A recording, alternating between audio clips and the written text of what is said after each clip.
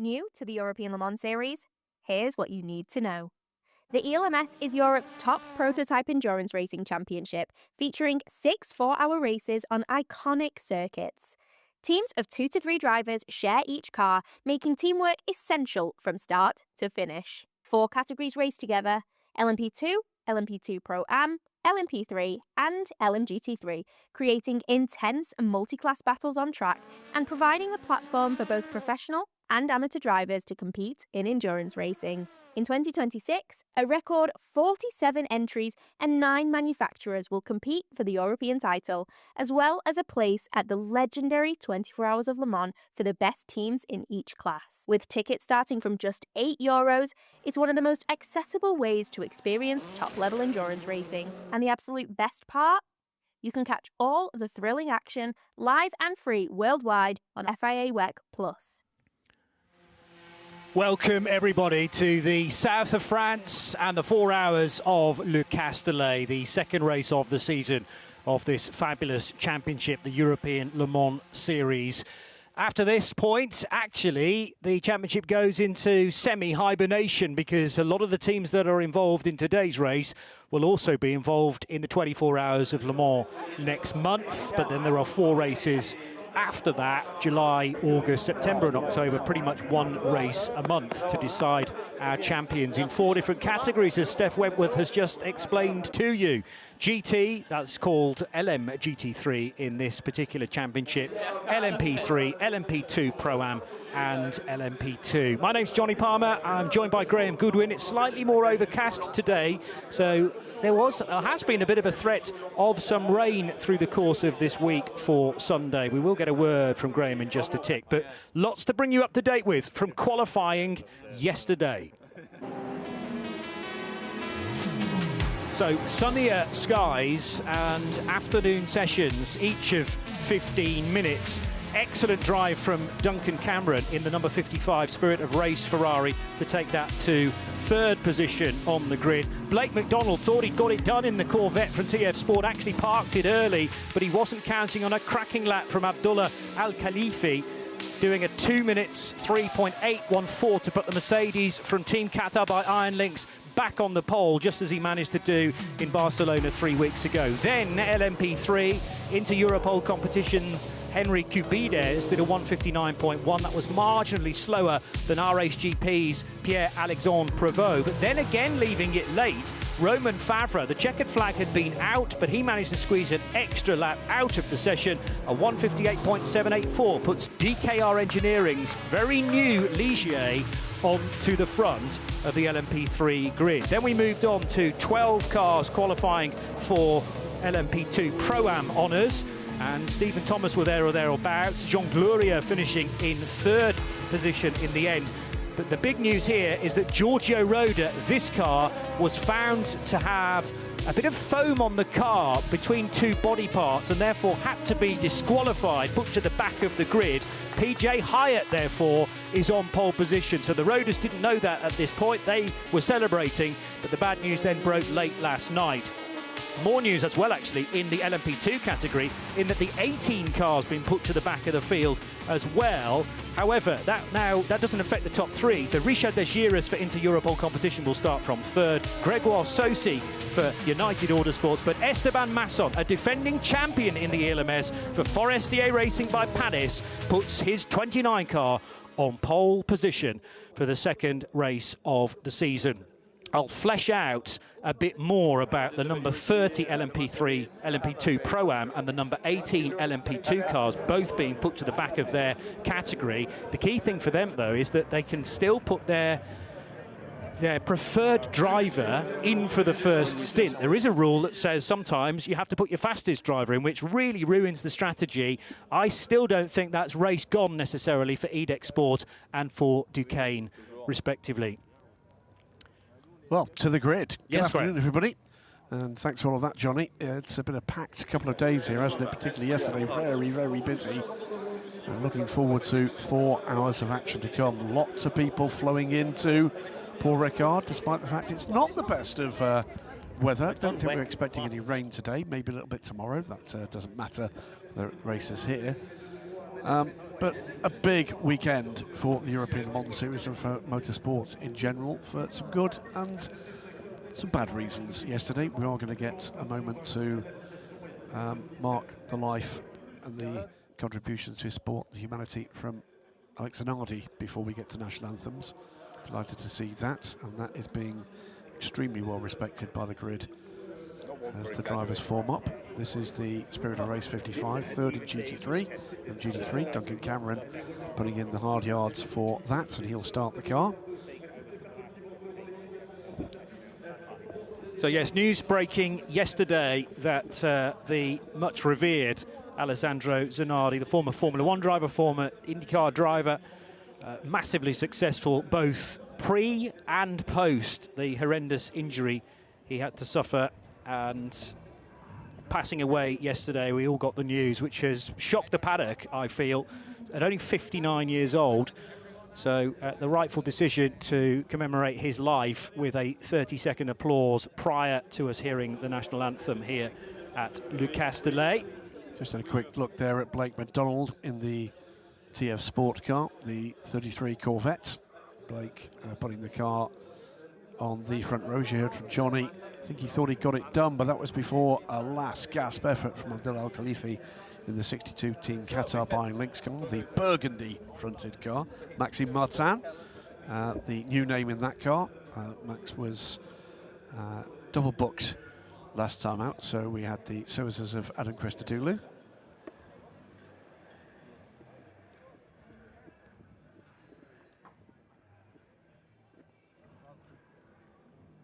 In a moment or two, we'll be pausing then for the national anthem. But a chance to remember Alex Zanardi, who passed away yesterday.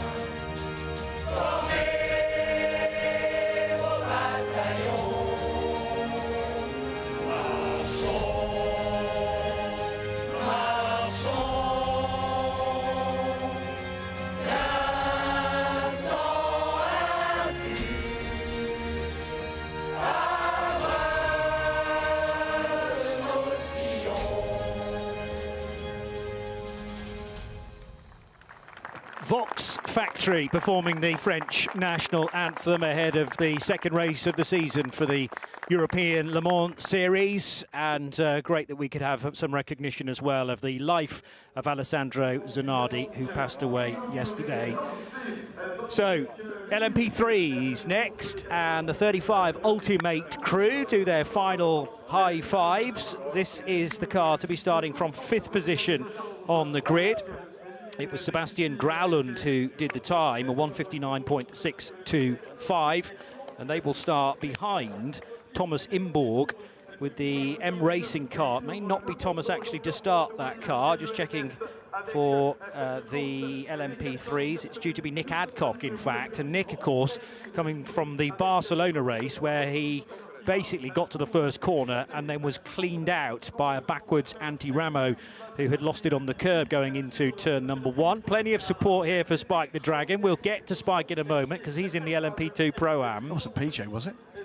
I hope not, because he's due to start the car, but it might have been one of the other drivers within the team who wanted to see the car from the outside in the opening stint. Here's the number 13 car, Alexander Bukantsov, for Inter-Europol competition. Now, he was on qualifying duty elsewhere this weekend in the Michelin Le Mans Cup, but that was actually a time set by his teammate Henry Cabides.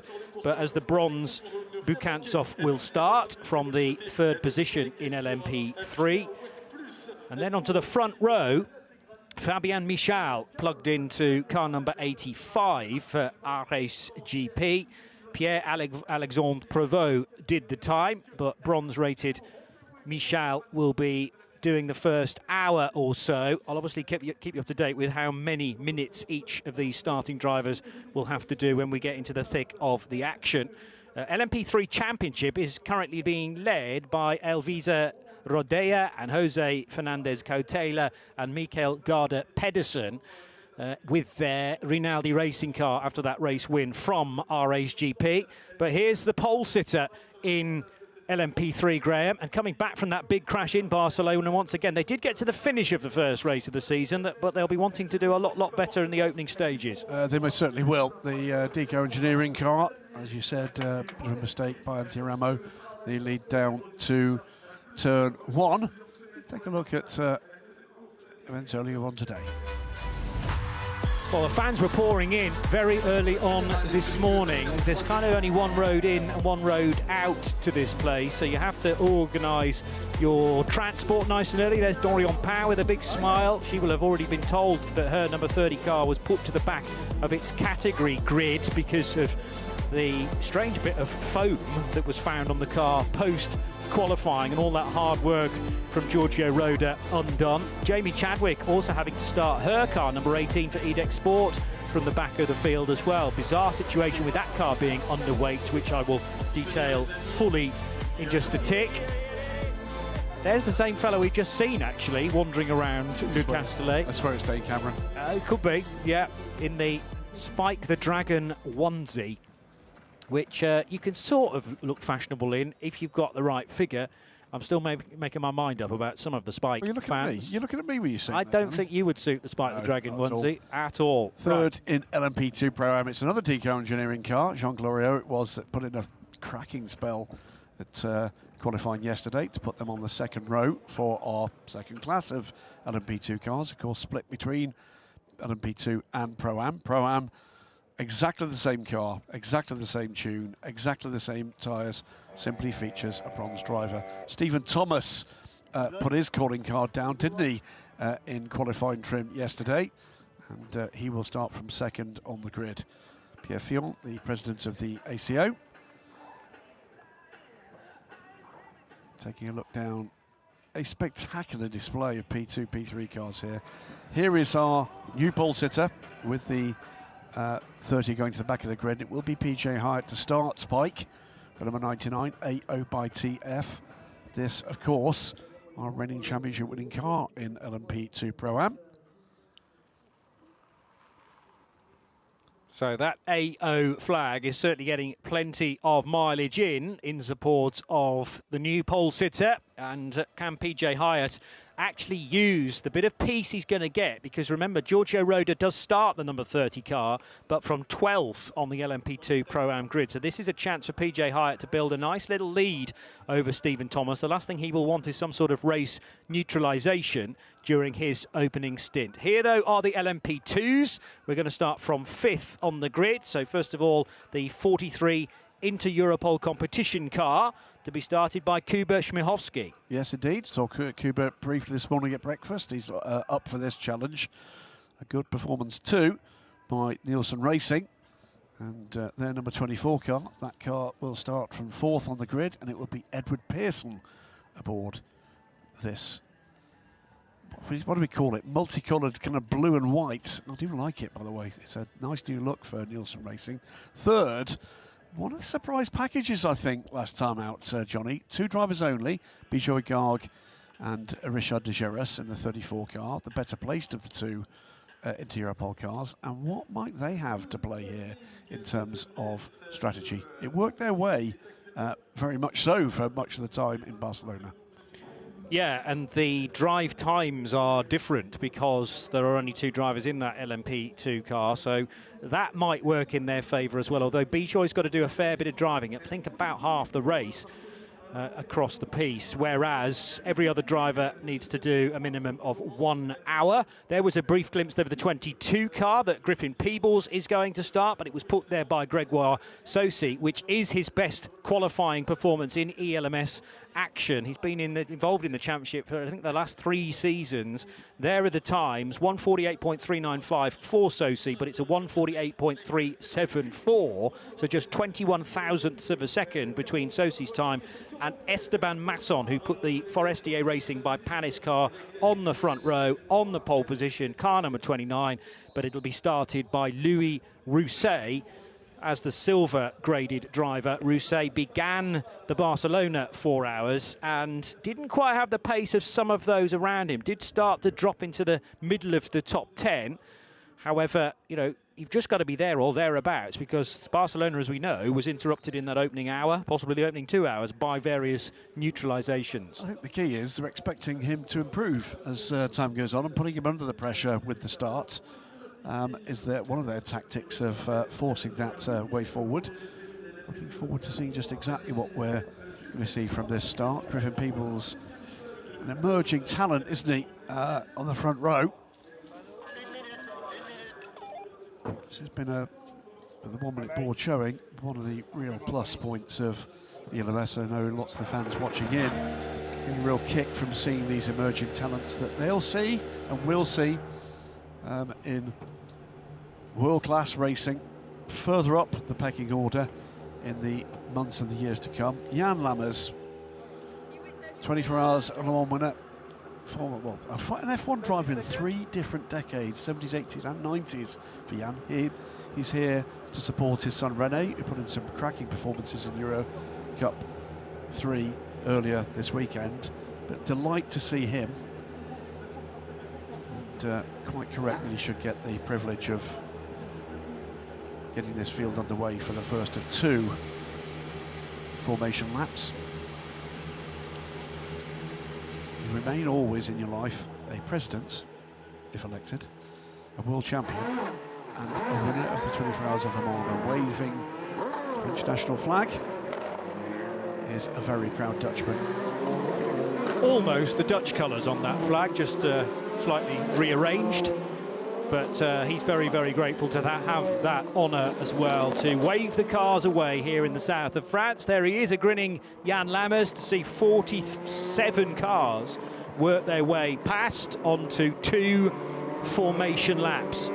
Now, this is a good opportunity for me to tell you precisely why the number 30 car of Giorgio Roda was put to the back of the field.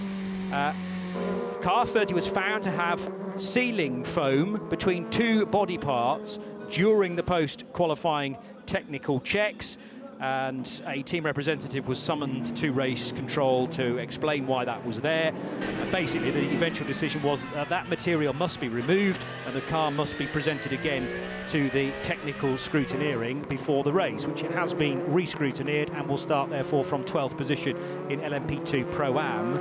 EDEX Sports number 18 car, the stewards put out a summons and heard from the competitor's representative. The car was found to be underweight.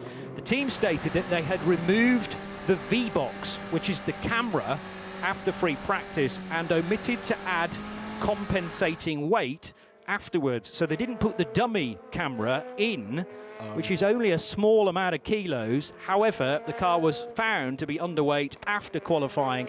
That sounds like a very annoying error. Somebody's kicking themselves there, and it's put the number 18 car to the back of the field. As I say, the one saving grace is that they do not have to put Rinicella into the car as the fastest driver. They can still stick with Jamie Chadwick, who was the allocated, the named starting driver. And I don't think actually on the balance of play, a 4-hour race, it's going to be hugely damaging. Let me just whip through the grid. Louis Rousset starts the number 29 Forestier Racing by Panis car, and Griffin Peebles will be alongside for United Autosports. Then it's Bijoy Garg. Remember, just the two-driver lineup there, and Ed Pearson for Nielsen Racing. Kuba Śmiechowski on the inside of row 3 for Inter-Europol competition, and Paul Lafargue for the other EDEC sport car, the non-penalised version. Theodore Jensen for CLX Motorsport, number 37, starts 7th, alongside the 25 Algarve Pro Racing car of Matthias Kaiser. Then it's Ryan Cullen for Vector Sport, 9th, and Jonas Reed after that dramatic spin in Barcelona for car number 9. Jamie Chadwick starts the 18 car, but that's the reason why the 18 has no times. They were stripped after the car was underweight. PJ Hyatt promoted to pole position in LMP2 Pro-Am, car number 99, alongside Stephen Thomas for TDS Racing. Then Jean Gloria of Belgium for DKR Engineering, with Rossa Racing by Virage, John Fowle for company. Georgios Kolovos for CLX Motorsport, and Michael Jensen for Algarve Pro Racing. It's Jens Reno Moller for Vector Sport in the number 7, and Francois Perraudot's 83 AF Corsa car in 19th. Daniel Schneider's United Autosports car number 21 starts on 20th position ahead of Horst Felbermeyer for Proton competition. Crichton Lendudis for Nielsen Racing, and the penalised Giorgio Roda, or more specifically the penalised Duquesne team, because Giorgio didn't actually do anything wrong. Very good times from him, but he'll start at the back. Antti Ramo, the number 4 DKR Engineering Ligier, starts alongside the Duquesne for Fabian Michel and RHGP. Then it's Alexander Bukantsov and Nick Adcock into Europol and M Racing. Louis Stern for Team Virage, joined by Ultimates Terence Woodward. And then it's Ralph Maestri and Jose Fernandez, and they are in the Racing Spirit of Le Mans and Rinaldi Racing cars respectively. Matthew Richard Bell for Euro International in the bright pink BWT car, and then CLX's Paul Lancher. Here are the GT cars. LMGT3 pole taken again by Abdullah Al-Khalefi for Team Qatar. TF Sports Blake McDonald alongside, then Duncan Cameron for Spirit of Race, and Matt Kurzajewski for Proton. That's a Ferrari and Porsche combination, and making it 5 different manufacturers in the top 5 qualified cars, and Aston Martin for Clement Mateur, Racing Spirit of Le Mans, with Andrew Gilbert alongside for Kessel. Takeshi Kimura and Custodio Toledo for Kessel, and Richard Mille in 2 Ferraris. Banksy's Proton competition Porsche, and Max Moritz also in a Porsche for High Class Racing. Then Amir Naran for Iron Lynx in the 63 Mercedes, ahead of Mike Wainwright's Ferrari GR Racing.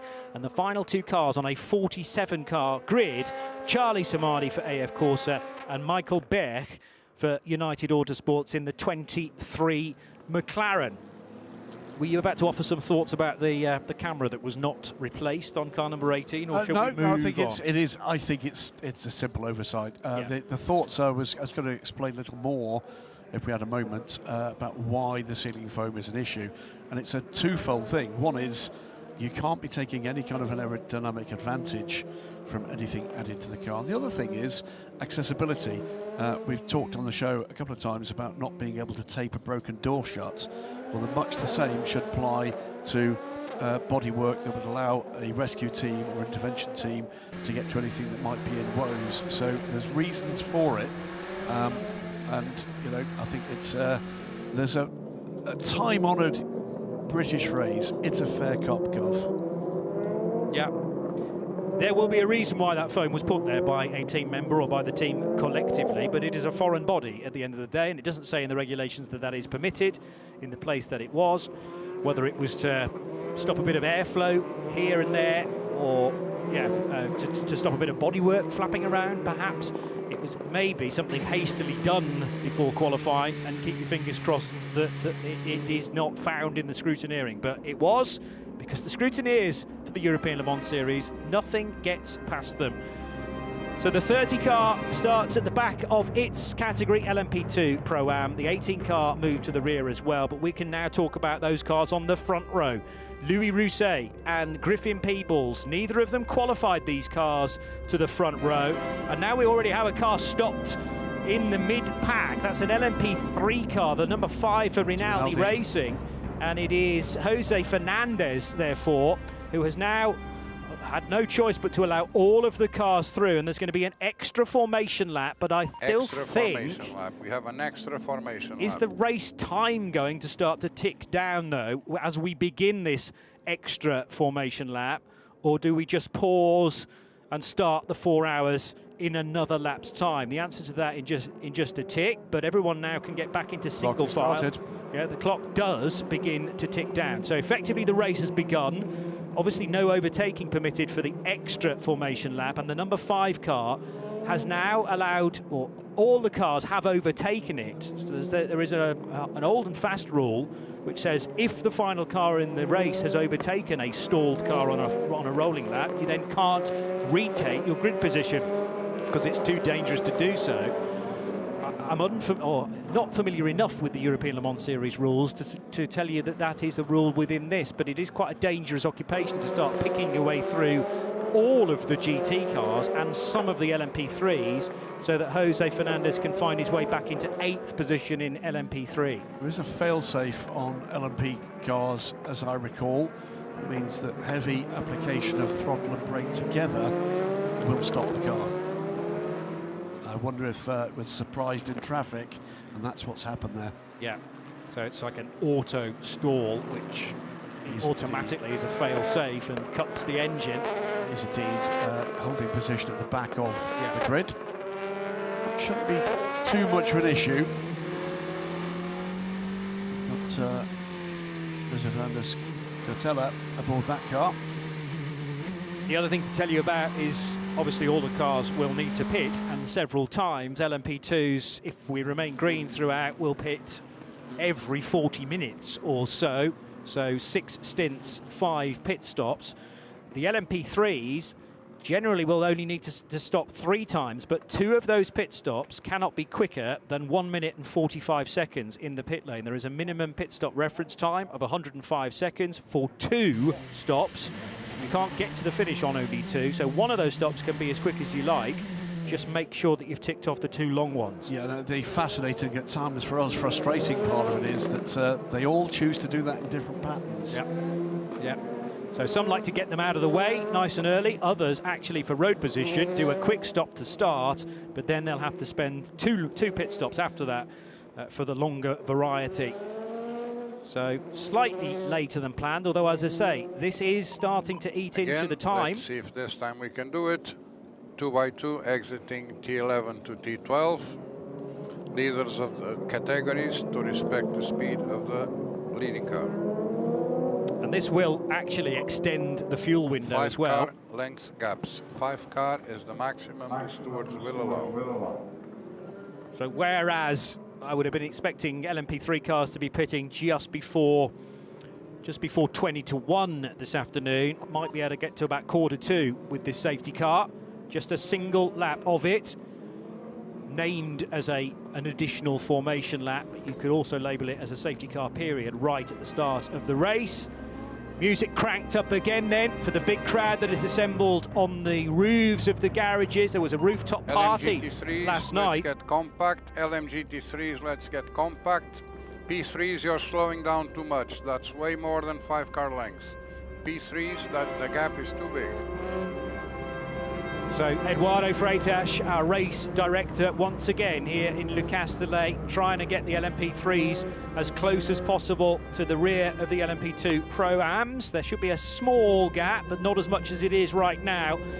So after some decent free practice running on Friday and yesterday morning, then some fascinating qualifying across 4 sessions, We're about to go racing for the second time this year in the European Le Mans Series. It's round 2, the 4 hours of Le Castellet. The race clock is already starting to tick down, but this is the first racing lap for Louis Rousset, for Griffin Peebles, for Bijoy Garg, and it's a good getaway for Bijoy Garg, who had a long think about a move up the inside of Griffin Peebles. Rousset will lead them for the first time into the Verrerie S. Some shuffling further back as there's a bit of a squirm there alongside the first of the E-Deck Sport cars. Paul Lafargue, who had an eventful opening stint in Barcelona, is able to defend just about.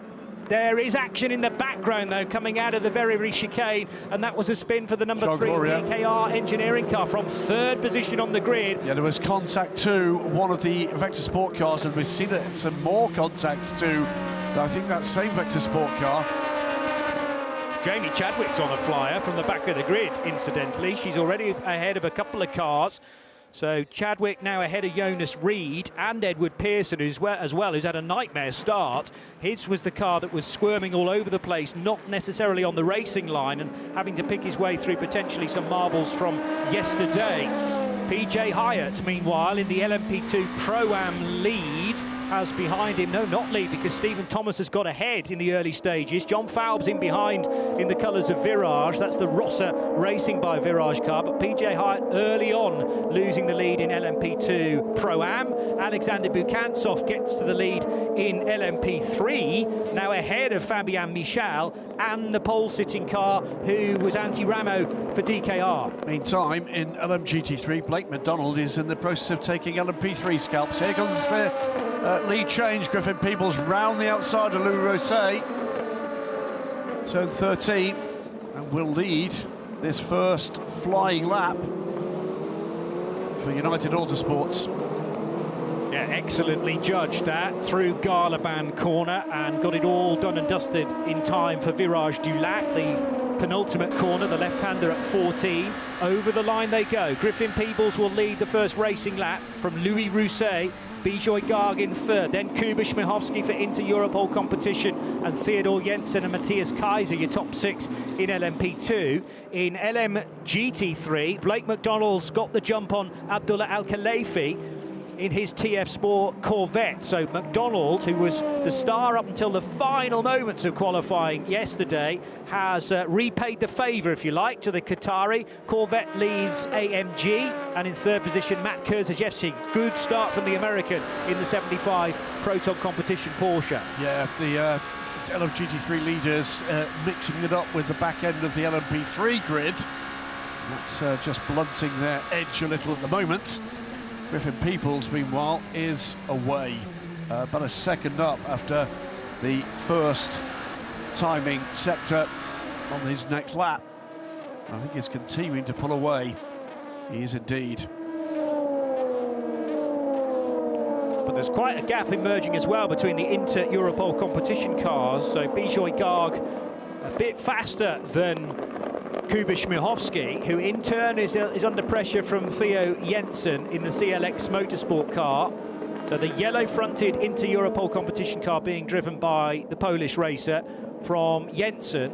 Matthias Kaiser not that far away either for Algarve Pro Racing. There's the battle for LMP3, led by Alexander Bukantsov, also in the Inter-Europol competition colours. Another car making good progress from the start, by the way. Jamie Chadwick started from the back of LMP2, and Jamie already having passed Jonas Reed and Edward Pearson. Now, you said sort of got a bit beaten up in that opening few corners. But yeah, excellent run initially from Jamie Chadwick. She's maybe got a bit stuck behind Ryan Cullen now.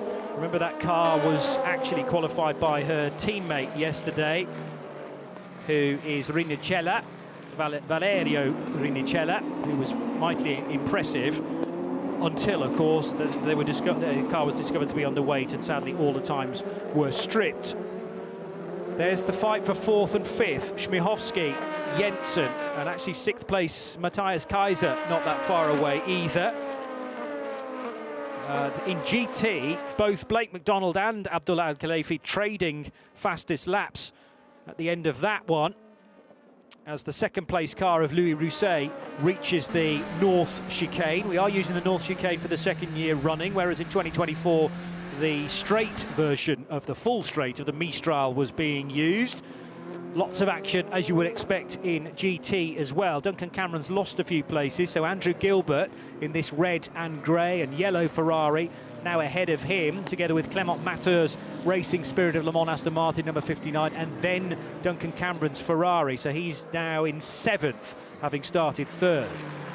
There's Duncan, just dropping back a little in the order in these early stages. He's about to be swallowed up by the recovering number 5 Rinaldi Ligier, the car that stalled on the 2nd formation lap. Of course, that 3rd formation lap, Peoples, by the way, 2.5 seconds ahead. He's just put in the 1st sector since he cleared New Rousset. That's not a purple sector, and has followed up with another purple sector, another fastest lap of the race, 150.6 for Griffin. Recovering quickly up the order, by the way, Jean Glorieux, after that 1st lap off. He's actually just about to get onto terms with the fellow Deco Engineering car in LMP3. That's the 3rd place car in the junior prototype class. So he's not that far away from the tail of the LMP2 Pro Anfield now. On board with PJ Hyatt. Stephen Thomas has grabbed the lead and is trying to break this tow. PJ at the moment having a lot of that. The 2 Porsches. There's the new look High Class Racing 54, and the winner, where he goes over to the left, one of the Kessel Racing cars that I think might have been Andrew Gilbert. Also with the Rinaldi car. Well, Gilbert was not that far away from Clement Matteur. There's Matteur down the inside, in fact, to try and get the place, but Gilbert says no you don't, and then tries to run alongside. There might have been a touch there, and Duncan Cameron could luck into this as well. So too the Takeshi Kimura driven car who had to go very, very wide on the approach to the Virage du L'Hôtel there. So the Aston Martin didn't get ahead of Andrew Gilbert in the end. They just about all stayed in the same order, in actual fact. Here's an update on Giorgio Roda in his run from the back of the field as well for Duquesne team in their number 30 car. Up to 7th and tussling with Herz Felbermeyer, looking to grab 6th place on his run back through the field. Managing to do that quite yet. Felbermeyer, his mirrors full of the Duquesne team car. Giorgio will be in a hurry to try to get by. Qualifying pace is one thing, finding that pace and that rhythm in the race something else. Got a good tow here though. Will dive to the outside. Doesn't do it there. 12 minutes into this race. Griffin Peoples 3.5 seconds now clear. Rousset still holding off Peugeot Garg, and they are indeed, she said a little earlier there, through goes the 30 car. So another place gained for Giorgio Roda. Peugeot Garg is indeed dropping the challenge from Kubert Shmikovsky. This is our top 3 in LMP3. Bekantov in the Inter-Europol competition car. That's not the, apologies. That is the Euro International car. It's a change of sponsor year on year. My apologies. Fools us every time. That is 3rd, 4th, and 5th. It's Matthew Richard Bell with Antti Ramo and Paul Lancher. Rinaldi car now clearing the 2 Porsches. And here is the 3rd place battle in LMGT3. So Max Moritz now running 3rd for High Class Racing. Car, you heard in the background there, Matthew Kurzajewski. So Kurzajewski's actually lost the place now to Moritz, despite a good start from the 75. Yeah, Max Moritz in this time around. The car in Barcelona was campaigned by Dennis Anderson. But Max Moritz is the new name, the new bronze aboard the high-class car with this new livery to go with it. Kurzajewski, of course, part of the race-winning crew last time out. Now we've got the lead battle, and it is Alexander Bekantov trying to fend off challenge from Fabien Michal in the RHGP 85, the sole Duquesne in the field. Yeah, so Kurzaszewski, a winner in Barcelona, together with his teammates Richard Lietz and Thomas Sargent, winning it from Garnet Patterson, Michael Berg and Daniel Serra. And Michael Berg into the United Autosports McLaren for the starting stint for that car. Bronze time in LMGT3 has to be 90 minutes across the race. You don't necessarily have to do that all in one go at the start, but a lot of teams do decide to do it that way. Down the inside, a tidy little manoeuvre there from Edward Pearson, battling with Jamie Chadwick. But Chadwick's back in front of him, though. So through the next split, she managed to reverse that. So again, Edward Pearson, slightly frustrating start for him after a good qualifying from Jack Doohan yesterday in that car, number 24. Just at the tail end of LMP2 Pro-Am. Here's Giorgio Roda's progress. Further progress now, passing Francois Perrodo, so we're now up into 5th place. He is indeed. Next target, Georgios Kolovos. So making rapid progress up the order, but crucially not getting away at the head of the field, which was the original plan, of course. Another fastest lap of the race for the race leader, Griffin Peoples. 4.8 seconds clear now. I think that was going to be the original plan for PJ Hyatt as well, but now, of course, he's got a bit stuck behind Stephen Thomas. Here's the fight again for Andrew Gilbert, Clement Matter, Duncan Cameron and Takeshi Kimura, who looks like he may have got ahead of the Ferrari. Castellet Toledo. No, Toledo was behind him as well. He was, yeah. But he's almost in that battle now. Yeah.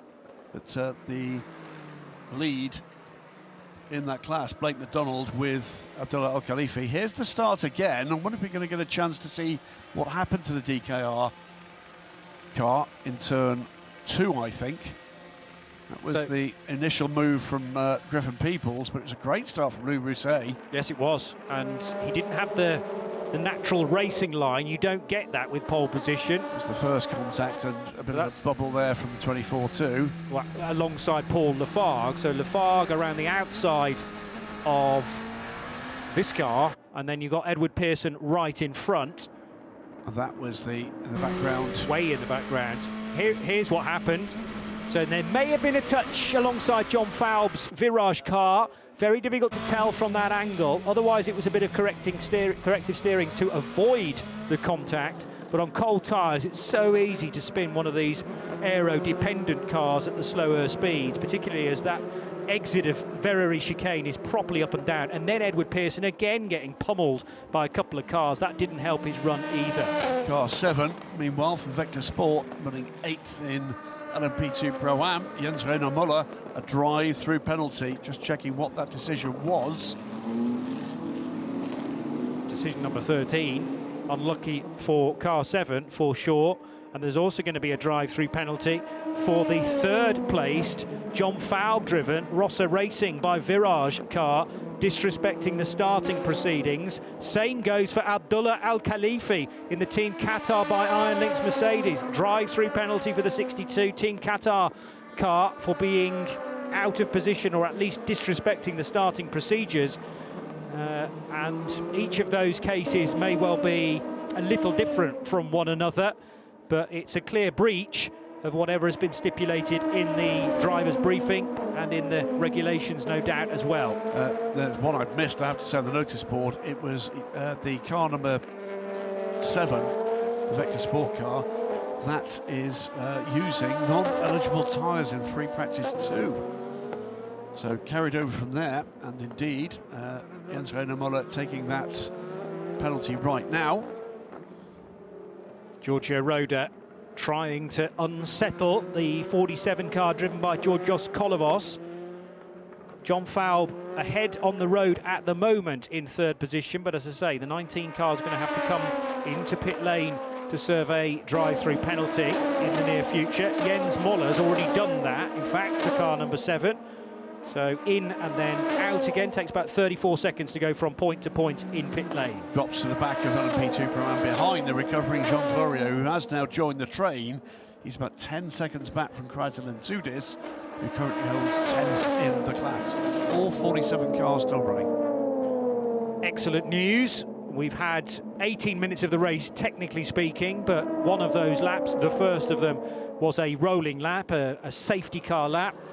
And here is the fight for first and second and third positions in LMP3. So it's still Alexander Bukantsov, who cannot shake the attentions of Fabien Michel's RHGP Duquesne, and now right with them. They've been caught by Matthew Richard Bell and the other two cars. It's really a 5-car battle for the lead looming here. 3 wide for the moment along start-finish straight. That is the car of Duncan Cameron under pressure from Castellet Toledo as the major traffic comes through.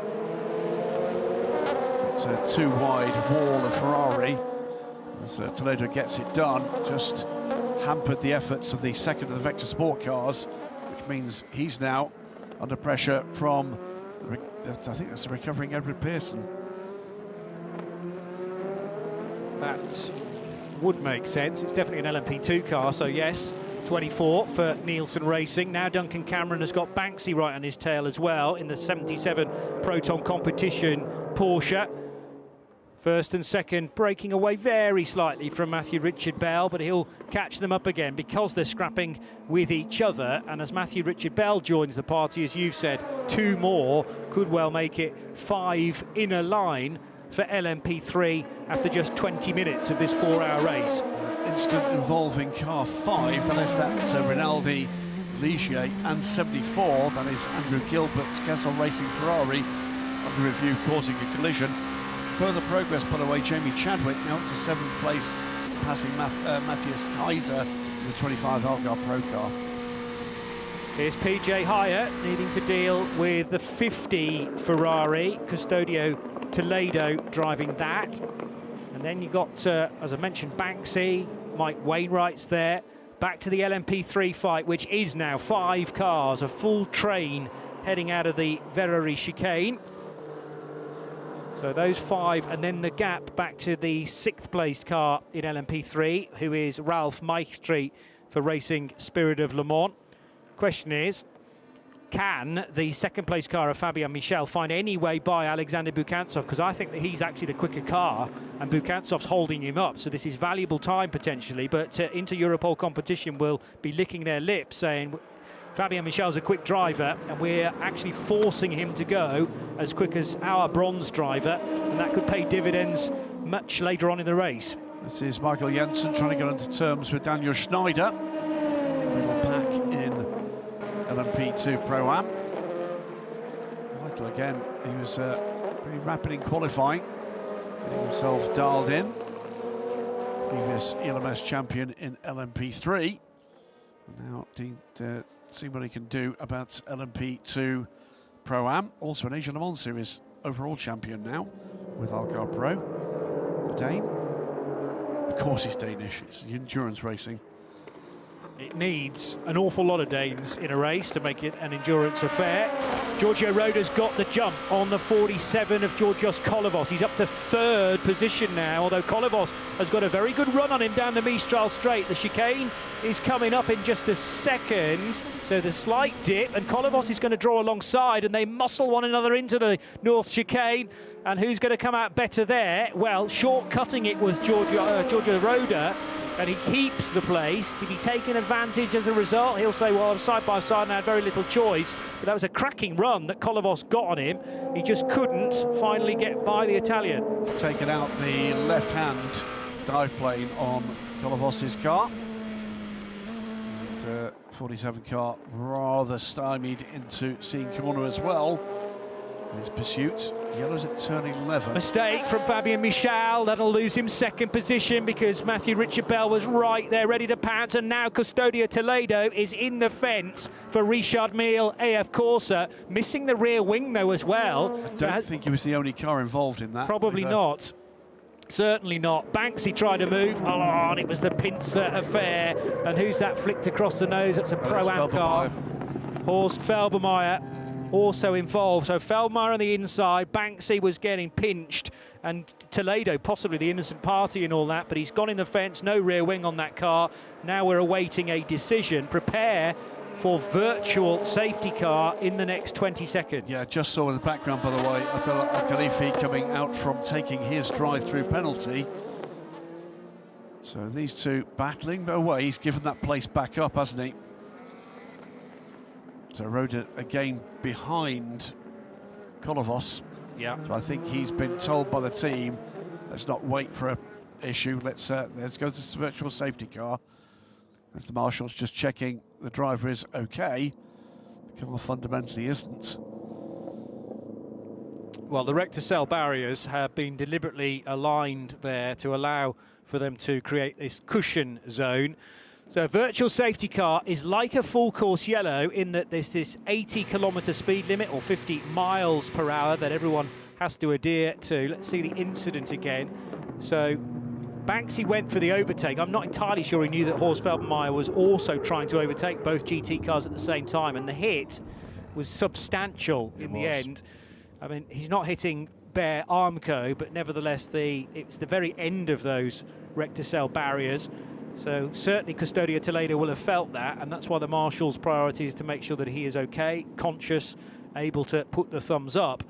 Look at this line at LMP. Well, actually, there's an LMP2 car in the middle of that as well, the second place car of Louis Rousset. Well, let's just explain this process. Virtual safety car. Pits are open until the safety car is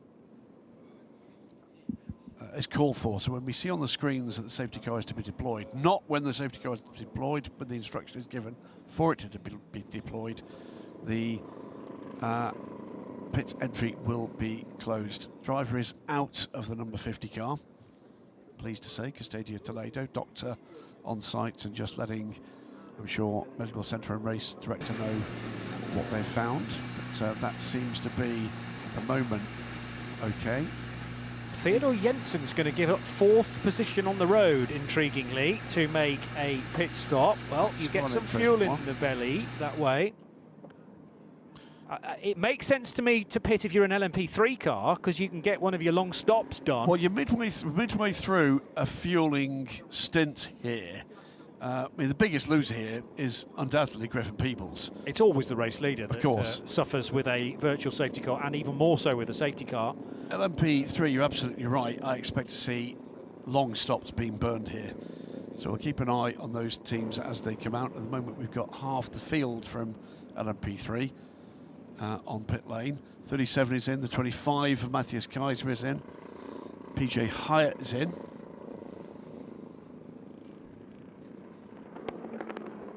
And again, the incident. So I don't think the exit out of senior was particularly good for Custodio Toledo. That left an opportunity for Banksy, but the question is, even if those two GT cars had been on their own, was Banksy fully alongside? Maybe not. I mean, and then the Horst Felbermayr car was added to the mix. Yeah, amongst the concerns would have been, you're right, it was a heavy hit. It was a heavy hit in the door driver's side as well. These are extremely safe cars nowadays, but physics is physics. Yeah.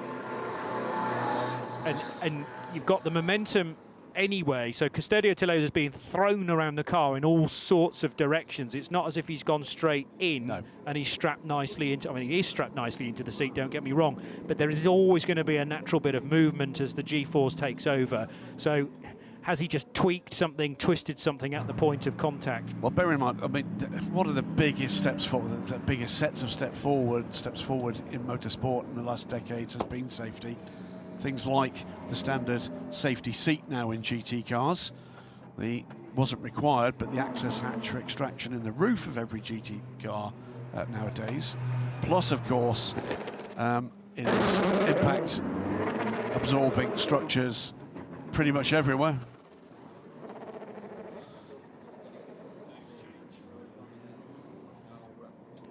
The 47 we're hearing from Steph Wentworth has just had a nose change on that car. So car 47 is Georgios Kolovos. Oh, well, that was the one missing the dive play. It was. After the contact with... the brush with Giorgio Roda. Indeed, going into the North Chicane. Yeah. And also hearing that the 88 car's got a bit of damage on the left-hand side. And that was the Horst Felbermayr car, isn't it? Yes. So that car That's right. has had a couple of hits. I'm not used to such a high number in LMP2 Pro Am. It's normally a GT number, of course. That's traditionally his number with his father. Yes, it's the favoured Feldmeyer number, isn't it? That was carried on into prototypes. Chris Reed's 77 to the Feldmeyer's 88 back in the Feldmeyer Proton days. To continue, I mean, things like helmet design, I mean, massively different than it was not so very many years ago. And also, lest we forget, the hands device. And in the kind of impact we saw there, that is an incredibly important piece of equipment. Yeah. So the safety seat, keeping the driver as static in position as he possibly can, helmet design and hands device coming together to make incidents like that potentially far less serious than they might have been even a decade ago. I'm a bit confused there that the 29 car of Louis Rousset on the road was ahead of the RACE GP LMP3 car. They were the other way around before, I thought. 22, sorry, who were Louis Rousset and? You know, I said, look at these LMP3s in a long line. Yes. And we had two LMP3s and then Rousset tucked in behind the 85 car, yes. I thought. Well, now the 29 is in front of the 85 car, and neither of them have pitted. 85 have just pitted. Just pitted, but that was before I'd just seen them coming out of Beausset corner. And so, do we have a slight alteration of how these speed limiters have been calibrated? It shouldn't matter, they can't pass. Well, you're not allowed to overtake, are you? Yes. No. So that's a weird. So what I thought was, oh, the LMP3's been in, and it's just reappeared in virtually exactly the same position that it was on the track, just a lap down. But it hadn't. But it hadn't. So that's a bit of a mystery. But you know, don't take that as read, because my memory's not particularly that good. The short-term stuff in the middle of the race. But it's peculiar to see the 29 car now ahead, as you say. No overtaking permitted under virtual safety car, regardless of speed. So 33 TF Sports Corvette is in as well. This is from the lead of LMGT3. We'll tell you, by the way, all of the LMP3s that have so far pitted and completed their pit stop have completed a full length required stop, 145 or more. Griffin Peoples in and out. Louis Rousset the same. Here we go, this could be interesting. Well, this needs to be decided now, really. It's not ideal to have two cars abreast in the fast lane, particularly with one partly across the blue painted area. They have eventually decided who's going to go in front. That was the E-Deck Sport car and the Vector car. Vector car. Yeah. It's the two E-Deck Sport cars and the Vector car. In comes Blake McDonald, who says Blake coming out. No, it's right at the end of the pit lane, isn't it, for them? So from the lead in LMGT3. And I thought they just switched around again, actually, to put Paul Lafargue in front of Ryan Cullen. So maybe Ryan got a word in the ear to say, let him by, because you weren't actually in the fast lane at that point. And through the first split, well, Cullen reached the pit lane earlier, at the end of the pit lane, earlier than Lafargue. But I'm expecting those cars to appear on our timing screen in the other order in a moment or two. Marshall's at the incident site trying to reposition the impact absorbent barriers. There's the 85 and the 11. So that is the fight for second and third. That's as it was. Yeah. But yeah, the order that I had clocked not too long ago was 85, 11, and then the 29 car in behind. So I'm not quite sure why the Forestier Racing by Panis car prior to all of those pit stops was then all of a sudden ahead of car 85, but it will be checked. Did we see them coming into the virtual safety car period? That's the key. In that order. Yeah. No, it was an order that I'd seen when we were under virtual safety car, and then the next time I saw them a lap later, they were in a different order. But the beauty is, we don't have to make these decisions. Everything is logged in race control, including all of the GPS-generated data that tells the race officials precisely what speed every car is doing and the order that they are in. So the next phase of this virtual safety car, and we've now got to the stage, now the safety car has been called, pit entry is closed. Everybody has pitted at least once. with the exception of Castellet Toledo, who's out of the race. They're counting it down.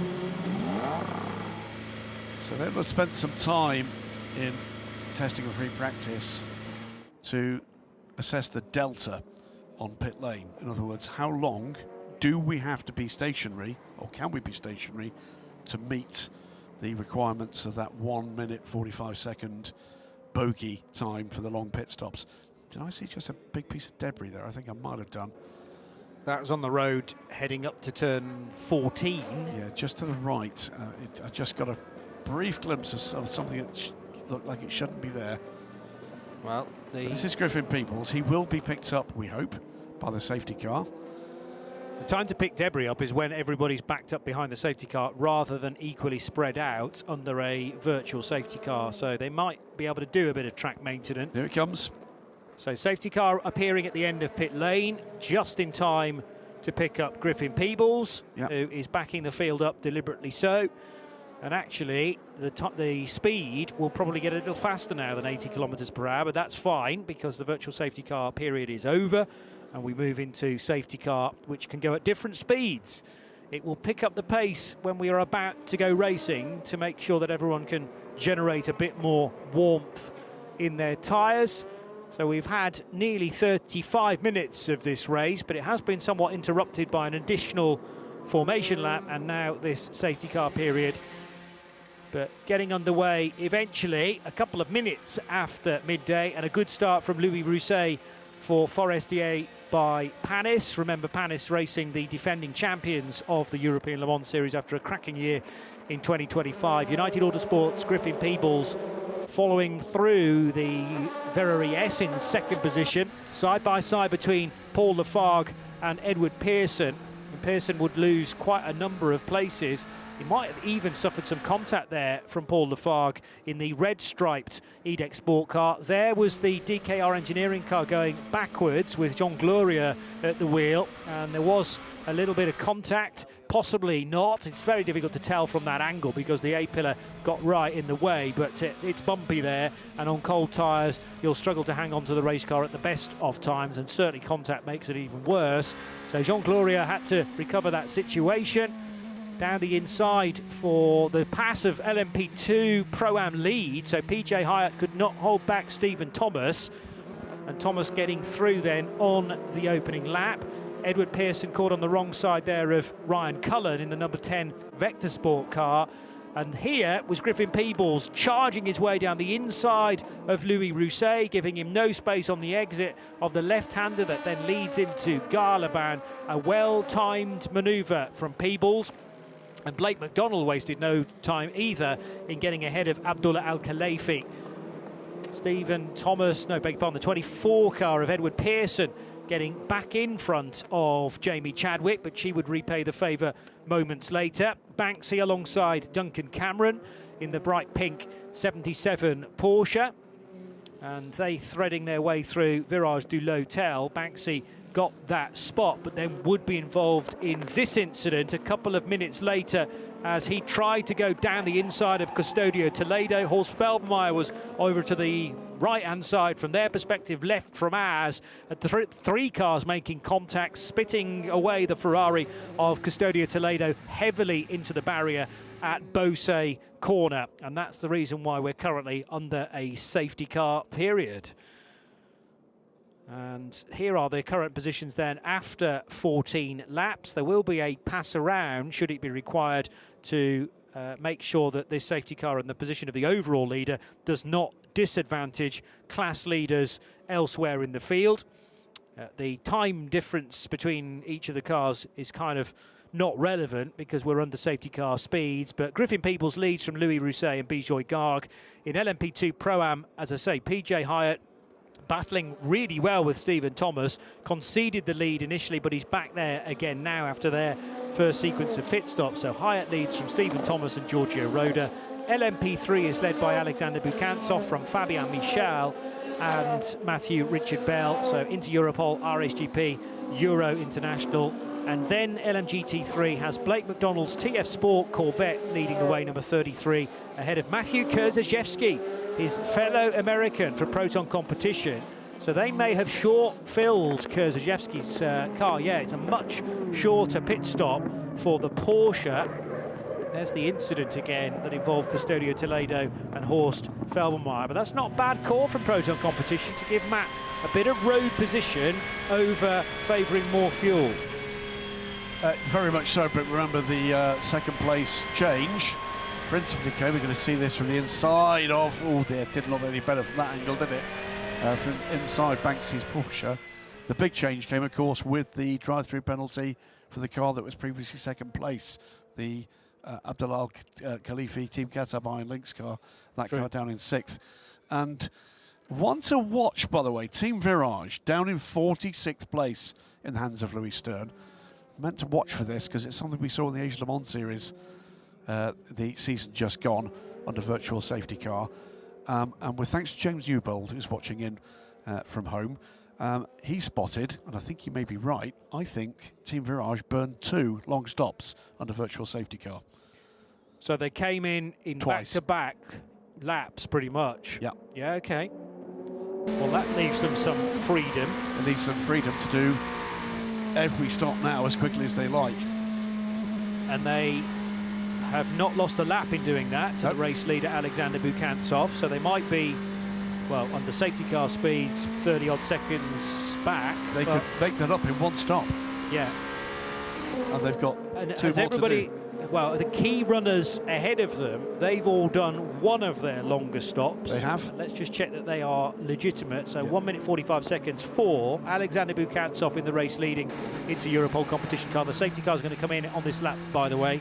RHGP has done one long stop, as has Euro International, CLX, DKR Engineering, but yes, potentially 2 long stops, therefore all of them out of the way for Team Virage's number 8 car, Louis Stern.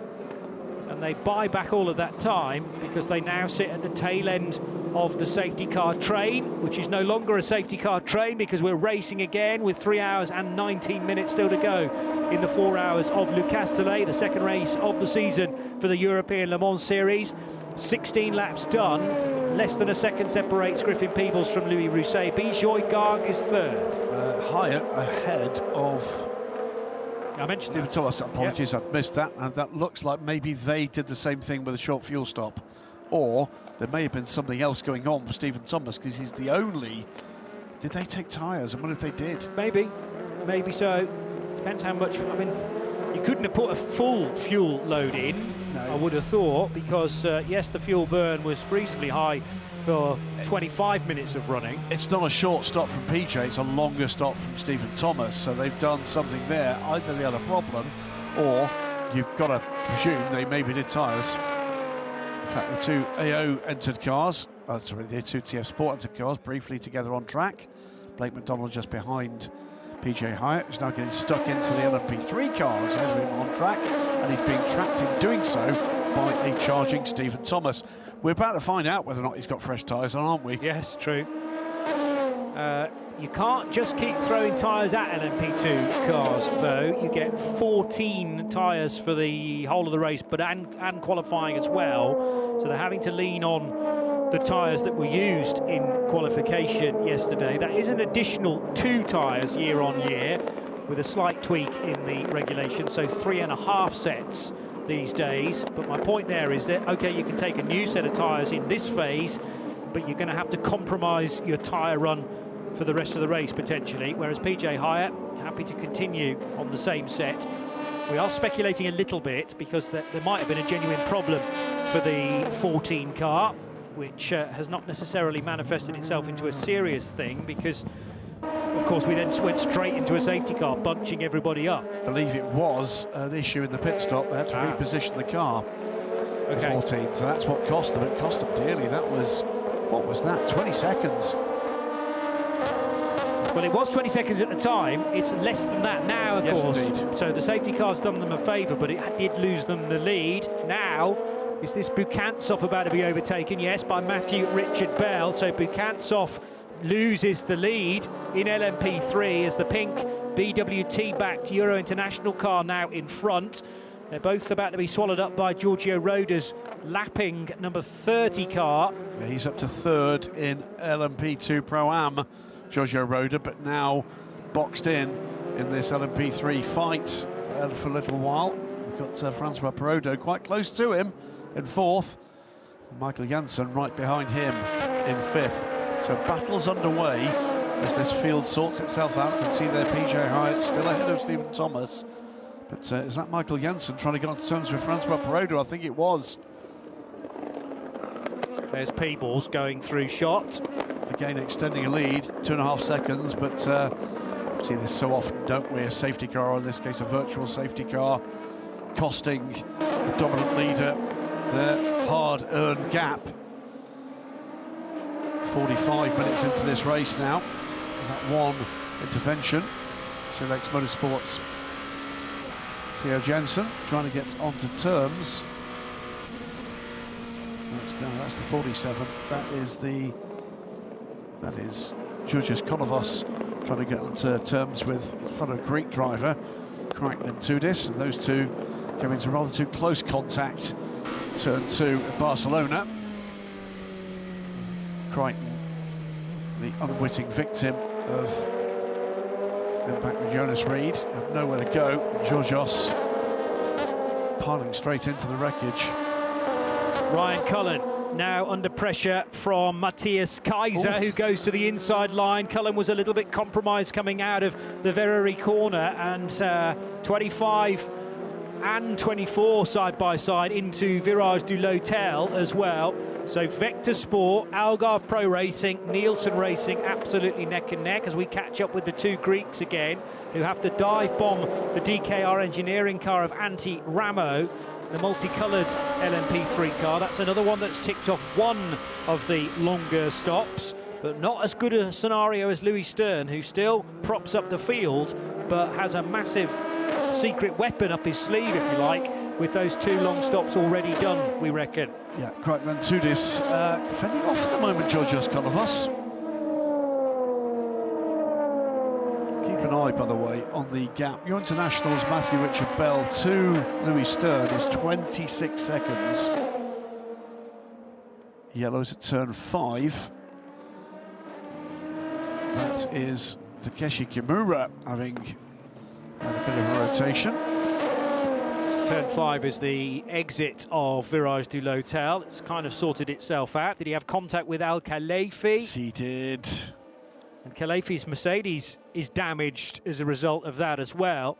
Let's hope that that's not caused a problem for the rear right tyre on Kimura's Ferrari, which may only manifest itself later in this stint. 4-second gap, meanwhile, being built up again by Griffin Peebles. We're now 47 minutes into the race. Again, this young man showing he's got real pace. Current GT drivers, they're all bronzes at the moment, and with a 3-driver lineup now. John Fowle, by the way, doing battle with Francois Perrodo. So Fowle had to take a penalty, and Perrodo was ahead of him through the last split, so that's just an overtake into Virage Dupont, the final corner of the track, and has behind him Daniel Schneider now, looking menacing for United Autosports. But yes, LMGT3, the minimum drive time if you're a bronze with a silver and a gold, or a silver and a platinum, you've got to do an hour and a half. Trouble for the other AMG. The 63 car turned around, turn 13, gets the car back underway. That's going to cost time for Amir Naran. But quick thinking from Amir there to get the car back into the race. But yeah, both of the AMG Mercedes in a little bit of the wars on sequential laps pretty much. How's Banksy doing? He's got Charlie Samani ahead of him in the 51 AF Corsa Ferrari. Battle for 8th this. Yeah, and Michael Berg probably not that far away in the 23 McLaren, considering they all started nose to tail at the restart, 2 seconds or so adrift. Blake McDonald, by the way, with current sort out, particularly the LMP3 cars, he's got 3 LMP3 cars between himself and Matt Kurzajewski, who's got Max Moritz right with him. And there you go. These two battling away for second place in LMGT3. But this is allowing Blake McDonald to get away. And his advantage, something like 7 seconds and 3 LMP3 cars between the leader in LMGT3 and the battle for second place, which is about to be joined by the 74 Kessel Racing car of Andrew Gilbert and Abdullah Al Khalifi. Duncan Cameron not that far back either. 2 incidents under review. And it's car 62 and car 57, car 5 and car 74. That was a little earlier, I think, wasn't it? Rinaldi Racing it was a little earlier. Car 5 had already been in for a penalty by that point. Jose Fernandez for Rinaldi Racing. Yeah, clashing with potentially the Andrew Gilbert driven car. So, we're enjoying this LMP2 battle, but let's head for the world of GTs with Steph Wentworth. Yes, an incredibly close battle in the LMGT3s, and I'm joined now by Matt Griffin, driver of the number 55 Spirit of Race. You are, let's say, an expert around this track. You've had quite a few good performances, shall we say? Yeah, no, Paul Ricard and me is it's a racetrack that I just seem to gel with. I've done a lot of laps here, and I don't necessarily think that, you know, I'm super fast around here. It's just things normally go my way, so I'm hoping today will be the same. It's very close in LMGT3, as we can already see. There's a couple of incidents, a couple of penalties. Is it a waiting game? Is it about being patient throughout the race? Yeah, definitely. I mean, European Le Mans series, particularly from the GT perspective, the races are quite wild. Anything can happen, and you never actually know where you are until probably the last half an hour, 45 minutes, when the race settles down.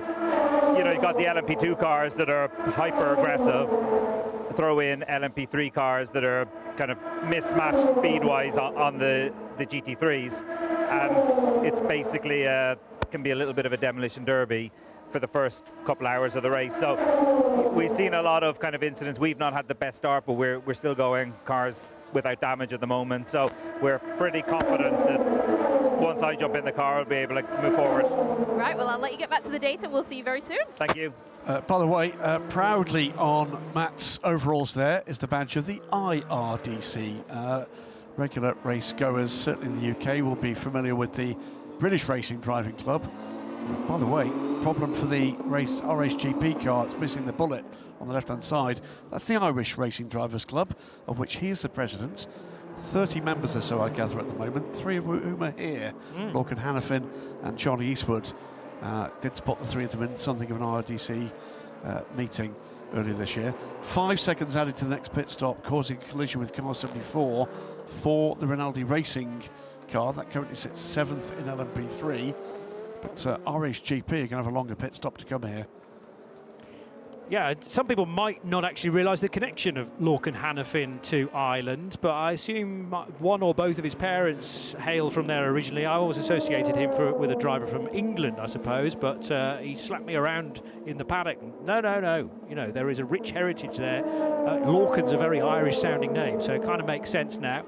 But yes, Charlie Eastwood, sometimes with the Irish flag next to his name, sometimes with the UK flag next to his name. He hails from Northern Ireland. But again, very, very proud of his. It's the island of Ireland. Well. It's as simple as that. Yeah. And you can be part of the Irish Racing Drivers Club, can you? Is that the rules? Absolutely right. So you know, if you are with Irish heritage and interested in that, get hold of Matt Griffin through whatever means you find appropriate. And I'm sure he'll share details with you. But back to action here. Matt Kaiser, battle for 8th. And Edward Pearson. This is number 25 from Algarve Racing, 24 from Nielsen Racing. Portuguese-based squad. Huge success in recent years in LMP2 all around the world.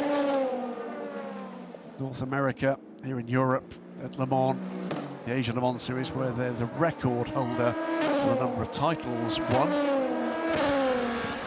are very proud of that. We're closing in just 7 minutes before the end of the first hour, Johnny. And Again, Griffin Peoples, what is that now? 8 seconds clear. Very good run now from the fourth place car of Paul Lancher, who might be able to get ahead of the 85 RHGP car. No, not quite able to carry the momentum through, but it was a very good exit. Initially it was kicked off then by an attempted overtake by Fabian Michal on Alexander Bukantsov. He got fully locked up, fully crossed up, and Paul Lancher thought, right, this is my chance to get in front. Then ended up going slightly the wrong side of Fabian Michal's Duquesne, and by the time he decided to go to the right-hand side, his momentum was then lost as well. At senior corner, was that an overtake on John Falb? No, not quite. Falb in the 19 car. He's battling with Michael Jensen, so it's Falb trying to get ahead of Jensen. Jensen taking the wider line then through turn number 10. I think Falb has recently gone by Francois Perrodo, though. Still this battle between the two Porsches. Ahead of them, by the way, in a bit of a tussle with some LMP3s. That has lost Blake McDonald a bit of time. His last lap at 2:07. That's a little off his regular pace in the 2:05s. So there is Blake just leaving shots there. And his gap now with just Nick Adcock between him and the pursuing Porsches is about 4.5, 5 seconds. Kurzajewski scrapping away with Max Moritz, but the 75 numbered car, celebrating 75 years of Porsche Motorsport, now is ahead of Max Moritz. Mercedes darting by the Ferrari in the background as well, so that is a recovering Abdullah Al-Khalifi from his penalty, jumping ahead of Andrew Gilbert into the chicane on the Mistral. We've got a couple of cars, the 10 and the 20, we're being told at the moment under investigation for potential virtual safety car infringement. This is Banksy on Mike Wainwright and making that count. Cheeky jink to the inside there. Classic Virage Dupont overtake from a long way back, and then all of a sudden you brake a lot later. And that's more about car misplacement, i.e. you're preventing the car to your left-hand side from turning in because there's just no way through your own car. So leave the braking to the very last moment. And a lot of the time your opponent then has to drive wide over the curb coming back across the main straight. Side by side again. Oh, there was contact then into senior corner between John Falb and the Algarve Pro racing car of Michael Jensen. So Falb said, we've tried this once before and don't now cut across my bows because I'm right alongside you. And amazing that both cars still stuck to the road surface despite a fair old thump there between the two of them. And in behind is Francois Perrodo in the colours of AF Corsa. He might be able to pick off actually the Algarve Pro racing car of Jensen this time through. Confirmation though at the line that John Falb is up to 4th place. Yeah, he's on the charge, isn't he? Giorgio Roda, his next target, but that's 11 seconds up the road. Giorgio still in 3rd place. Closing, is he? Yes, just a little on Stephen Thomas. PJ Hyatt leads by 2.8 seconds at the moment. 11 seconds clear, though, is Griffin Peoples in the overall lead of the race. 24 laps completed. Still huge sort out. Really did rattle the cage of this race, didn't it, that virtual safety car and the subsequent safety car process. It's a black and orange flag, black and white flag, sorry, for car 30, that's Giorgio Roda, and the 47, that's Georgios Kolovos, driving standards between both cars. That would have been for the tussle into the chicane. When they were making contact, and that was doing damage to the dive plane of Kolovos's car, and subsequently the 47 crew have switched the nose of the CLX Motorsport car. We heard from Steph Wentworth off-air that work was being done. We could, I think, politely regard that as the Oi Sunshine Watch Yourself flag from Eduardo Freitas.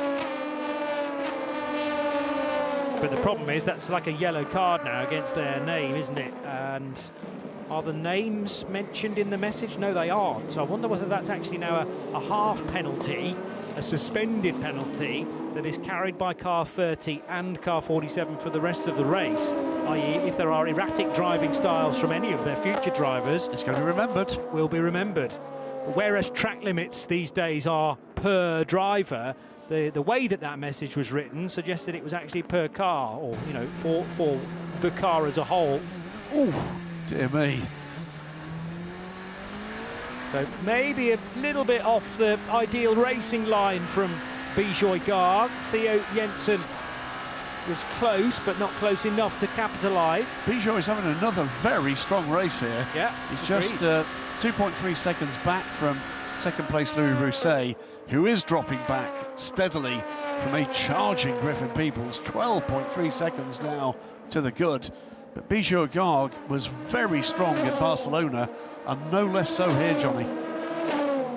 The 43 into Europol competition LMP2 car, definitely with company. So that is Kuba Śmiechowski and Jonas Reed, absolutely nose to tail. Reed looking for a way by. They're fighting over 10th and 11th places. And in behind them is the second place fight for the GT honours. Matthew Kerzhajewski and Max Moritz still can barely get a cigarette paper between those two Porsches. And then Abdullah Al-Khalifi with them now. He's with them, 0.4 of a second off the back. So he's loving the fact that the Porsches are dicing amongst themselves and not going necessarily as quickly as they might in clearer air. There's the 24 of Edward Pearson. So dropped away from where Jack Doohan had put that car yesterday. Side-by-side action in LMP3 as well. Fabian Michal with Alexander Bukantsov, and Michal second, Bukantsov third. Matthew Bell has cleared off into the distance, but this is second, third, and in fact fourth position, because Paul Lancher is back with him again in car number 17. It's a shame this isn't actually for the lead in LMP3, but it's the next best thing. And could we make it another car in the sequence? Antti Ramas about 1.8 seconds away. There he is, in fact, just going through Saint-Baume corner. About to go through the left-hand kink onto the Mistral. So, yeah, there was an attempted overtake from Fabian Michal, for sure, on Bukantsov. They were level pegging over the start line and down into the braking area. Bukantsov with the inside line, just about able to stay ahead of the Frenchman in the RHGP Duquet. So Jonas Reed looks like he's now ahead of Kuba Śmiechowski. So those are the two LMP2s that were switched the other way. Kuba Śmiechowski's going to have a little look down the inside into the chicane, but Jonas Reed parks the car right in the middle of the track and will stay in 10th. Yeah, that 62 clash with the 57. We saw Takeshi Kimura turned around. That's under investigation, so Abdullah Al-Khalifi will be firmly aware that one, he's got to keep his nose clean, but two, that he needs to make progress. Motorsport's Michael Birch has come in, we hear from Steph Wentworth for a splash of fuel. And that will be his second stop. Shouldn't have needed that. Is this about drive time? Well, he's done an hour, but he needs to do an hour and a half. Yeah, so that'll be it. He's extending his run. Okay. To complete it. So maybe they'll just give him half an hour's worth of fuel? I suspect that's exactly what they've done. Yeah, maybe. Depending on how much space there was in the tank, which is difficult for us to know from this angle. Speaking of United, oh no! Trouble. But it's gone very, very wrong for Michael Birch. This is exactly the car we were talking about, and they were trying to get fuel into it, but it's barely left the pit lane. It can restart. Is there a fuel starvation problem on this car, perhaps, in that they're trying to get fuel into it, but it's not being picked up for whatever reason, and they're experimenting with how to manage this issue? Here comes the second place battle through. They did have a good sight line to it, so they're the leading car of that group. Michael not up to speed yet, but he wouldn't be, would he? What happened here? Out he came, and the car just ground to a halt. Lights are on. Yeah. So it's not electrical, you would think. Well, not that bit of electrical. It's not terminal. It's not full system electrical. But I'm scratching my head a little bit why the car needed fuel anyway. He's not up to speed, no, not even remotely up to speed. No. So, big trouble for United Autosports and Michael Birch. They're clearly fighting some sort of issue, which I wonder whether that pit stop was in order to address. And if that is the case, it certainly hasn't solved the problem. So he's going to have to do 5.8 kilometres at a very, very slow speed unless it clears. Meanwhile, that's not the race leader, that is the 21 United Autosports car for Daniel Schneider, being overtaken by Jens Moller for Vector Sport. Just now, so he's only just managed to get that done half a lap later. So they were virtually side by side for a number of corners, including going through 3, 4, 5, 6 and 7. Mike Wainwright's under pressure in behind for GR Racing from Charlie Samani's AF Corsa Ferrari. Seen the first LMP2 Pro-Ams, by the way, to switch to their pro drivers. Antonio Fuoco is now aboard the 83, down in 11th with, oh, that's way wide, with Francois Broda having done his hour. And the same for Nielsen Racing. James Allen now aboard the 27. With Crichton and Tudis. Stephen Thomas on pit lane now from second place. Al-Khalifi into the side of Max Moritz at the second part of Beausset corner, the double droite. So we knew that Khalifi was with the 2 Porsches. I suppose that's one way of getting by the first of them, but that's surely going to have to be looked at. Al-Khalifi is into 3rd position though, and now Matthew Kurzajewski is the next man on his list, hopefully with 0 contact when he attempts to overtake. Here come a few more LMP2 Pro-Ams to get bronzes out, because they've done their minimum of an hour. Yep. And So it's actually fitting in quite nicely, I'm going to guess, with the fuel window as well. yeah, so on pit lane at the moment, Daniel Schneider in the 21, the 14 for Stephen Thomas, the 3 from DK Engineering, the 7 from Vector Sports, and the 88 from Proton Competition. So it leaves PJ Hyatt, Giorgio Roda, John Falb, Georgios Kolovos and Michael Jensen at the moment on track as bronzes. Clément Mateur was just off the road, and this will explain why he was attempting an overtake and has had to... well, he spun. He tried to get out of the contact with the Ferrari, which was done successfully, and that was an attempted move on, well, maybe Samani, actually. I thought that was... I think that was it Samani? I don't think he was high enough up for it to have been Andrew Gilbert. So it could have been Charlie Samani. Anyway, the contact was avoided. Sadly for Clément Mateur, the spin was not. And he has rejoined, but down in 10th place, and now will be under pressure from Takeshi Kimura as well. Kubish Makowski on pit lane. First of the LMP2 runners in this phase to come for fuel. But back out, so Meg Tunif is aboard, the number 14 from TDS Racing. It is Marlon Hernandez aboard DKR Engineering's number 3 now. Antonio Fuoco cycling back up the order. Vector Sport, Ken Bullet-Basie is aboard the number 7 from Vector. And the 21 for United, Marino Sato. Hurst Felix Felbermeyer, son of his father, is aboard the 88 car. And PJ Hyatt pits from the lead in LMP2 Pro-Am. New leader, Giorgio Roda, who leads for the first time in this race after 67 minutes. Cracking move from Banksy down the inside of Duncan Cameron. Right-hand picture of these two. We're also monitoring LMP2 Pro-Am stocks because PJ Hyatt's come in. He'll be getting out of that car having done his hour. And maybe to hand over to Dane Cameron. Rejoining as well in LMP2 is now Luca Giotto, who has taken over from the starting driver in number 43. But again, another classic at Virage du Pont. Banksy likes that one, and he's pulling it off with aplomb. Second time we've seen him do that on a different driver. Well, another Porsche's quick. The Porsches are well up the order in this race. Banksy looking to get a bit of that for himself, I think.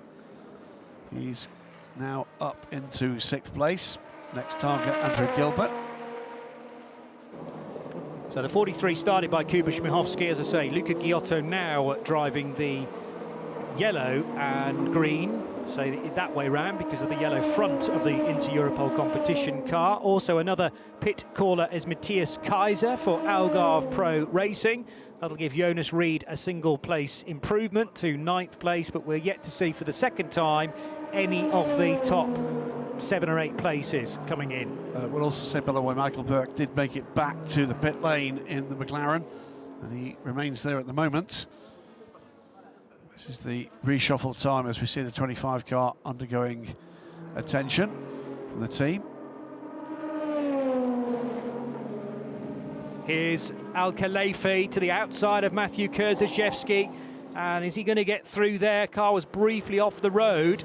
And now he's going to be side by side with the American through Garlaban corner. We'll have to go to the high side. No, he's going to pit, actually. Oh, no, he's not going to pit. He's still attempting this overtake on the Porsche and does make it through. Grzejewski wanting to accelerate a tad quicker coming out of the corner with the more conventional racing line. But unfortunately for him, the straight line speed is with the AMG. Yep, I think we've had an issue, albeit now sorted, from Mike Wainwright out there as well. Yellows at turn 11, I'm pretty certainly involved, the GR Racing man. Grzejewski's not giving this one up. And if he can unsettle the Qatari driver, then Max Moritz might be able to gain a spot as well, if he's close enough. With the green headlights on that Porsche. Oh, it almost forced him wide there. Looking racy here aboard the Proton competition car. Al-Khalifi defending like his life depended on it. Just edged away there, and with the extra straight line speed might well be able to put the tin tack on that. Here is the start of that move. This is the point in which he was briefly off track. Did not make the overtake at that point, but soon afterwards. I don't know how you'd see that, Johnny. It's difficult because he was fully off the road, and then it's all about momentum, isn't it? So was he given the opportunity to finally pass into the final corner because he was over the white line? That surely is going to be looked at. Oh, there's a spin for Mike Wainwright after the contact. Yeah, from the TDS car. Stephen Thomas, is that still? Or he's out out of the car now, Sami Megtanif. Yeah. And no doubt that was the tap to the rear that sent the GR Racing car around. So Megtanif third in LMP2 Pro-Am, as now the leader pits, John Falb, so he's done an hour and 10 minutes in fact. He's the leader because the 30 car has pitted. Richard Verschure is now aboard the 30 car, drops to 9th in the order at the moment. And yeah, John Falb pits for the lead. Michael Jensen, the final pit stopper, I think, amongst the bronzes. So we've now got a galaxy of stars aboard these cars. Jake Hughes, by the way, it was that took over in the 25 car. Luca Giotto is now aboard the 43 in LMP2. They sit 10th and 11th. Griffin Peoples, by the way, lest we forget, leads this race 17 seconds to the good over Louis Rosset, who has got Bijoy Garg a further 4 seconds back. Megtanif, by the way, inherits the lead in LMP2 Pro-Am. Johnny Edgar is aboard the 99. Johnny aboard the car with Louis Delatraz in IMSA action this weekend. Okay, well that would make sense. Alexander Bukantsov, Paul Lancher, third and fourth in the LMP3 fight. And Lancher to Bukantsov is a very small amount, as now the 88 LMP2 Pro-Am car of Horst Felix Felbermayr able to get by those guys whilst it's relatively calm. Porsche's finding one another again, having both been overtaken now by Abdullah Al-Khalifi after his penalty, the drive-through penalty that put him behind in the burgundy-fronted AMG. So it's kind of as you were for these two Porsches now, having just dropped a place each. Third and fourth, fifth position in the hands of Andrew Gilbert and the Kessel Racing Ferrari number 74. It's been a long, long battle between these two Porsches, hasn't it? Grzejewski and Max Moritz. We've got another at least 17 minutes to do before their drive time is up in LMGT3.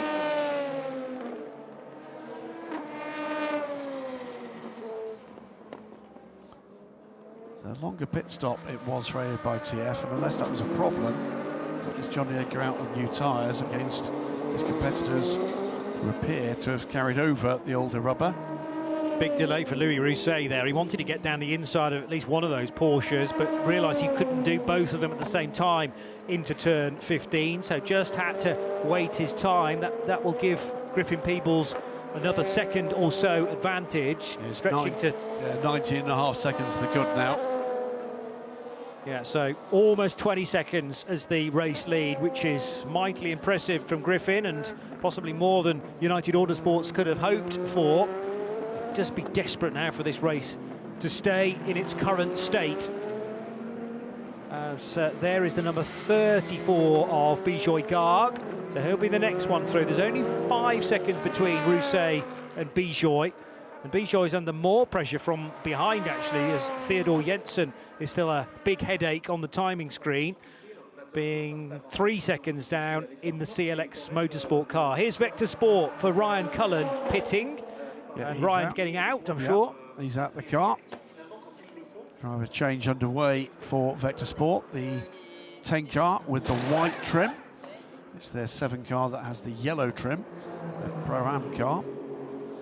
This is CLX Motorsports on Inter Europol for 3rd place, and this is Paul Lancher going by Alexander Bukantsov. Strong run here from Lancher. Internationals, Matthew Richard Bell leads Fabien Michal in that still damaged RHGP car.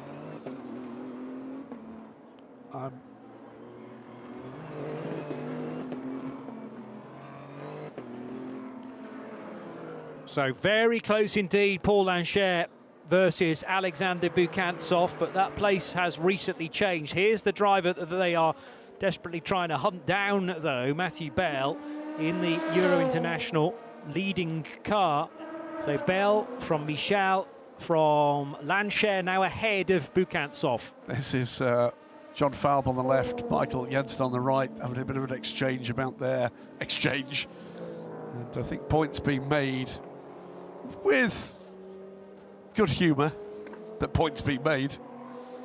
And while they were very much in the battle, so too was Stephen Thomas. A cracking start to the race from the TDS Racing man. And he's down pit lane right now with Steph Wentworth. I am joined by Stephen Thomas, driver of the number 14 at TDS Racing. Stephen, what a great stint from you. A brilliant battle with Blake in the TF Sport ahead of you. Yeah, it was a lot of fun. PJ in the 99, he and I know each other well from IMSA, and I was fortunate to get a run on him at the start out of 2 and get in front. And then I was a little faster in the first sector, him in the third, so we had a nice yo-yo going. Unfortunately, we didn't have the greatest pit stop, and probably my fault. And he passed me in the pits, and then I couldn't quite catch him at the end. He did a great job. PJ's a great driver. Of course, and you and PJ yesterday in qualifying were also having battles between who would be on pole. You've both got a lot of pace, but how are you finding the European Le Mans Series in general? I didn't really hear that question, but was it about ELMS? Yeah, so I like it a lot. I mean, I've been in IMSA a long time. I did WEC one time. This is my 2nd race, my first time ever on this track. It seems like a great track, and the ELMS is a lot of fun, and they let us battle, and it was all kept clean. So, yeah, thumbs up to ELMS. Brilliant. Thank you so much. I'll let you get back to the data. Thank you. Great stuff there from Stephen Thomas. Meantime, by the way, a couple of penalties coming through. One is for car 88. That was the Horst Felbermeyer car. That is 5 seconds added to the next pit stop for causing a collision. And there's a drive-through penalty, meanwhile, for Banksy for this. So it is a double penalty for this incident. 2 of the 3 cars involved here being assessed by race control for responsibility. The bigger penalty going to the Porsche, and a less serious penalty going to the 88 with 5 seconds added. That's the 77 car, currently sits in 6th place with Banksy still at the wheel. And that's going to hurt their push. Still this battle for second goes on in LMGT3. The number 88 car, meanwhile, that car sits at the tail of the LMP2 Pro-Am field. It's going to put a further wrinkle in their day. Theo Jensen, by the way, on pit lane right now. Griffin Peoples' lead extends towards 25 seconds now. Clement Matter under pressure from Amir Naran in the copper-coloured Mercedes. I'll have to get from the team the official colour of this car now as well, but it looks so cool in the flesh. The TV kind of does it justice, but it's not until you see the paint scheme for real. Now, are there raindrops on the camera lens down at Virage du L'Hôtel? It's only very, very light rain, potentially. Sort of could have a Blackpool FC backing for that car. Yeah. But maybe that's why I'm drawn to it. Needs a bit of white on there as well, mind you. Good win yesterday at Reading. Let's move swiftly on. Nose to tail between a couple of LMP2 cars with the Vector Sport car and the Nielsen. And these are side by side still coming out of the North Chicane. So was the place eventually gained by Roy Nissany on Vlad Lomko? Yes, it was, down at senior corner, but Nissany had to tough it out. As now, here's Griffin Peebles in the United Autosports colours with the red windscreen visor. Red door mirrors for the number 22 car, turning left, right, left again at the chicane. And there are certainly one or two teams that are looking at the radar to see whether there's a splash of rain heading our way. Can't believe it's going to be much of consequence, to be honest with you. On pit lane, by the way, the long-time second place car for SDA Racing by Panis Louis Brousset. Pits from second place. That extends at the moment Griffin Peebles' lead to 31.5 seconds. He's again been, as he was at Barcelona, absolutely faultless. That is the 23 car going into the garage, and I think that might be all she wrote. Yeah.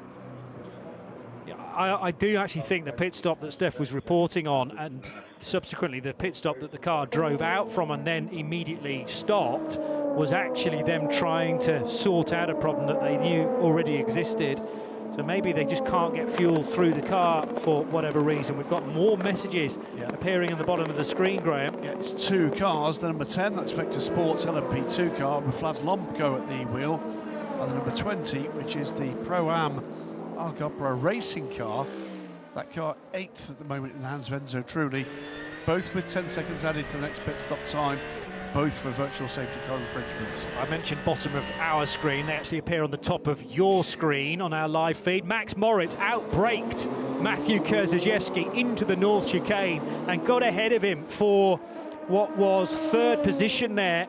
So Moritz finally through, and Kurzajewski will be very annoyed about that. I don't know how it developed. I only caught the back end of it. Meanwhile, here is the car that spun through the first sequence of corners on the very first lap, first racing lap for Jean Gloria. He's now handed the car over to Marlon Hernandez, and Hernandez overtaken then by the Nielsen car. James Allen at the wheel of that, up to 5th position in car number 27. Meantime, we're seeing another incident here. I can tell you that Jamie Chadwick on pit lane from 3rd place. Jamie had got up to. That's a change between the 25 and the 43. So 25 in the hands of Jake Hughes, goes past Luca Chiotto. Here's the pass from the 54 car. Is this a pass back? No, that is the pass. The 54 car. And that's been an almost race-long battle between these two Porsches. Now for 3rd place, of course, with the AMG we've got by, but remember, is under investigation. So a couple more LMP2 cars in, Reed, Chadwick, and now the race leader, Griffin Peebles, is going to pit as well. Out of your vision, but car 22 in for the 3rd of its pit stops. 31 seconds clear of Bijoy Garg. So here he comes. Another fantastic stint from this young man.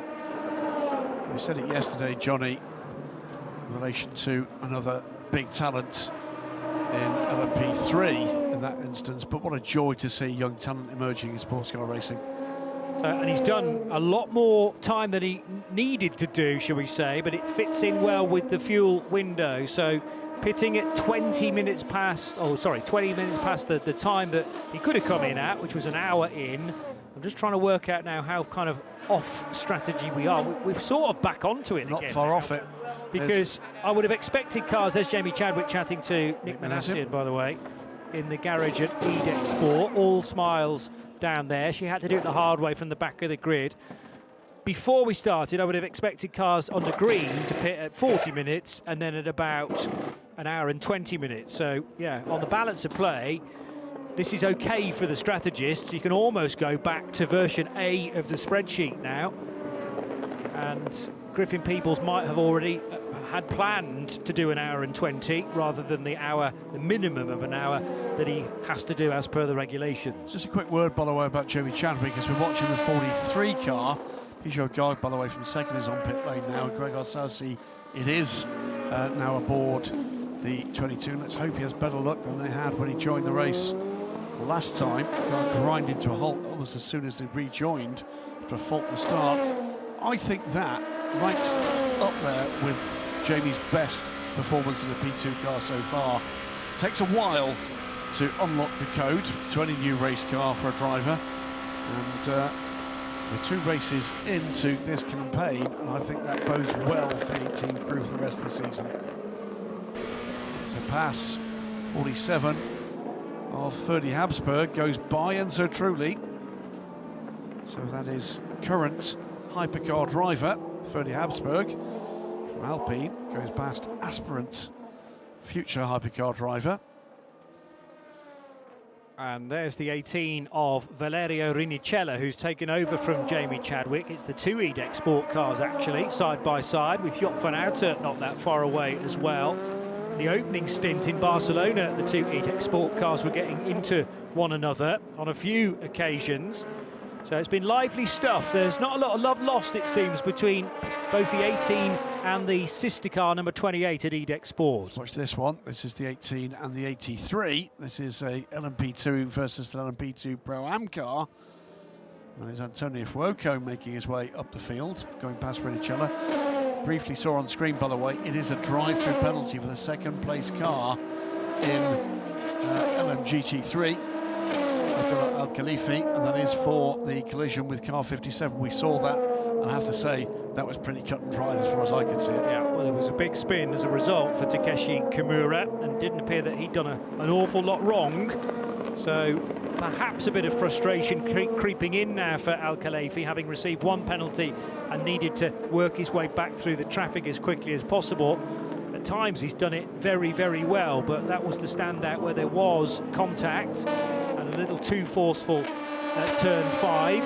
So he's going to be pegged back again, and only now 4 and a bit minutes away from completing his drive time. Of course, when he comes in to serve the drive-through penalty, they won't be able to do a driver change or any further work on the car.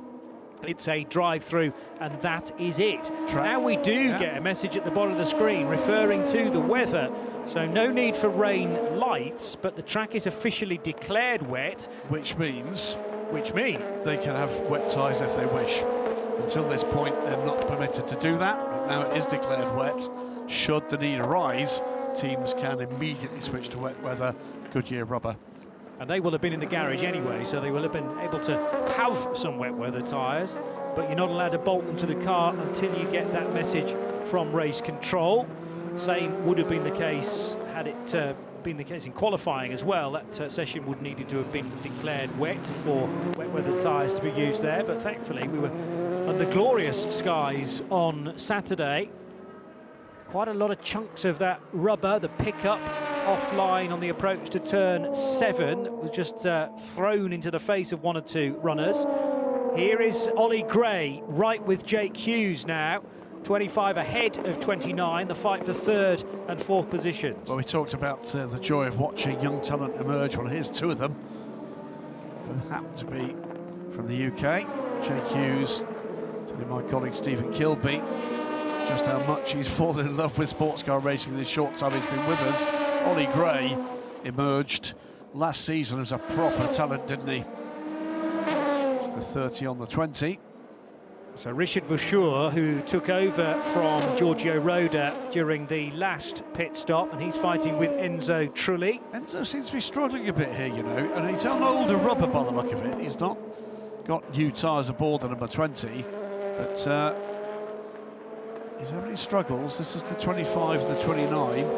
This is for 3rd place overall, Jake Hughes and Ollie Gray. Just again looking there. I think this is Jake Hughes on old rubber and Ollie Gray on new Goodyears. Probably not a bad shout, that. Also involved here, 3 LMP2 cars. So Bijoy Garg in the 34, Joop van Uiten in the number 28 EDEC Sport car, the car with the red stripes. And there's Ollie Gray, who's got ahead of Jake Hughes. So if it is all about a tyre war, then Gray's on newer Goodyear rubber and has got through. Meanwhile, Joop van Uiten attempts to fling one down the inside of the CLX car, but that didn't quite work on Ian Aguilera, who's able to fight back on the reverse. And Bijoy Garg might be in the best seat in the yellow and green car, but also glued to his rear bumper is Antonio Fuoco, potentially. That is Fuoco, isn't it? Yeah, it is. In the AF Corsa car, not in the same subcategory, but that's not going to prevent Fuoco from being a fly in the ointment. Well, what an interesting mix this is. Ian Aguilera, another of these new intake of really bright young stars. Joop van Uiten has certainly held that position in his earlier career. Bijoy Garg, Le Mans winner, remember, with United Autosports, but he's doing the hard yards here with just a 2-driver squad. Radio check for. And then behind the 3 of them, well, the star that is Antonio Fuoco. This is a bit more of the sort out here between the trio. Now a quartet. With well, no, it's actually a quintet, because Valerio Rinicella's there as well in the second of the EDEC Sport cars. So there were 5 cars, absolutely nose to tail. And probably it's this little sort out here which has drawn Fuoco and Rinicella in. Down the inside went Joop van Uiten. Ian Aguilera just opened the steering a little bit and said, you're going to run wide, you're going to run off the track, and I'll have you back again. And that's precisely what happened. So here's Aguilera and Joop van Uiten, but now Rinicella's got ahead of 2 of them in one fell swoop. Back. But he's also, Rinicella's ahead of Fuoco. Yes. Anyway, let's go to the pits. Here's Steph Wentworth. I'm joined now by Jamie Chadwick, driver of the number 18 EDEC Sport. Jamie, quite an incredible stint from you. You had so much pace, it seemed, and were really in the mix with everything, despite the unfortunate start from the back. Yeah, I think that's the thing. It was unfortunate to start at the back. Valerio did an amazing job for his first qualifying yesterday, so I more felt bad for him. We couldn't really reward that by starting a bit further up, but I think given the pace from yesterday, today I wanted to do the best I could in the first stint. And yeah, it was an okay stint, fairly clean. Yeah, it's a long race ahead, so let's see. Of course, a long one. Great memories from last year, but you've locked a whole year in the European Le Mans Series under your belt now. So what has changed from last year to this year in your kind of knowledge about endurance racing? A lot. I mean, I feel a lot more comfortable and confident. I know what's coming. It's not that many races, so yeah, one season, although not so many races, I feel a lot more comfortable. And yeah, different team this year, different teammates, or same team, different teammates, but yeah, feel a lot more sort of at home and enjoying the LMP2 car, of course, and working again with the IDEC team. Right, I'll let you get back to them. Thank you. Thank you. Well, Jamie, an excellent stint, and it will have been explained to her last night that she would have to do it from the back, so that's again a little bit of a different mindset, but very capable of doing it. And the reference from Steph Wentworth about last year's result, well, they actually won the race, even though that was was that a Pro-Am car? No, it wasn't. It was a Pro car. If you remember race 1, it was a Pro-Am car that won. Overall, they took second place. That's right. The class win. That's my confusion. But it was went on to be 2 more class wins for them. Wait, put it into context. Jamie's stint there has put them back into contention, is what it comes down to. That's where it's left them. It's Valerio Rinichella is not at the head of the field, but he's in the mix. And that came courtesy of, I think, arguably her best stint in a P2 car so far. All sorts going on, all sorts of battles up and down the order. 2.5 hours to go, Johnny Palmer. Gregoire Saucy leads the race by 13 seconds, 13.5 seconds for Luca Giotto. Ollie Gray, though, is on a charge and is catching those 2 at a rate of about 1.5 seconds a lap. And a short moment ago, Ferdinand Habsburg dive-bombing Jem Bolek-Bashi into the Virage Dupont corner and getting ahead. So that is CLX now ahead of the Vector Sport car in Pro-Am 6th place.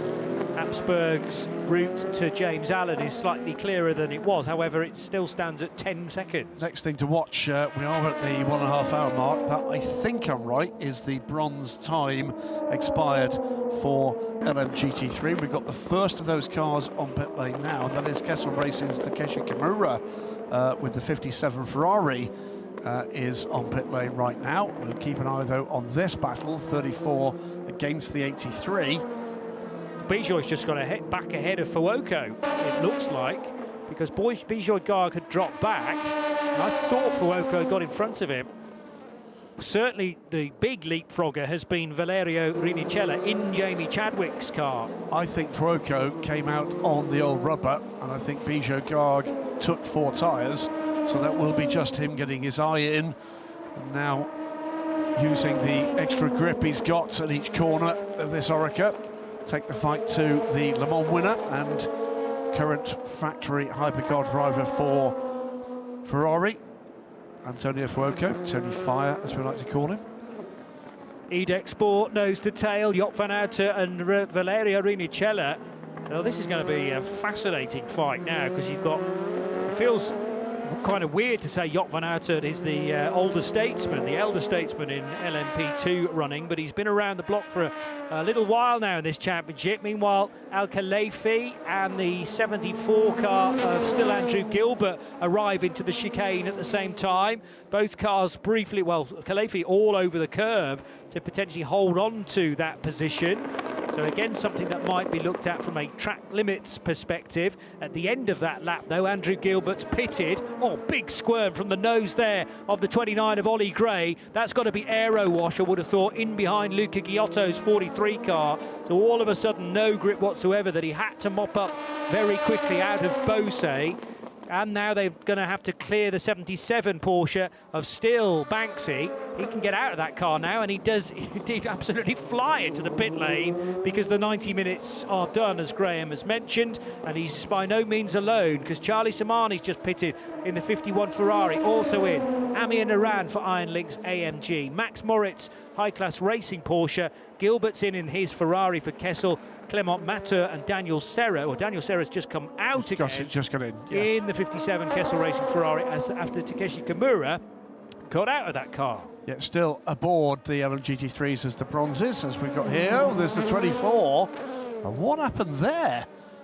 Just bailed out of the chicane. That was a very odd moment. He did turn in and then realised there was no grip. So I think he's realised he got too deep into the braking zone and realised he wasn't going to make the corner. Luca Giotto, Ollie Gray, second and third. Gregoire Saucy taking over from Griffin Peebles in the race, leading United Autosports car, is still 16 seconds clear of these two. And they're all relatively fresh to their cars for at least an hour of running. Actually, Giotto took over 7 or so laps prior, not 7 laps prior, it was 5 laps prior to Gregoire Saucy, and Ollie Gray, compared to Giotto, has 3 fewer laps on this set of tyres compared to Giotto's yellow-fronted Inter-Europol competition car. Yeah, it's a battle for second. Ahead of them, by the way, now almost 16 seconds clear, Gregoire Saucy. His pace is good. He's in the 51s, this battle in the 53s right now. The final 4 runners, by the way, in LMGT3 with the bronzes aboard are on pit lane now. Blake McDonald pitting 23 seconds clear of Matt Kurzajewski. Abdullah Al Khalifi in third place, he's on pit lane. So too is Duncan Cameron. So within the next couple of minutes, we're going to be into an all-pro battle in GT3, and that will stay that way for the remainder of the race. Marlon Hernandez in the colours of DKR, and the massive pressure now from Richard Verschoor. And Verschoor, the Dutchman, looking the quicker of the two. As we go back to Luca Giotto up against Ollie Gray for second and third. Jake Hughes looking more distant in 4th position, but again, we suggested that might have been about tyres. Jake Hughes on an older set, or maybe a halfway house of 2 news and 2 very used Goodyear Eagles. Gray's car was the much more manoeuvrable. They're going to have a bit of traffic to contend with, though, for the first segment of the Mistral, including at least 2 LMP3 cars. So that is Alexander Bukantsov fighting with Jose Fernandez into Europol and Rinaldi Racing. Gives you a good example of how much quicker down the Mistral straight an LMP2 car is compared to a P3. They'll be able to pick them off this time out of the North chicane on the Mistral itself. So LMP3 is being led by the Euro International car. There, around the outside, though, will go Richard Verschoor and take the place on Hernandez, Marlon Hernandez for DKR. So that will give Richard 8th position in LMP2 Pro-Am. The class is now led, the subcategory is now led by Sami Megtunif in the TDS racing car. That's partly because of a slightly shorter fuel stop last time around to give it road position, but he's also been at the wheel of that car for a fair time now, so could be one of the earlier stoppers in Pro-Am. Yeah, grabbing some time back after that delay in the pit stop for Stephen Thomas. Second place is Antonio Fuoco. Should say, by the way, TDS Racing up to 5th overall at this point. Antonio Fuoco 4 places back in the overall order, but second in. There's trouble there for Matthew Richard Bell in your international car. That was not at any kind of speed. He's not going to make pit lane here, and that's going to block the pit entry. Still moving at the moment. Oh, lights come off and on again. This is a former class leader, remember, though, as well, so they're well in the hunt. Fabian Michal Trouble. leads. He's blocked the pit entry. Can they get by? I don't think they can. This is just a disaster for the cars behind. So are those both LMP3s? Yes, they are. It's the M Racing car and the Racing Spirit Le Mans car. Pit entry is currently blocked. Pit entry is currently blocked. Pit entry is closed. Antti Ramo has just done a pit stop and is able to leave the pit lane. He's not caught up with this. Closed. So pit entry is closed right now. They'll move the 11 out the way. That's cost the 2 cars behind him big time. Pit entry is opened again. Pit entry is open again. Ralph Maestri and Nick Adcock hugely delayed there through no fault of their own. Now the work can begin, and also the fuel can go in for Matthew Bell. Was he out of fuel is the next question. Unfortunately, I can't tell you how long that stint was, but clearly there was something awry there, and the car was already very, very slow entering pit lane. He was desperately trying to recycle. The fuel's now gone in. It shouldn't have been out of fuel. It shouldn't have been out of fuel. They did a full pit stop last time around. It would have been a full tank of fuel.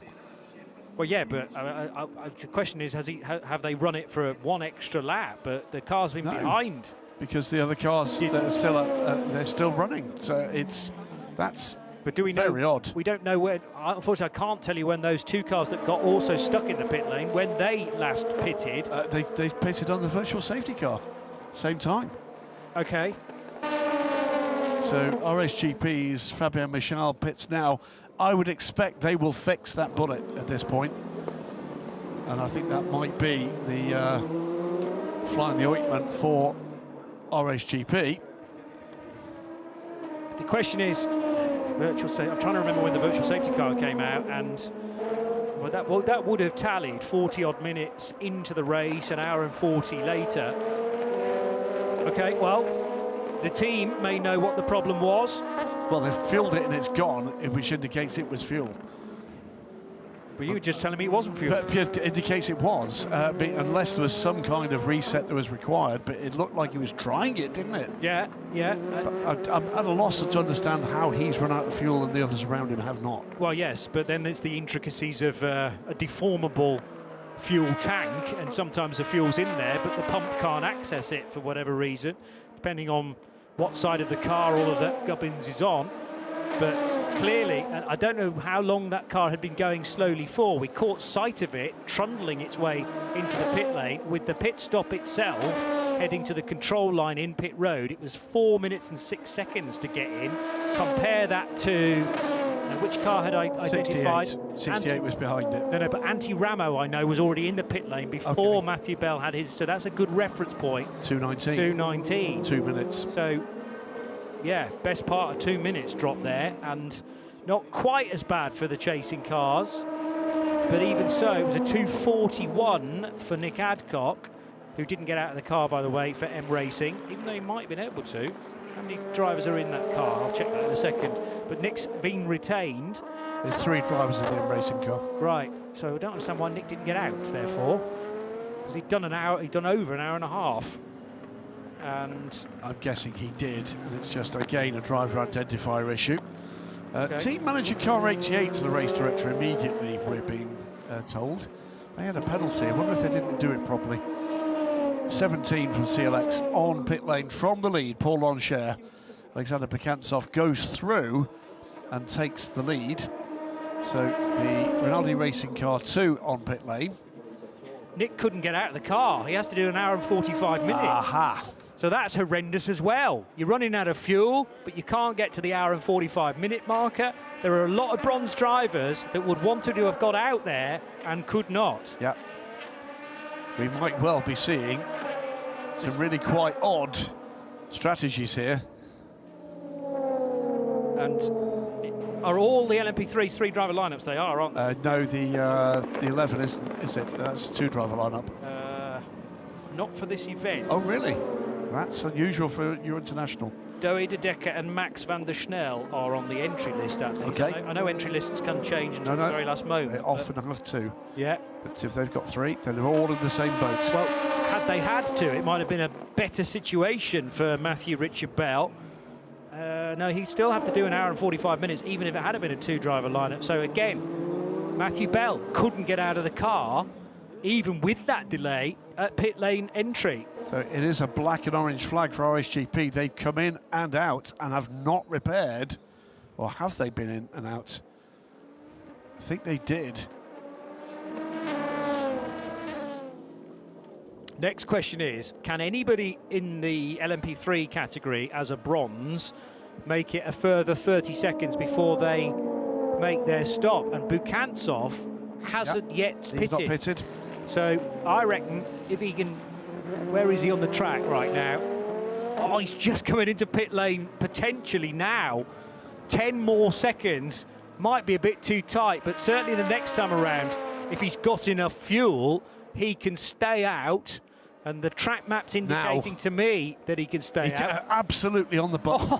Absolutely on the button. Unbelievable. At the tick of the minute, he was absolutely on the button. I think they must have been telling him just ease off a little bit. Look at his sector times. 39 seconds. Well, it's still reasonably quite quick, but there is evidence of him slowing down there just to make sure that 1 hour and 45 minutes had ticked by before he then rolled into pit lane. And Bukantsov, for me, can get out of that car now. Absolutely right. Just looking to see if there's anybody else in the same order. And the answer, I think, might be Team Virage's Louis Stern, because they, remember, did those 2 stops under the virtual safety car. He's still in the car, and I think Louis can get out of the car now as well. They've cycled back round to 10th, but in the same order.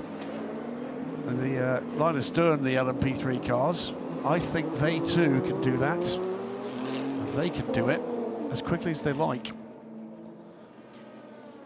But Alexander Bukantsov, who was fighting with Fabien Michel, who's now cycled to the sharp end. Well, it's actually more of a point about Fabien Michel. He's already made his pit stop, so was forced to stay in the car for RHGP. Well, what we can see from the pit stop times for all of the LMP3 cars that pitted, it was a quick splash of fuel, and that is to get them to the driver time. It's what is it, 39, 44, 37 seconds. They've taken a splash of fuel, certainly not a full tank of fuel, and that is to get them to the stage where they can get onto a fuel strategy that suits them for the remaining drivers. Well, Bukantsov stayed at the wheel, so they gave him a splash, and I don't think the time is enough to have got the driver change done, unless that is a driver ID issue now. But we reckon he got into pit lane having done the hour and 45 minutes. However, the car's already made it 1 stop, hadn't it? So actually the time within the pit stop doesn't count to the drive time. So I'm talking about the first pit stop that Bukantsov will have made, takes him under the hour and 45 minutes. 2 minutes short. Because they did 1 long stop in that car. So, yeah, we were saying incredibly well judged. But, of course, it's not from the start of the race to 1 hour and 45 minutes. any time spent in the pit lane doesn't count to your total drive time. So they've done the right thing there. Bukantsov could not have got out, just given him a blip of fuel, maybe for a half stint. And actually, everyone is pretty much on a level playing field, therefore. Yeah, RSGP then, they are ready for this pit stop, but they must fix, look, you can see there on the trailing edge of the car, the missing bullet. They've been told they must fix that in this pit stop. Now, first pit stops for the pro drivers in the LMP2 Pro-Ams. Antonio Fuoco, James Allen, Marino Sato all in. Just to update you, by the way, Gregoire Saucy still leads by 13 seconds. Pace still good against Luca Giotto and Ollie Gray, who is right with Luca Giotto now. TDS Racing, Sami Megtanif, he's on pit lane as well from the lead in LMP2 Pro-Am. Johnny Edgar currently second. He will shortly be due to pit as well. This one's finely balanced, Johnny, and there's all sorts of strategies being thrown at this in every class. Yes. Well, yeah, I mean, we were concentrating, and quite rightly so, on LMP3 there, just trying to work out precisely what's going on. But in Pro-Am for LMP2 and in the overall category LMP2 itself, GTs, there are stories like that happening up and down the pit lane. Another story, by the way, developing. Alec Udell's been aboard the TF Sports 33 car for a while. He's being caught, and caught quite quickly, by Anders Fjordbach in the high-class racing car. Switched, of course, last time around for Max Moritz. He's now 3.5 seconds back. Richie Leitz a further 7.8 seconds back. And he's the cork in the bottle, had a bit of a train behind him. That is shaping up to be quite the battle in the next few minutes. So we can feast our eyes on that one, yeah, with the Romain Leroux-driven Kessel Racing Ferrari in behind. Guess they had quite the weekend, haven't they? Across the racing we've seen so far. A win yesterday in the Michelin Le Mans Cup. And they're in the mix here with this 74 car, no doubt about it. Yeah, Andrew Gilbert keeping it in the running, in contention during the opening stint. Now into pit lane comes Fabien Michal again, and that is because the drive time is finally done for Fabien, 1 hour and 50. So they are confident that the time spent out on the racetrack with Fabien at the wheel of 85 car is sufficient now to take it over the hour and 45 minutes that needs to be done. And I would expect now a flood of LMP3 cars into pit lane to do the same. Still a strong favourite is Louis Stern, even though we're not seeing the Team Virage car with the rest of the body of the LMP3 field. Remember, they have nailed 2 of the long stops already, so that should rise to the surface as we push on through the afternoon. So they've just put Daniel Regales aboard the car. They did that 15 seconds quicker than the required long stop. They've done that already, so they've already picked up 15 seconds on that stop against anybody that still required it, and that was, frankly, the rest of the field. That will wrap them back around. The downside is they've ceded a lot of track position to GT3 cars in doing it. Also, by the way, on pit lane was just trying to find where he's gone to. It's 43 car, Luca Giotto, in and out, drops him from second down to 13th. That's how close it is. Ollie Gray unbottled and now trying to get off in pursuit of Gregoire Saucy. That gap, by the way, 14.5 seconds. Jake Hughes a further 12.3 seconds back. This is LMP2 Pro-Am. The Rossa racing car, started, of course, by John Falb, and a somewhat mobile car behind from the Vector Sport guys. Here comes our previous race leader, Alexander Bukantsov. That's got to be Jem Bullock-Bashi on a new set of tyres, and he's trying to get some heat into them because there's no tyre warmers allowed in this championship now. So just an opportunity to weave from left to right to generate a bit more heat, a bit more grip prior to turning in at senior corner. So that's Jem back in the race in 10th in Pro-Am. ahead of Marlon Hernandez, who's also rejoining from his pit stop at DKR, and Horst Felix Felbermayr for Proton Competition, an outlap for the 88 as well. Jake Hughes in the pit lane. Didn't see whether or not we got a driver change there, but ready with tyres at Algar Pro Racing. And in fact, Horst Felix Felbermayr might be in some hot water now for blocking the race leader, car 22, in the pit lane. Or no, not necessarily in the pit lane, could have been out on track, I suppose, as well.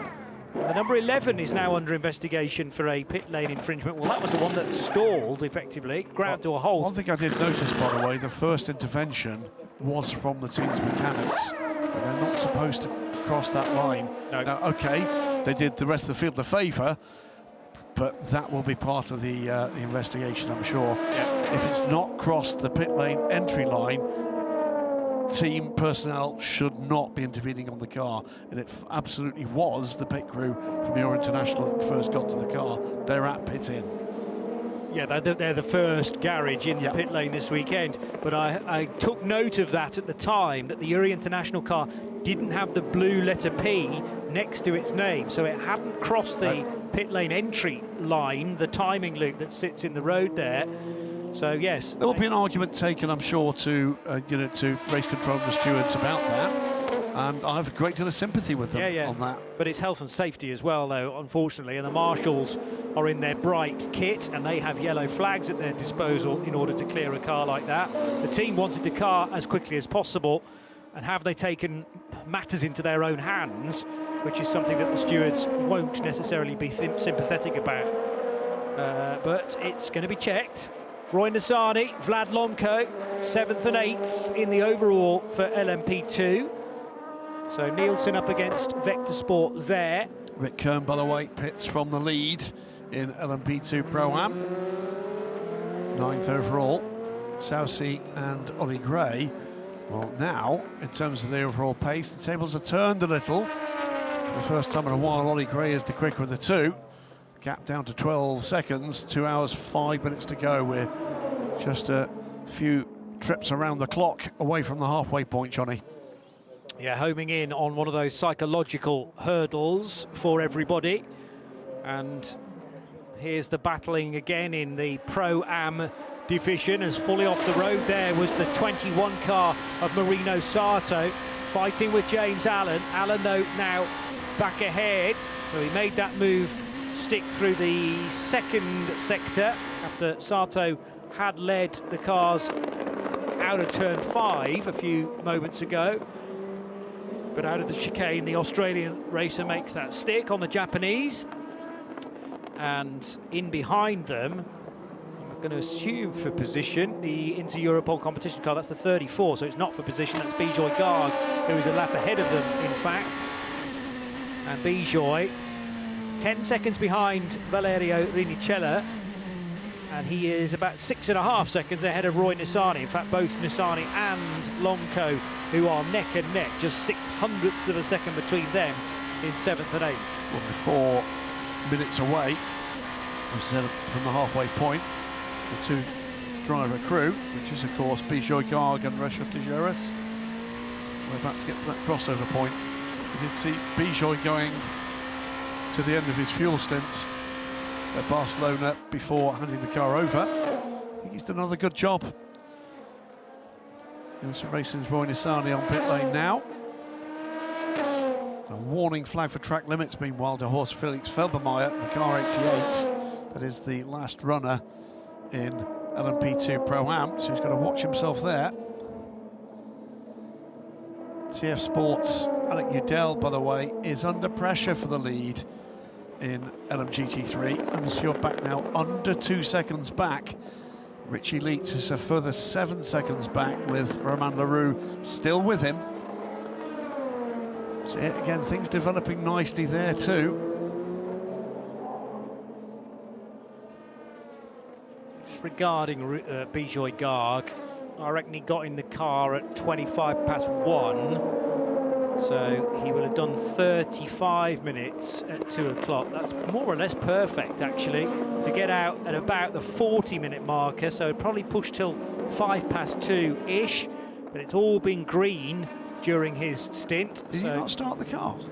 Yeah, but what I mean is, this stint, okay. How does it fit into the fuel window for him having to get out of the car?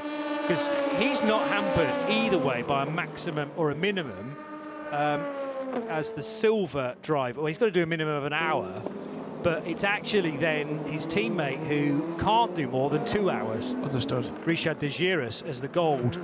So there is no maximum drive time for Bijoy, but it would make sense at the end of this fuel window, this fuel run for Bijoy Garde, which will be 19, maybe 20 laps that he gets out. But the crucial thing for him is that it's going to tick over the 2 hour marker, and perfect timing then for Richard de Giras to get into the car. There's the 47 of Ferdinand Habsburg with Antonio Fuoco still for company, and Fuoco eminently more mobile, so he was hampered perhaps in the previous stint by an older set of tyres, but Fuoco now hustling on and looking for a way by in this phase of the race. Ferdy Habsburg, this would give him third position if he can get in front of the Austrian. As meanwhile, there is the race-leading DKR Engineering anti-Ramo driven car. Ramo still the bronze, Paul Lanchet the bronze. So they, although they could get out of these cars at this point, have stayed in them until they run out of fuel effectively, and then the driver changes will kick in. Paul Lanchet getting a brief overlap coming out of the chicane, and this will give him potentially the inside line for senior as well. Paul Lanchet turns in, takes the race lead, expertly done, and Anti-Ramo has little choice but to follow suit out of the senior corner in second position. And Fuoco on Habsburg, so this did happen moments after we left that scrap. Fuoco on a much better set of tyres, I'm going to say. Yep, so two current hypercar drivers, one on the other. Fuoco comes out the better there, and up to third place in LMP3 Pro-Am, LMP2, Pro-Am, and 14th place overall. The overall lead, by the way, in that class, Sami Megtanif leading Johnny Edgar, TDS Racing from AO, and that gap is now 8.2 seconds. So Johnny Edgar's made some good progress in this stint. 2 hours done, just less than 2 hours still to go. Remember, we had that additional formation lap which denied everybody the opening racing lap, even though the clock began to tick down at midday, but then 1 lap later we were go for the 4 hours of Le Castellet. We've had a couple of safety cars since then, though.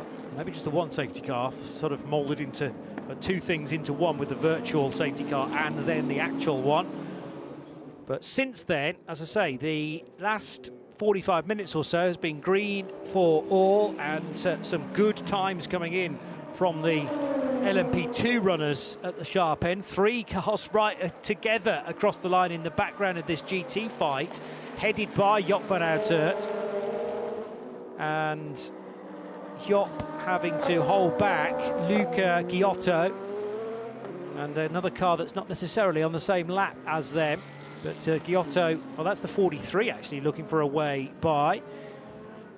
So car 43 in the hands of Giotto, as I say. So Giotto and Van Uitert, and now news of a further 10-second penalty to be added to the next pit stop for car number 62, and that is for causing a collision with the 54 Porsche of, was it Max Moritz at the time? It was indeed.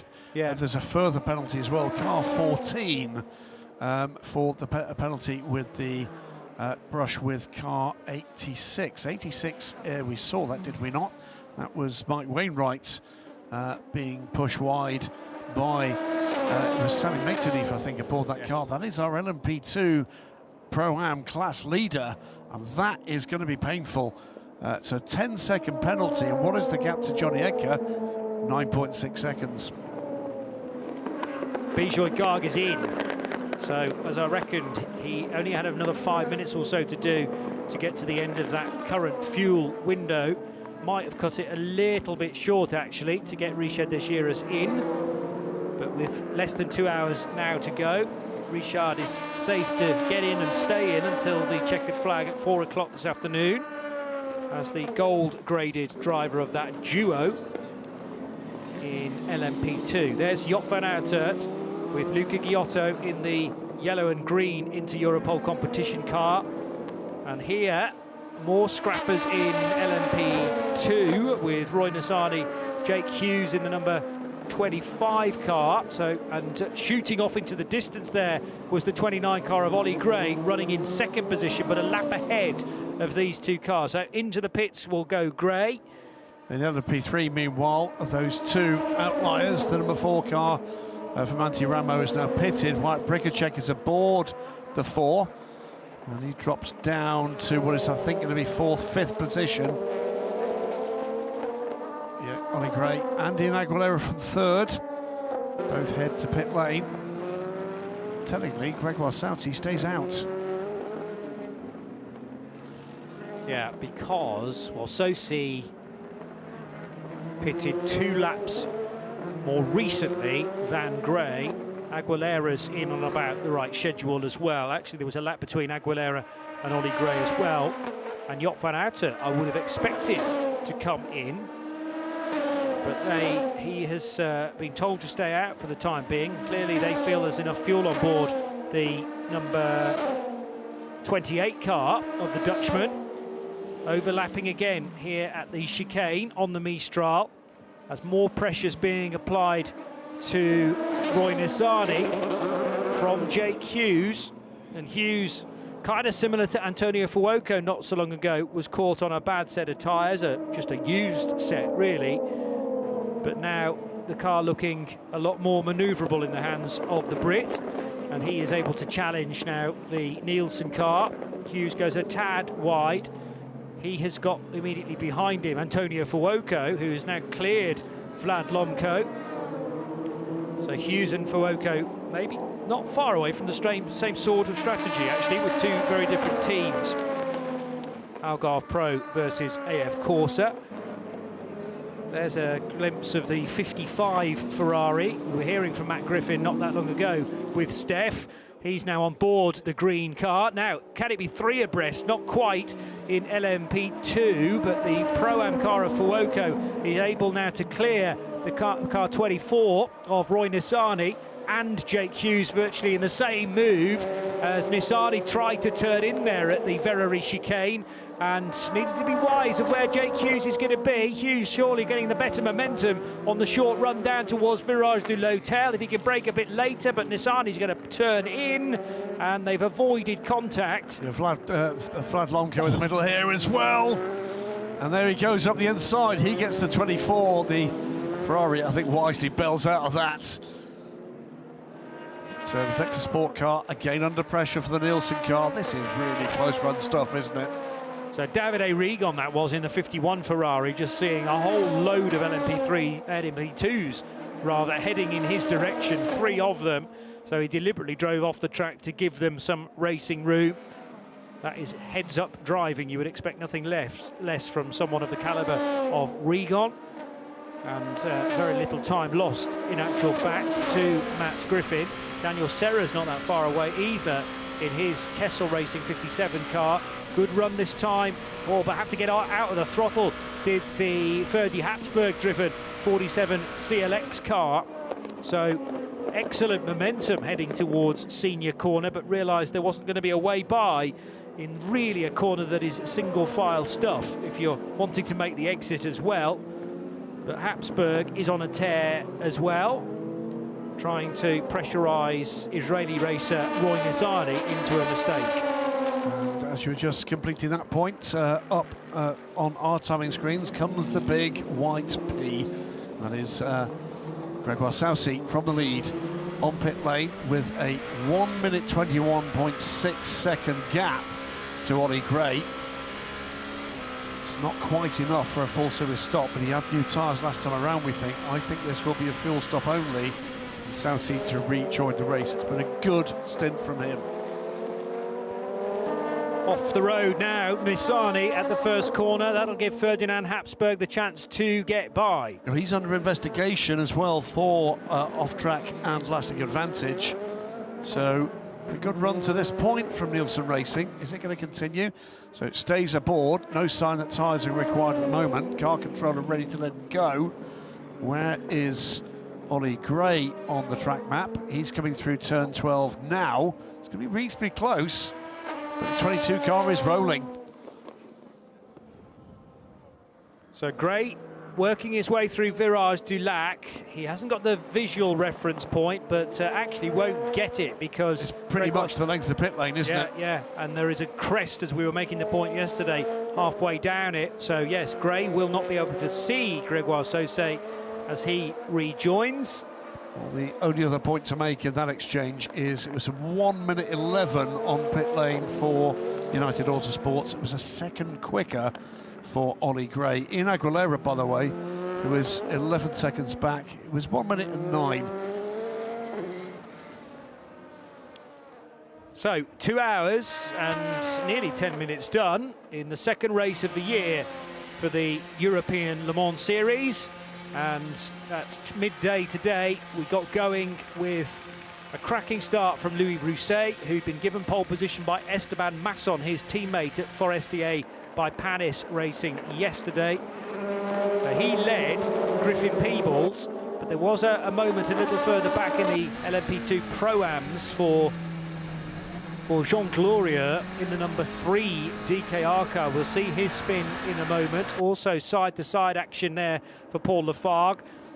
And cars scattering to avoid the spinning Belgian after possible contact with John Falb's Rosser Racing by Virage car. Then PJ Hyatt was passed by Stephen Thomas. Stephen giving Steph Wentworth an excellent interview earlier on in the race, and said that PJ Hyatt was a guy that he knew very well from the IMSA WeatherTech Sports Car Championship, so they have mutual respect. Then LMP3s, the craziness of this 10-car field didn't take too long to come into life. Blake McDonald got the early jump on Abdullah Al-Khalifi, so put the Corvette in front. Excellent overtake from Griffin Peebles on Louis Rousset.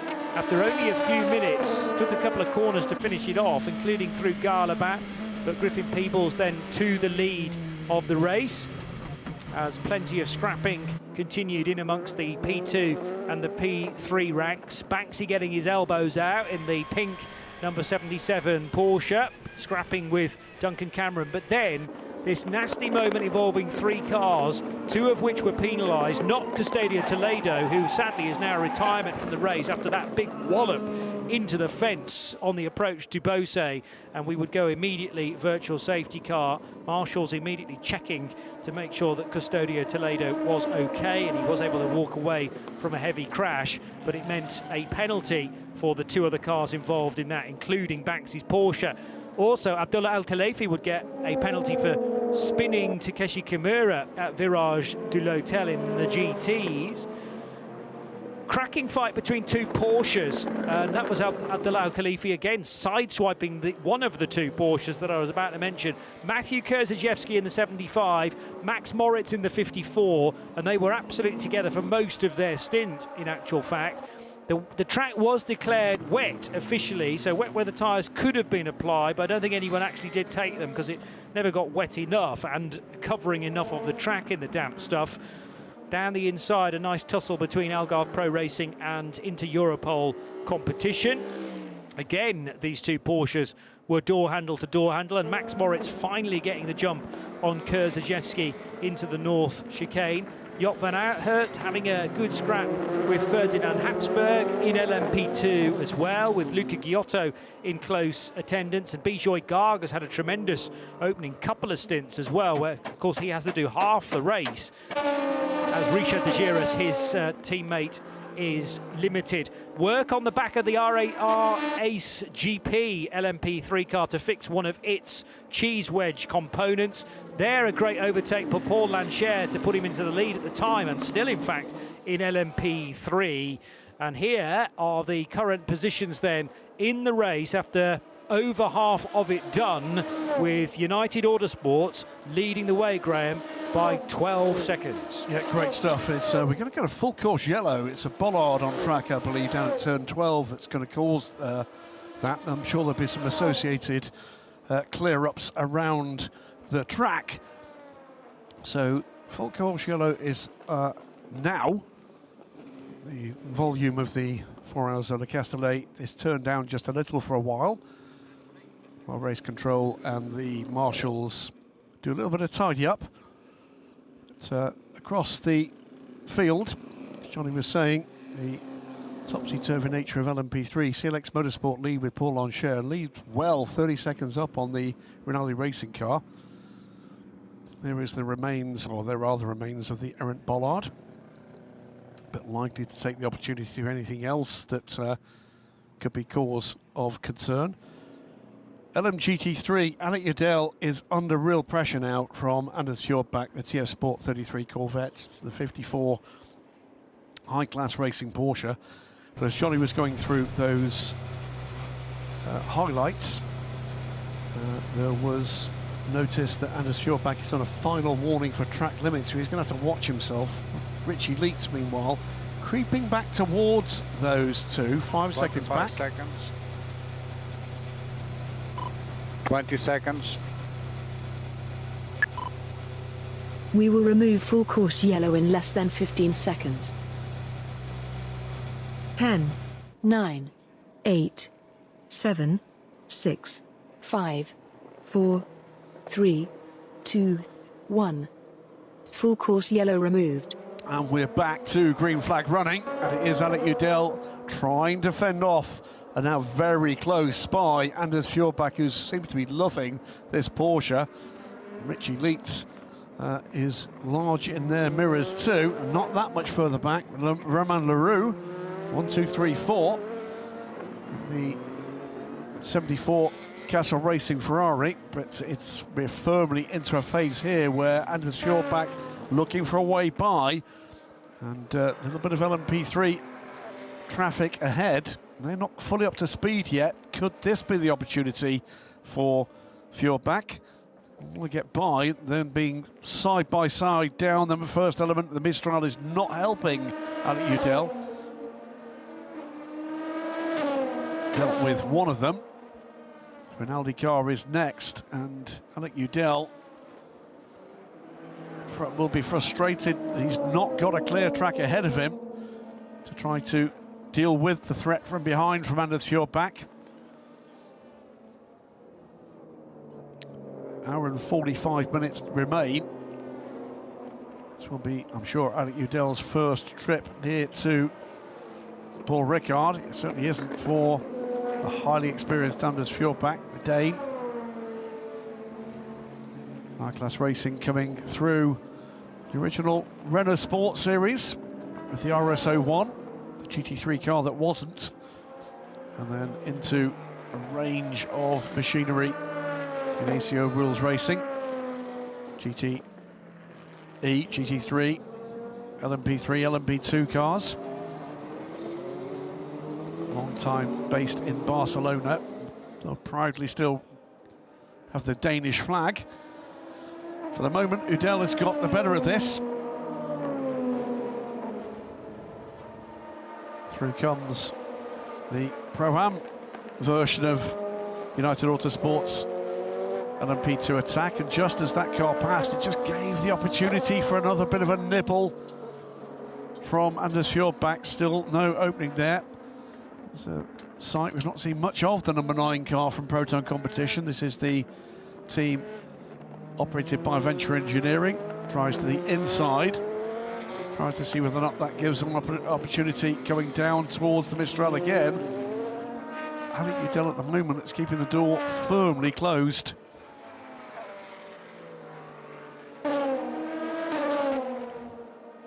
And of the cars behind, the car on the move appears to be the Castle Racing car, closing in on Richie Leitz. Closing that gap back. Still prototype traffic to be dealt with, slower and faster. They've not dropped the Euro International car, they haven't caught the Rinaldi car either. Now we're firmly into a phase where Fjordbach trying to force the error from the young American.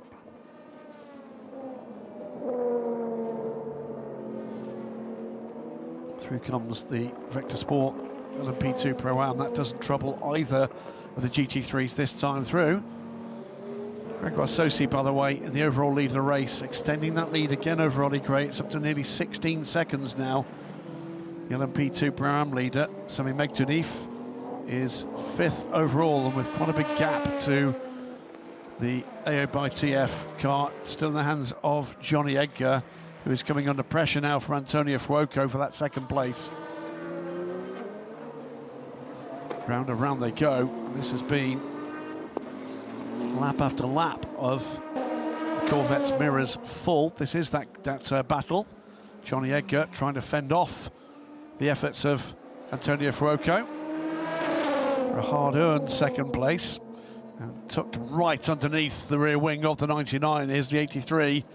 What can he do about that? Goes to the inside. Edgar has that covered. The inside of the 77 car. Just draws out a little bit of clear air there, but Fuoco's right back on him.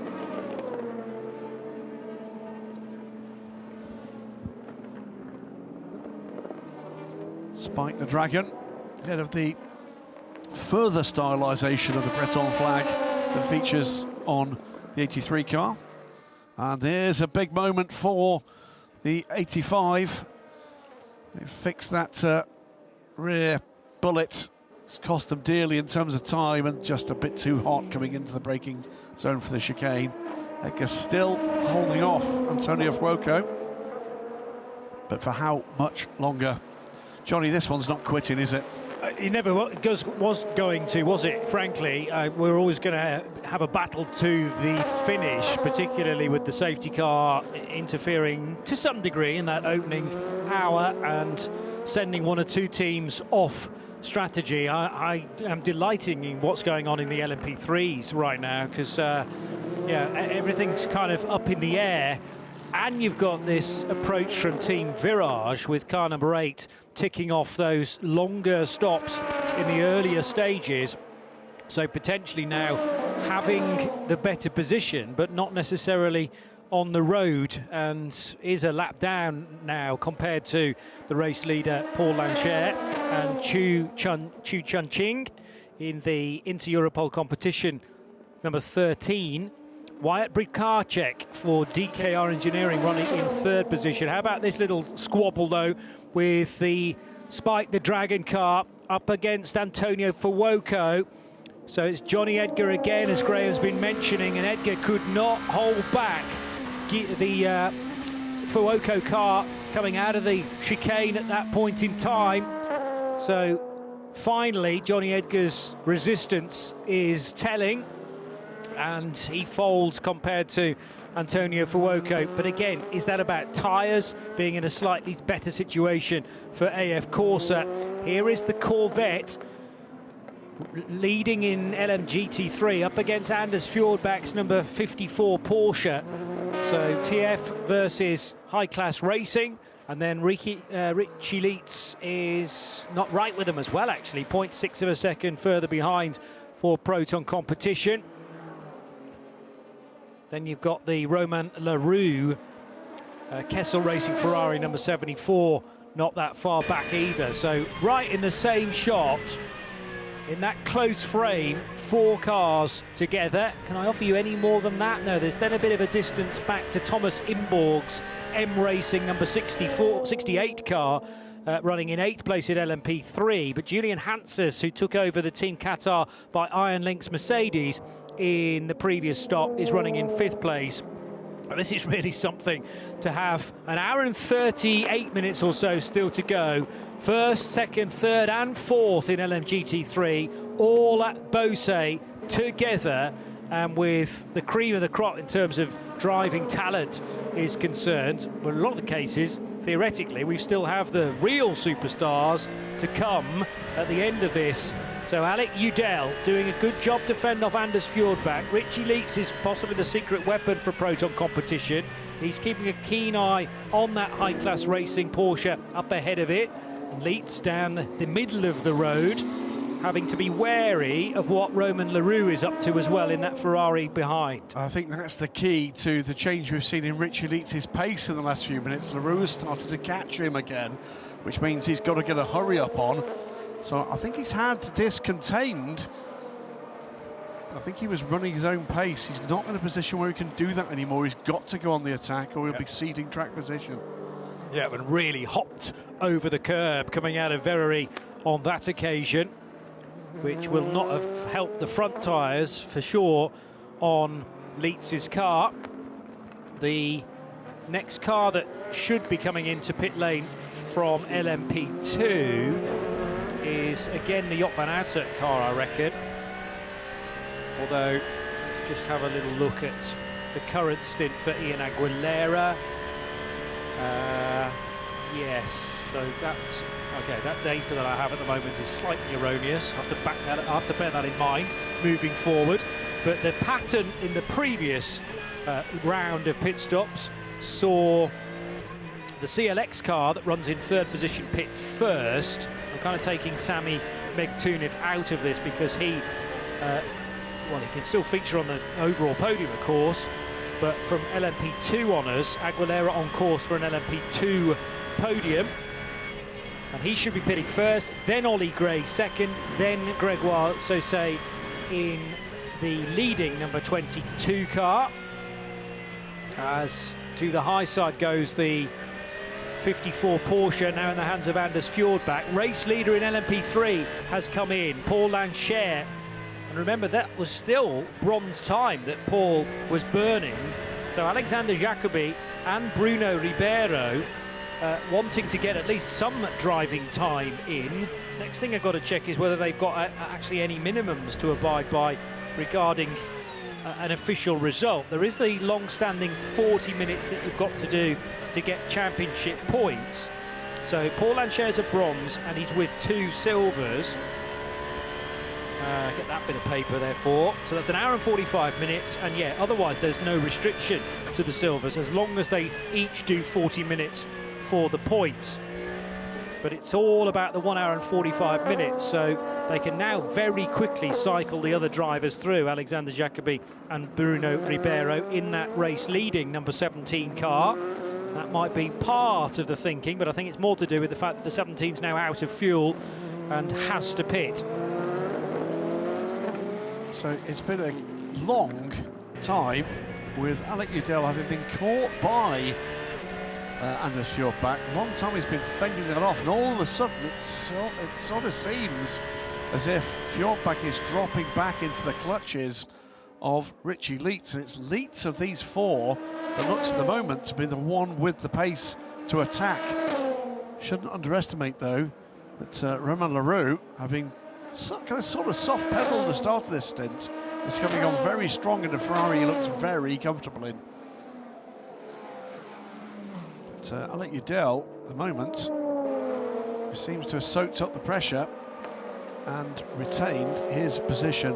It's the 7 and the 9. This is for position, by the way. It's Mike Rockenfeller on Cenk Bullet-Basie in the Vector Sport car, the number 9 car. Very Ford-like colours, isn't it, for the Proton car? And that's not an accident. Mike Rockenfeller and Seb Brio already announced as being part of this developing hypercar effort. More news to come in the days and weeks that will follow about the shape of Ford's effort coming to the FIA World Endurance Championship in 2027, as will be McLaren. There we go. There is Francois Perraudot.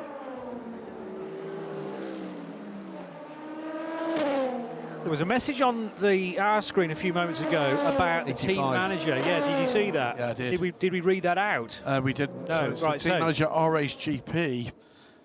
There's a replay. Mike Rockenfeller alongside Bullet-Basie. Has he managed to get that done? The answer is no, he has not. So Bullet-Basie still just ahead of Mike Rockenfeller as he turned in. Rocky did the right thing there. But yes, the team manager of car number 85, RHGP's LMP3 entry, being sent to race control immediately, well, please. The last 2 things we saw from RSGP, they were running a solid second, but with the damage to the rear.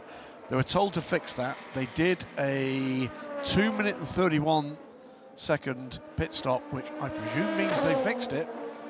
came back out, but then we saw the car have a problem under braking into the chicane. Don't think it's that, unless they didn't give up the track position they gained. Yeah, and obviously being off track and gaining a lasting advantage is a big no-no. If you show that you've realised your mistake and give the place back again, often that is forgotten. But something's got to be checked, clearly. And RSGP's car, which is running 4th at the moment. By the way, the pit-stopping Paul Lancher, he's handed over to Alexander Jacobi now in CLX Motorsports number 17, and that car has rejoined in 3rd position.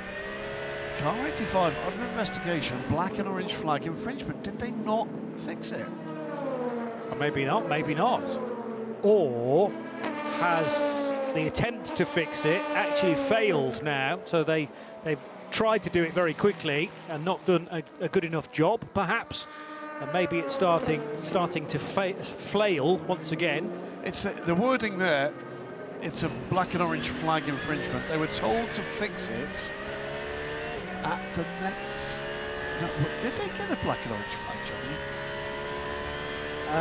I could probably find out, but you might need to give me a few moments to just go through all of the... I wonder if what we're talking about here is they were told to fix it. If that was a black and orange flag, it's within a set number of 3 laps, isn't it? Yes. No, there's been clarification on that. I was finding that out this morning. Let me get you that bulletin first of all. What I'm wondering is, did they cross the line in terms of the regulation so they didn't compromise their stop in terms of the timing? Yeah. If it was within a lap, my guess is that might be the issue. Still, by the way, this train of 4 LMGT3 cars goes on. Next car, by the way, behind them is actually an LMP3 car. It's the charging Team Virage car, now up to 8th in LMP3. Right, so a bulletin that was issued actually on the 1st of May, which was Friday of this weekend, was a clarification bulletin. We're still enjoying this GT battle, by the way, and give me a nudge, Graham, if something key happens here. A driver who is shown a black and orange flag must comply with the FIA article, blah, blah, blah, and must stop at his pit stop on the next lap, That's gonna be it. regardless of pit entry status.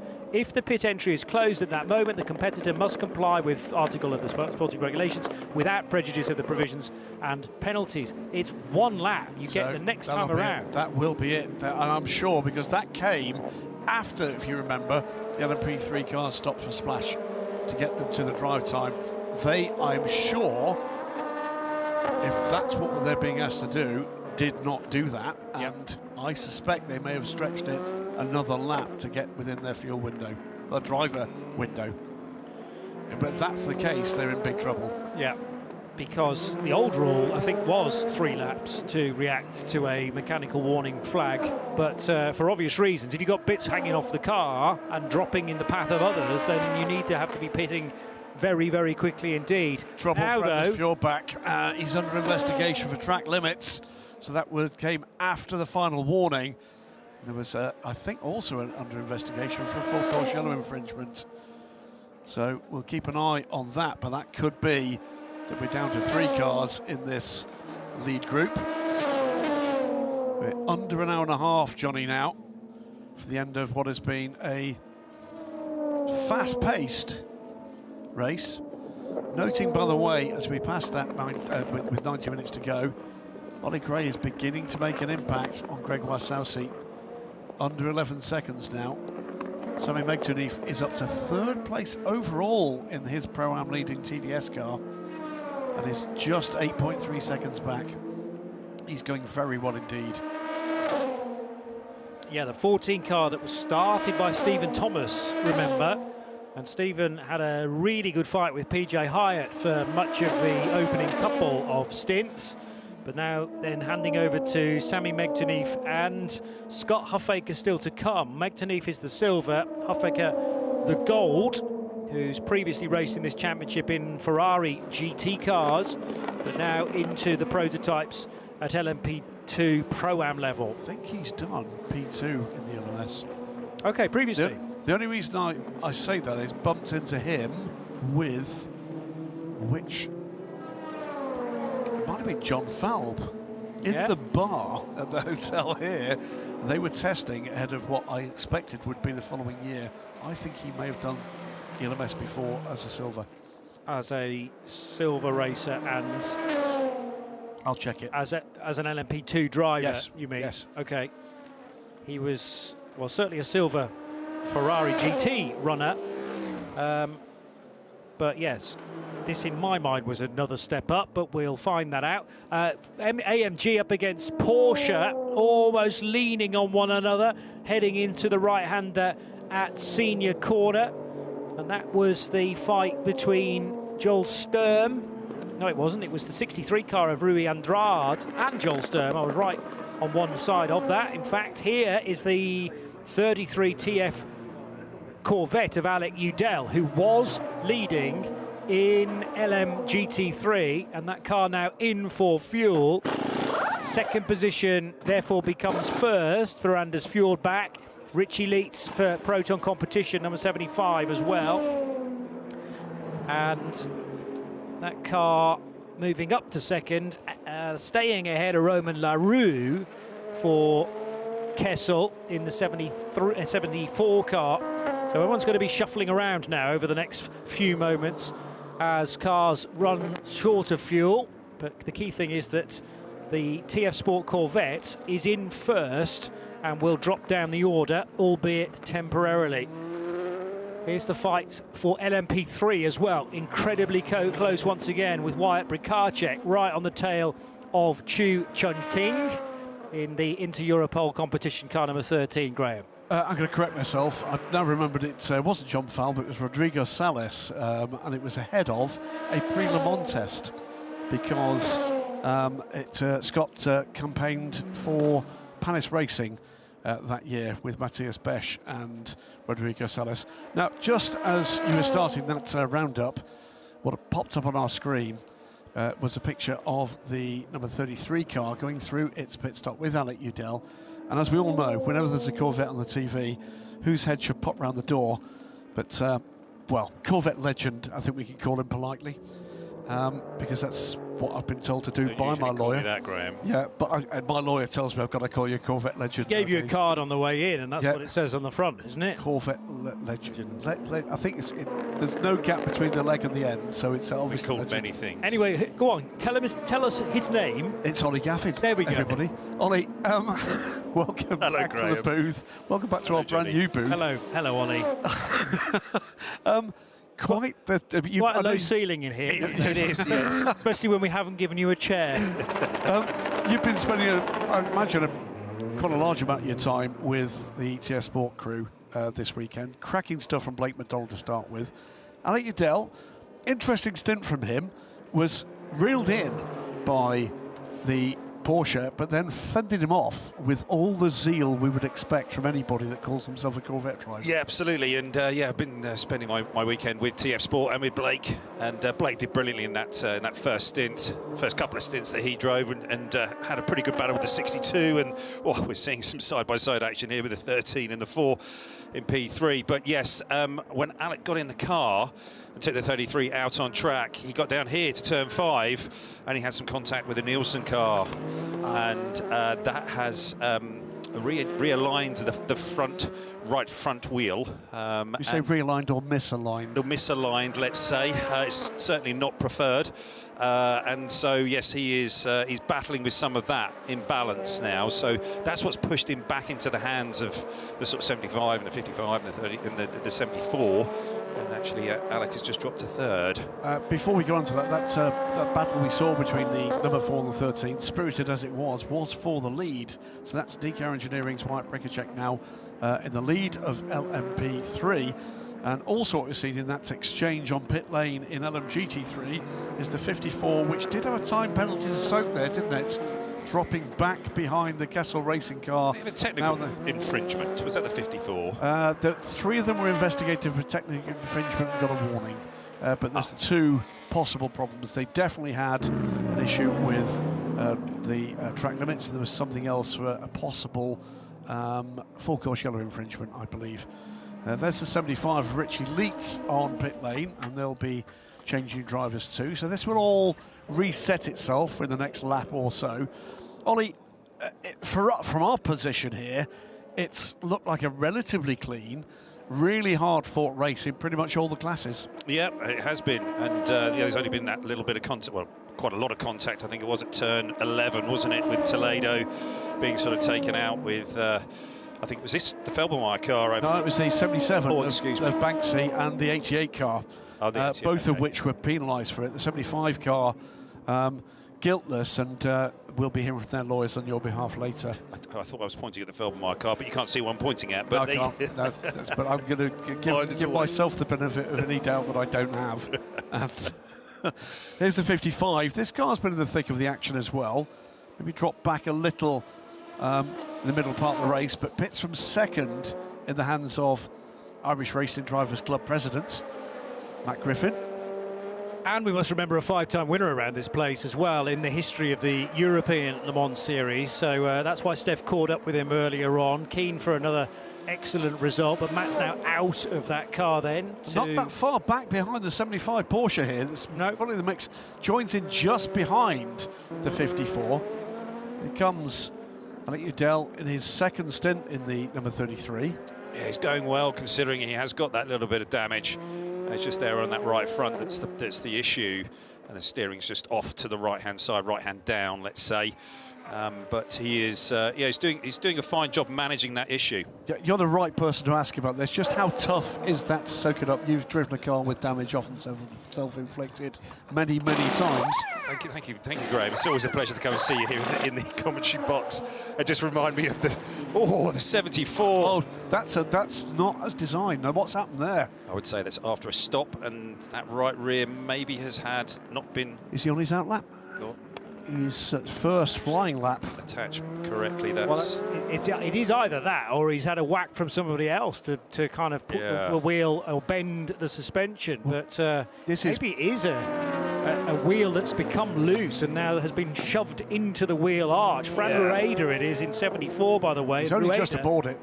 When they come loose like that, they usually part company with a car, but it's odd that it's gone like that. Yes. It's going to be a virtual safety car coming here.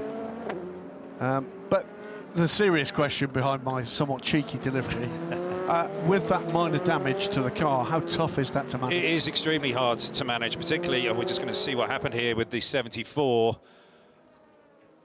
In close contention with the 75, it has just snapped on him, hasn't it? Yeah, I think that was just hanging on, and as he just loaded it to that left-hander, it just snapped away from him and fully came away from the car. He did really well keep that car. Yes, he did. Good order. He did, and that's terrible luck for those guys. Kessel always run an excellent car, and it's unusual to see them with such an issue.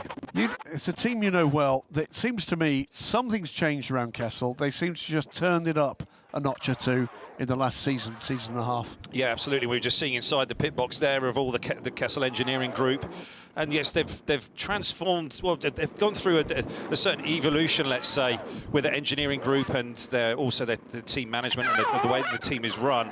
And they have done an excellent job. And the likes of Daniel Serra, who's on the screen now, being one of their pros, bringing all of that knowledge that he's built up over all of the years of competing, whether it's in the World Endurance Championship, or whether it's for other manufacturers, or now coming here to ELMS and competing for Kessel Racing as a Ferrari factory driver. And earning for the Le Mans 24 Hours 2 automatic invitations, one through the GT World Challenge, one through the Asian Le Mans Series, where we saw them in fantastic order throughout the season. Yeah. Great to see. The two Porsches, by the way, seem to have been welded together. Do you think one of them comes as an accessory with the other as part of the deal?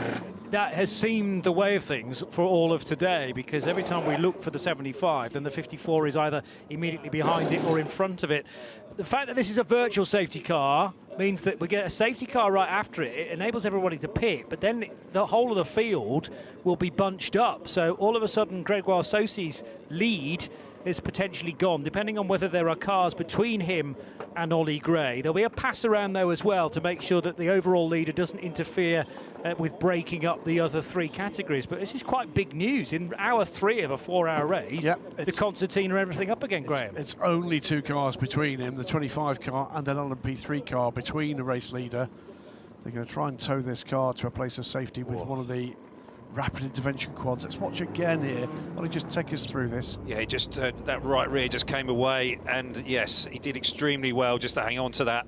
It's most probably at such a slow speed, let's say down there at turn 5. That was one of the reasons why the tyre actually stayed somewhat attached to the car. But it does. Yeah, it's peculiar how that's failed. It doesn't look like there's a nut on that wheel.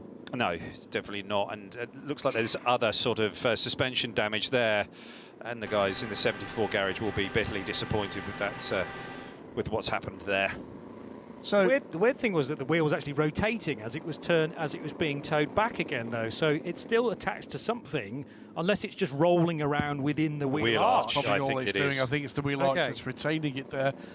Well, we look at this as we've got cars making pit stops as they certainly will right now. Gregoire Saucy, this is the second time I've had a virtual safety car to effectively rip away a hard-earned lead for United Autosports. Griffin Peoples, it happened to him after he'd made good his escape. We've got TK Engineering on pit lane from the lead, haven't we? Although into Europol was shown on the lead at the time when the car came into pit lane. Yeah, I'm trying to remember who was leading now. We'll say, by the way, it was into Europol competition who'd had the lead for a little while, number 13. One of the other things we saw on the screen, by the way, just catching up with a little bit of housekeeping, is that the 74 crew are under investigation for a possible unsafe release. That will be an investigation as to whether or not the wheel was on there. Also saw, I think, 2 messages, one of which was about Mike Wainwright in the 86 car. That car, GR Racing, 9th overall, under investigation wearing jewellery. And I think there was a second investigation for the same thing, unless we got a rogue message. Something fairly new, Ollie, that we're seeing. Yeah, that is, and you know, that's something that I didn't really have in my day of competing, but they've certainly, all of the officials have really tightened up on that, on wearing the watches or the jewellery or the necklaces, whatever it is. I'm not a big one for a necklace or earrings. No, you never really will on that bling, were you? Not really. Bit gangster. But never tempted to take the Rolex in there? No, Graham, no. Takes it everywhere else. Yes. Just takes it off when you get into a race car, perhaps. You always tell when Better Ollie's option. coming because the watch appears to the door before he does. Yeah. I am wearing it right now. With a special engraving, Corvette legend. There it is again. It's only one. I'm not coming again. That's it. We always make you feel very well. Oh, it's beautiful here. I love it. Yeah. See? We would have put the kettle on had we known you were coming here, but there's no space. Indeed, a kettle. But away goes the 54. Flurry of pit stops, including now the race leader. Return to form, it seems, this season from United Autosports. They were so unlucky with a completely random failure at Barcelona. Here comes Saucy onto pit lane. They weren't very lucky in the Asia Le Mans series, were they? No, they were not. They had an absolutely terrible time there. But here, with the signing of Griffin Peoples, with, I can only say, some kind of epiphany here from Gregoire Saucy. He was excellent in qualifying. He's been really good in the car in this session. Something has been unlocked there. And it's something we often say, look, I'm not the expert from the driver's perspective. You've, through your career, transitioned from all sorts of cars into other cars, from single-seater cars into sports prototypes, into GT1 cars with a mid-engine, then a front engine, and then back to a mid-engine. Yeah. How tough is it, that transition, when you're coming in to do something at this level that's that new? Oh, it is really incredibly tough, and I think that's one of the things that so many of these drivers coming in sports car racing and trying to understand how to extract the most pace from it, whether it's a P2 car or a P3 car on this Goodyear tyre, or into a GT3 car which has got the engine in the front or in the middle, or even right in the rear, like the Porsche. You know, every car has that really unique driving style, and you would have got tuned into that one particular thing, whether it was in, I say, a Formula Ford or a single-seater car that you would have learnt your craft in, and then coming to this, and all of a sudden you're inside a cabin and your environment is very different, and heat aspect of everything, and you know how things look and feel, and what you can actually see. Like here, coming down pit lane, you're just seeing one of the other P2 cars pulling out in front of you, and it's all of that, those bits and pieces that you would use as your normal reference points and your triggers and your how you are going about building your lap or your performance, and you have to recalibrate yourself. And someone like Gregoire Saucy, he's most probably just falling into that rhythm and that flow and understanding how he can exist in the race car. So the P2 pit stops continue under this virtual safety car. You get a couple of laps to do that before the proper safety car is sent out onto the track. This provides us opportunity to head back to Steph Wentworth for a catch-up. Joined by a whole duo here at United Autosports. I am first joined with Griffin Peebles and also Gregoire Saucy, drivers of the number 22 United Autosports. Griffin, you started off the car, exceptional pace from you, unfortunately neutralised by the VSCN safety car. Yeah, no, it was a good stint. I had a good start as well. Made a move at the end of the first lap and got into the lead and got into a nice rhythm and built a decent lead. Then we had the first safety car. Then a fuel stop, and after that built another lead with good pace. The car felt really good, and then handed over to Gregoire, kept the lead nicely until this last safety car. So I think we're in a really good position. Hopefully Ben can pull it off.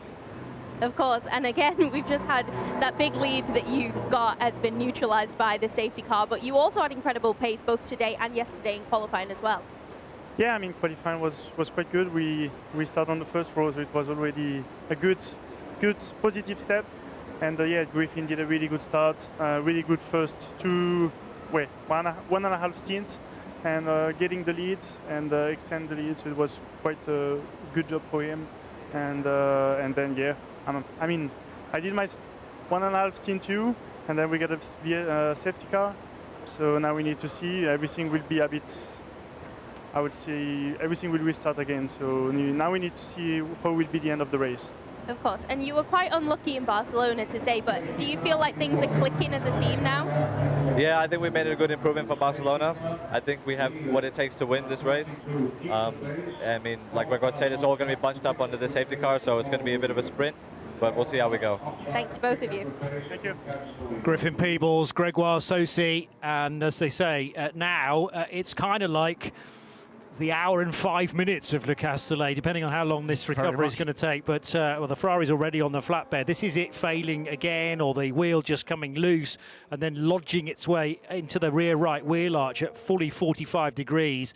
And Fran Rueda, it'll be a couple of cars behind it. Yeah, so look to the Ferrari to the left of shot, which then loses the rear big time.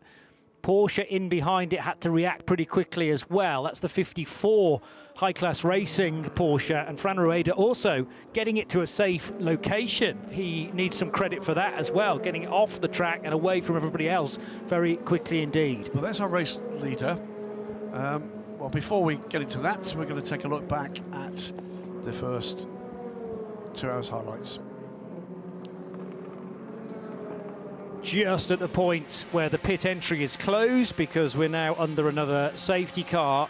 So a good start from Louis Rousset, and there was Griffin Peebles tucked in behind in second place. Bijoy Garg in the colours of Inter-Europol competition as well, and initially everyone threading their way through the Verrerie chicane without too much of a difficulty. Got a little tussle there between Edward Pearson, who would subsequently lose positions, and Paul Lafargue, the car in the white with the red stripes there. Backwards, though, off the track went Jean Glorieux in the number 3 DKR engineering car, possibly after a slight touch with the Team Virage John Faub car. And yeah, the sort of shrug from Ollie Gray to assess precisely what had gone on at turns 1 and 2, but Jean Glorieux left at the side of the track to be back in the race fairly shortly. More places lost by Ed Pearson, though, as he was muscled out of the way by the number 10 Vector Sport car. LMP3 scrapping began in earnest very early on, and then the fight between Griffin Peebles and Louis Rousset, the 2 front row starters. Peebles caught and then was able to pass the Frenchman around the Garlaban right-hander. Onward we would go. This awkward incident involving 3 cars. Custodio Toledo by far the car that was pegged back the most, with a big spin and a hard hit into the barrier after Horst, Feldmeier and Banksy in the Porsche right in the middle were both penalised. Toledo the innocent party, but Toledo an immediate retirement sadly, but thankfully he was okay after significant damage to that number 50 Ferrari. Then Abdullah Al-Khalifi trying to muscle his way back through after an early penalty, ended up spinning the Takeshi Kimura car guy Ferrari, so he'd get another penalty for that. And then the Qatari was in the bad books for that side swipe against one of the Porsches. That two Porsches have been glued together actually for much of the race. They're both in shot there, the 75 and the 54 from Proton and High Class respectively. The track was briefly declared wet, allowing people to use groove tyres should they have wished to, but it turned out nobody did go that way because we just didn't get enough rain, frankly. It was only ever this end of the circuit. Then finally the 54 car of Max Moritz got the jump on Matthew Kurzajewski. He'd have to go all the way around the outside of the north chicane to make that done. Joop van Uitert down the inside of Ferdinand Habsburg into Virage du Lotel, but then he would run wide and the place would be gained again by CLX. 85 has had to repair the rear bullet on this car that's been hanging loose for a good while now. They possibly did not observe the black and orange flag as well. Antonio Fuoka, as he joined the race, was on a second-rate set of tyres, which had obviously been hard used by a previous team mate, but then on a better set, he came back really pushing and was able to overtake. Good fight again at the head of the order between RSGP's Duquesne and the CLX number 17 car of Paul Lancher. And then, also in LMP3, there's been so many cars in contention for the potential race win. DKR, who'd taken pole position in that class yesterday, back to the front. Then a really weird one for Fran Rueda, for Kessel Racing. This wheel departing company, and that's the reason why we're now under initially a virtual safety car and now the full safety car, which will concertina the field, Graham Goodwin. Safety car pass around happening right now, but after 80 laps, this is at least the order, and the other subcategories will be rejigged to make sure it's fair for all. It's close, I think, is what it comes down to. When it's close in all four classes, it's going to be closer, obviously, as a result of the field compressing. It will need to have a pass around. It's quite an extensive one for everything other than the lead class. Pretty much 2/3, if not more, of the LMP2 Pro-Ams currently passing by. I am surprised to see the 24 LMP2 in that group, because I thought the safety car had picked up the leader. It's a good point. Yeah, so there'll be quite a lot of runners now being released. But so you're puzzled about what, car 24? Car 24 is an LMP2 car. That's Nielsen Racing car, Jack Doohan. And I think that's, I'm pretty certain the Audi picked up Ben Hanley. Unless I'm wrong, Jack Doohan should not be in the pass-around group and is in some significant trouble. We'll let race control deal with that. What we should make clear is it is on the team to basically determine whether or not they're eligible for a pass-around. Yeah. And the eligibility is if you are in front of your class leader behind the safety car. Yeah, so if erroneously the safety car picked up the 24 car, for instance, then it would be allowed to pass the safety car, but that's the difference. The wording is very carefully done, as in it's called a pass around in this championship and the World Endurance Championship. In IMSA it's called a wave by, because it's the officials that actually wave you past the course car and they go, yep, you're eligible, no problem, go ahead.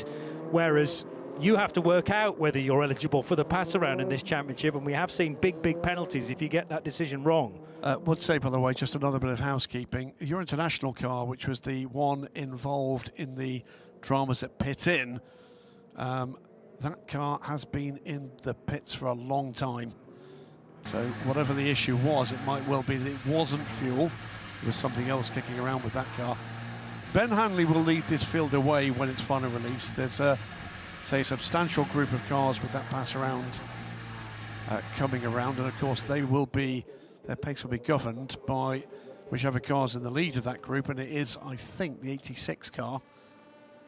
One of three teams, by the way, according to messages from race control, under investigation for jewellery. Mike Wainwright, Lucas Facuri, I think, and apparently car 4 is wearing jewellery.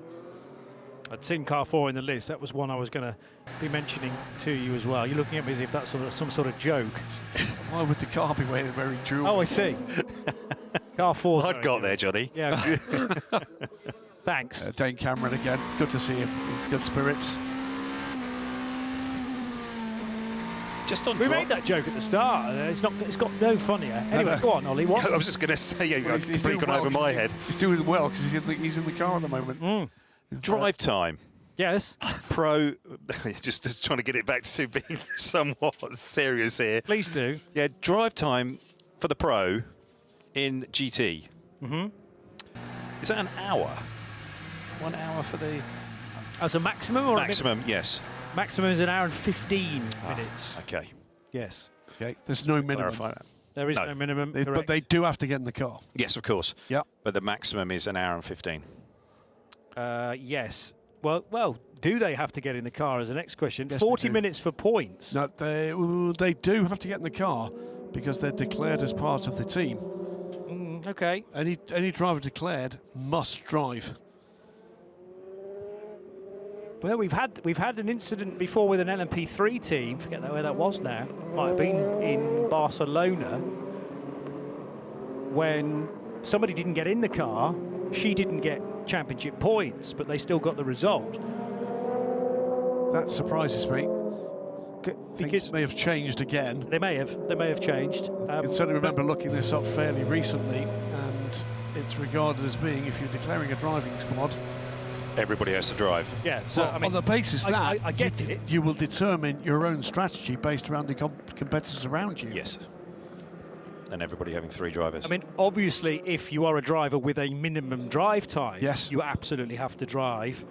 But in the case of Ollie's example of a gold or a platinum in an LMGT3 trio, there is no minimum drive time. Just as long as you don't exceed the hour and 15 minutes, you wouldn't get championship points. And it wouldn't be in your favour to do it either because you're leaving out the quickest driver in your trio. But as to whether you would be taking out the result, I don't know. It's a good question. The train has now joined. And, as a driver, when you were looking to do that pass around, and we're talking about the split between, or the difference between WEC and ELMS and GT World Challenge, and the difference in the United States with the IMSA Championship, it is still upon the team and the driver to give that instruction in every championship to make that, to go past the safety car or the course car that's at the front. But then once you're then by, it's then upon the driver to then get back to the queue and rejoin as quickly as you can. It becomes tricky when you get up behind a slower car that can't get back to the back of the queue. Car 62, let's pick up the pace. Car 62 and 86, let's pick up the pace, please. They were the 2 cars leading that chasing group. And there can be a little bit of gamesmanship here where people are trying to save fuel and not use it all to get back to the back of the pack. They want to get back to the back of the pack efficiently and not as quickly as they possibly can. We've also seen it, and I know they're wise to it, that they don't quite catch the pack, and then that gives them the opportunity to get the hammer down just a little bit earlier, up to pace and pass cars as we go back to green. Yeah, there is that, but you know, it's also managing your resource, and if you are marginal on the energy to get to the end of the race, your engineer is going to be screaming at you just to not use it, to get back to the back of the pack, and that could be what we're seeing right now. So what we've got at the moment in this pack, with under an hour to go now, Ben Hanley leads the way. There he is behind the safety car. There's 1 car between him and his pursuer, Esteban Masson, for the lead in the lead overall. TDS Racing's safety car is coming in this lap. Safety car is coming in this lap. And he is, I think, well, there's actually quite a gap between TDS Racing and AF Corso sits second in LMP2 Pro Am. CLX Motorsports lead LMP3, and a close behind is DCAR Engineering. That's going to be feisty. And as for Charlie Eastwood and Tom Sargent, they're line astern. at this point as a driver, you're just sitting there waiting for the lead guy to go, and you're just seeing, and Ben's gone, but you were seeing your temperatures just start to plummet.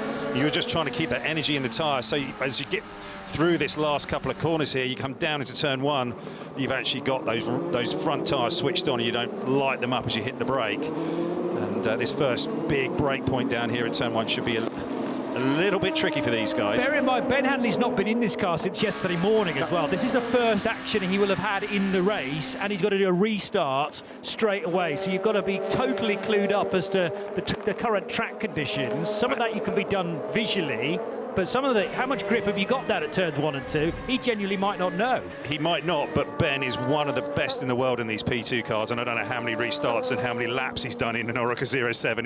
It's a lot. Meanwhile, he had his mirrors full of Tristan Vautier briefly in the 25 car, looking to unlap itself and get back on the lead lap. He's managed to drop Tristan, and now Esteban Masson has got the task of getting by Vautier. I think there will be blue flags for that car shortly. Adrien Clomenil is right behind Esteban Masson, so he's got the double challenge at the moment. Now from the Proton competition cockpit, Tom Sargent can see the rear end of Charlie Eastwood's Corvette. Charlie's going to have his elbows out here, absolutely. I was just speaking to him before I came down here to see you guys, and he said, yes, I will be sharpening up those elbows, just making sure I can keep that Corvette nice and wide. There's a car going off very wide to the right-hand side. So Hanley leads, Esteban Masson also in for his first duty in the race in second, but he's kind of been dropped now as Forestier Racing by Panis. Esteban Masson, what were you saying? CLX got ahead or in front? No, that's Forestier Racing going second by the 25. He stays in second, he's just cleared the car that separated him from the leader. Right, I'll carry on just doing the top 5 in that case. Adrien Clomenil in third, Laurence Hoare in fourth, and now the Porsche's up alongside the 57 Ferrari for a move right in behind the Corvette. So good little dice for second and third there, as Mathis Jobert has to make room for the Spike the Dragon car. Someone shooting into the pit lane in the background, so not quite sure why that car didn't do that under the virtual safety car. Locked out of the pits, remember, when the safety car is then finally deployed. 54. It's the 5 Rinaldi Racing car. 54, drive-through penalty, track limits, and 10 seconds added to their next pit stop for high class. That's going to kill their race. Mathis Jobert on board the 57. This lad is something special. He's showed so much pace in the P2 car last year. He's got that contract with Genesis, and he's in the hypercar, and I think he's just lining Charlie up here, looking for the opportunity. I had a little chat with him just earlier on in the day, and he didn't really fancy their chances, but I'm pretty sure he's going to be fancying his chances right now. Jobert? Yeah. Oh, God, dear me, sorry. Well, within the last 12 months, this young man has won in an LMP2. He's put up a great stint in the hypercar with Genesis at Imola. Their opening round, they'll be back into it again next weekend at Spa, and now here in an LMGT3. Charlie just turning into the chicane there. He had to open the wheel because the P2 car was there on his inside, and that's going to give Jobert the opportunity to tow up behind him coming up into 10. Not sure the Kessel Ferrari has got that straight line speed. The 57 was turned around earlier on in the race, and I don't know whether that's hurt its straight line speed or not. But Charlie's doing a great job in staying in front, just trying to work that traffic at the moment. Well, the Felbermeyer car just up the inside of the 57 there, and it's wheel to wheel. Peril on the inside of Sargent. He almost got through in a third there into Bose. Not sure he's quite got it done, no, because we're now on board with that 75 car, but there are two completely independent battles going on here. Again, Peril's having a nibble on the back of Tom Sargent's Porsche. But this is so tough because the LMP2s are having to come through as well, through that GT traffic. And actually, Jobert's got eyes absolutely everywhere. In fact, with the Corvette again. That was the 54 going for pit lane for their drive-through. Here's more of this action. That's what you were seeing, Johnny. And there was a bit of contact, I think, there. Meanwhile, the lead gap is under a second between Ben Hanley and Esteban Masson. All sorts kicking off here. We did see with Jobert that earlier on in the weekend during testing that he could do the headline lap time, but then he would start to fall away with his averages. So maybe Jobert is trying to make it work now, and the Ferraris all seem to be a little bit in this this position where they've got good tyres underneath them at the start of their stints, but then it starts to fall away. Their deg is bigger than some of the other manufacturers. Let's see how this works out with the 75 and the 55 are really going at it here. And Perel's just trying to line up Sargent, getting this run through 6, 7, and then up to 8. The other guy who's certainly making advances to the sharp end of LMGT3 is Maxime Martin, who's been installed into the Qatar-entered AMG, and that car is now on the tail of Konrad Lausen. So the Team Qatar by Iron Lynx AMG and that AF Corsa Ferrari are neck and neck. Ben Handley had started to clear off at the head of the order, and I was saying, well, how's he going to get on with a restart? Well, he coped with it with absolute aplomb. However, now Esteban Masson has reeled him back in again, and the gap, had it been 1.5 seconds or so, it's down to half a second this time, Graham. Yes, it is. I would also add, by the way, we have had confirmation that the 24-car Jack Doohan is under review for the wave around procedures side by side briefly there between the two highlighter yellow fronted cars. Yeah, this is going to be tough, I think, for Charlie. Charlie's really going to have to use all his experience here, every last little bit of knowledge he's got of this Corvette Z06 GT3R to try and keep Matthias Jobert behind, who is going to be on a tear, but he's also going to be mindful of the guys behind him. And I can certainly see Maxime Martin in the 62. They had a very good average with Abdullah Al Khalifi in their bronze at the start of the race. So that car looks well set up, well balanced. I mean, there was a little bit of contact that it had through the race, but I don't think anybody's got through this race without some. But look at the group behind as well. One tiny error, and it's going to be multiple places gained or lost. It's a train of 5 cars behind the P3 car, the M Racing car that separates the 2 trains, this one of 2, the other one of 5.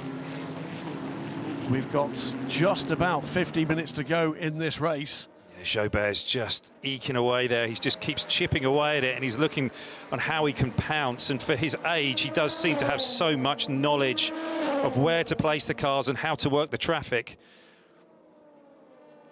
Much bigger gap now between... That's Vautier. That's Vautier unlapping himself from Esteban Masson.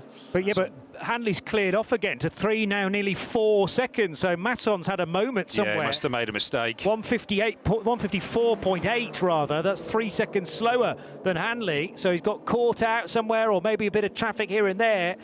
But that wouldn't account for a 3-second discrepancy. Mathieu Vaxivière setting fastest lap after fastest lap in LMP2 Pro-Am, and he's 3 and a bit seconds away. Now there's 37. A spin. Now there's a spin down at Virage du Lotel. Third place car. That's Adrien Clomenil in 3rd.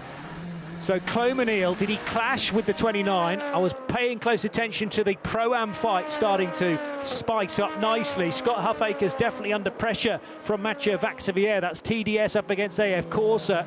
So not quite sure how the CLX car spun there. There's something awry. This is all playing nicely into the hands of United Autosports, giving them a much bigger margin out front. Yeah, it is. And that dropped Adrien Clomenil from 3rd to 7th. Let's see again what happened here.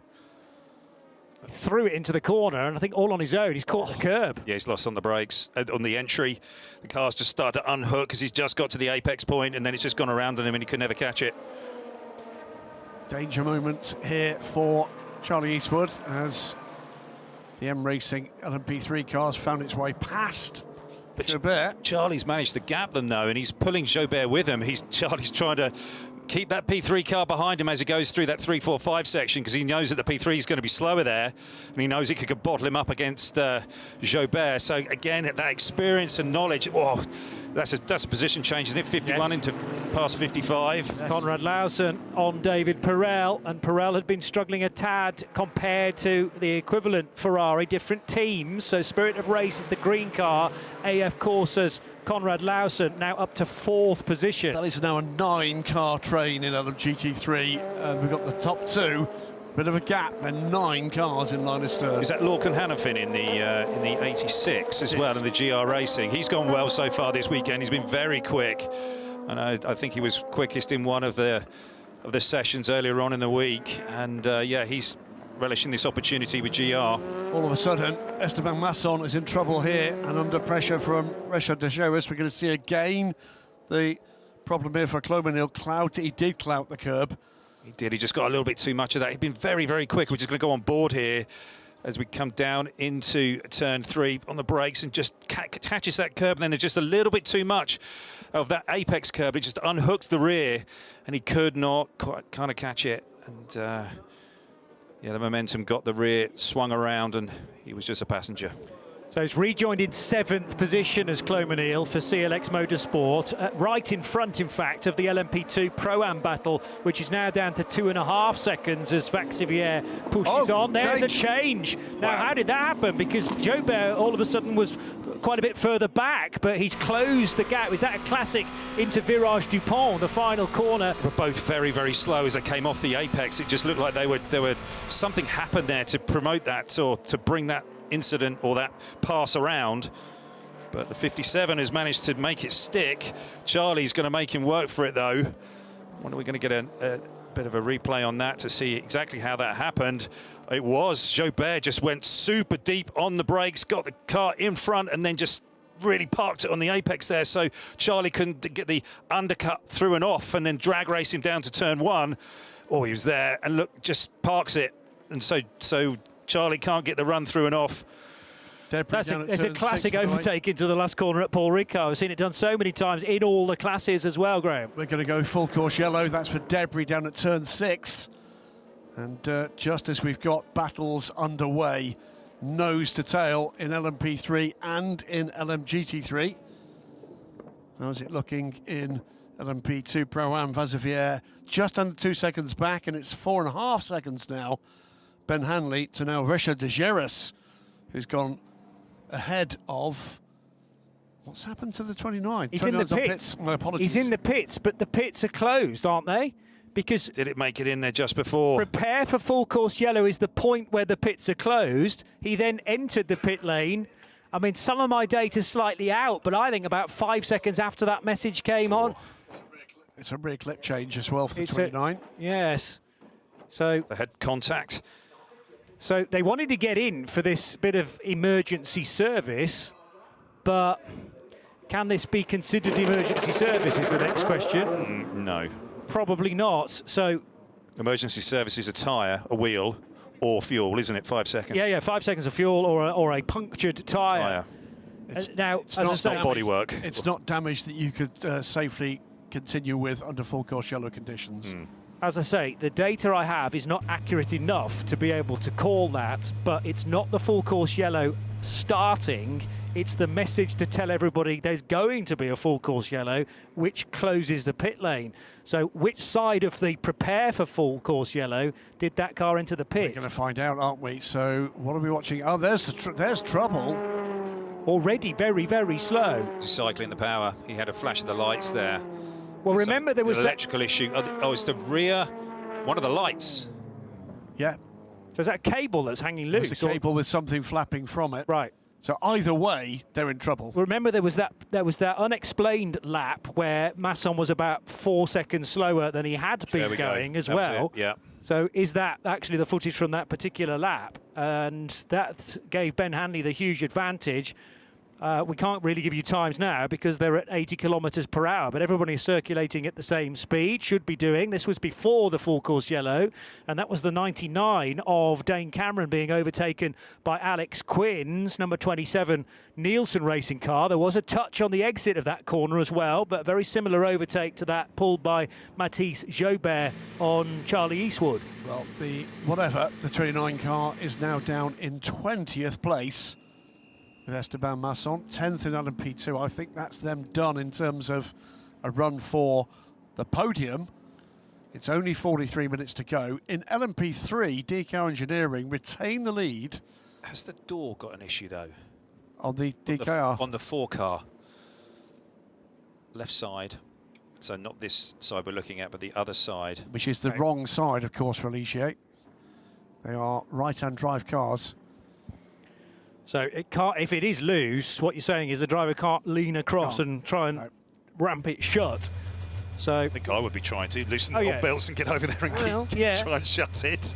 Loosening the belts in the old days was perfectly fine, I think, wasn't it? And then you pull them down to go racing again. All sorts of stuff was absolutely fine in the old days. All right, let's stop that now before we head into dangerous waters.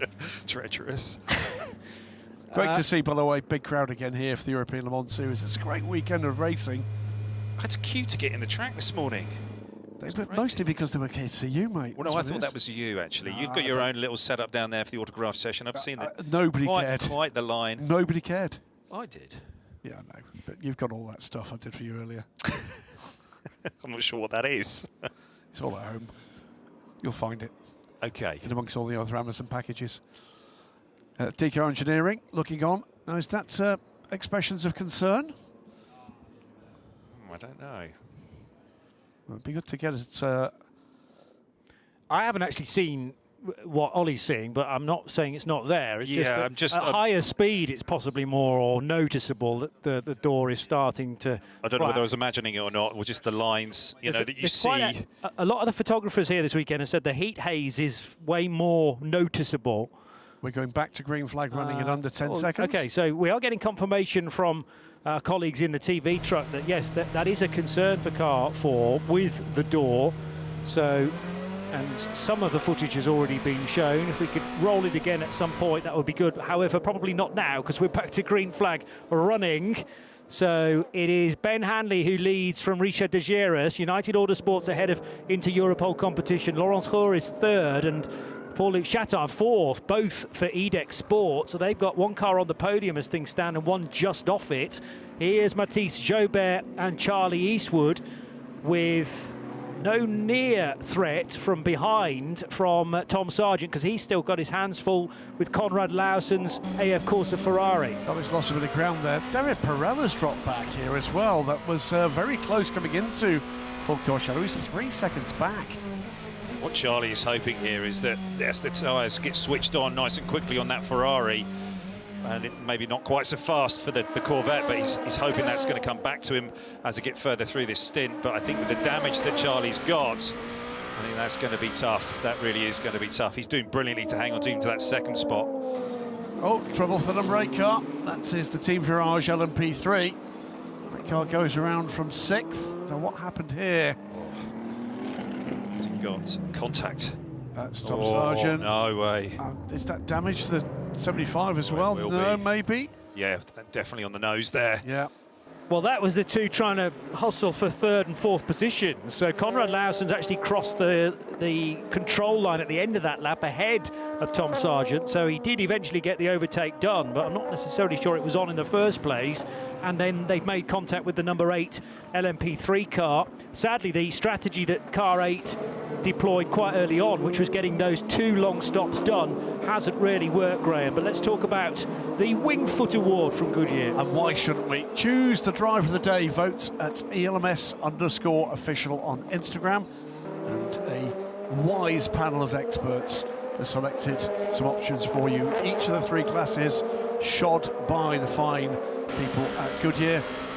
And the winners of each of those 3, the driver of the day from LMP2, LMP2 Pro Am and LMGT3 will receive their trophies on the podium this evening. It's your say from this point onwards. Still neck and neck between Dane Cameron's AO by TF, despite the Dragon car, and Charles Lacey now in behind for CLX. So this is a fight in Pro Am for 5th and 6th places. Manuel Espirito Santo having cleared off a little bit from these 2 in 4th, but the class is still led by Scott Huffaker, just about. Obviously that virtual safety car and then safety car itself will have closed the gap. Yeah, they're under a second now, Huffaker to Vaxivière. 29's back on pit road, so this will be, I assume, to finish off the bit of emergency service if they feel they came in during the full course yellow. There's no intervention on the car. I don't know what's going on here. They were going to plug in the fuel, and then they went no, and they're still. I think it must be serving some form of penalty here. I mean, it looks like that, but what's the longest penalty you can serve in the next pit stop? 10 seconds? Have we been told there's a penalty? That's the next thing I'm going to check. They were umming and ahhing about whether to fuel or not. Car 59 under investigation for an unsafe release. That is the Racing Spirit Le Mans Aston Martin. Car that's not had the best of days today. Under 40 minutes to go. The gap, 3.4 seconds. Ben Hanley from Richard de Geras. That's close enough. Laurence Her in the number 18 Edex Sport car, under a second and a half back from de Geras. It is open on the 4 car, look at that. Completely right. Yeah, there we go, daylight. That will be quite the ride in there with all that extra air moving around. It'll be upsetting the aero balance. Orange flag, car 4, bring your car in immediately. Yeah, I understand. Car 4, bring your car in immediately. And we'll again repeat this new rule about the black and orange flag, in that you've got to come in the next time you pass the pits. That no longer is the 3-lap rule in place, and that was stressed by an extra bulletin this weekend, in fact. So they do appear to have reacted to that. On track after T6, drivers rigs. And out of your vision, they're now going to slam that door shut. Let's hope the catch works. The official likes it as well, so car 4 is going to be sent away. But how costly is that going to be? It's dropped them certainly down to 3rd. They're still sitting on, still on pit lane now. Hats off for the driver inside car 29. Hats off for the driver in car 29. That was more than perfect. So whatever they did it right. Yes, yeah. It's unusual to hear Eduardo giving such praise. So that concern. Well, this is the pit stop for the number 4 with the loose door. I can see from that it is open. Yeah, absolutely. And You're glad you're here. The official can see from that now the door is closed, and the thumbs went up, and away went the number 4 car. We knew you'd get it eventually.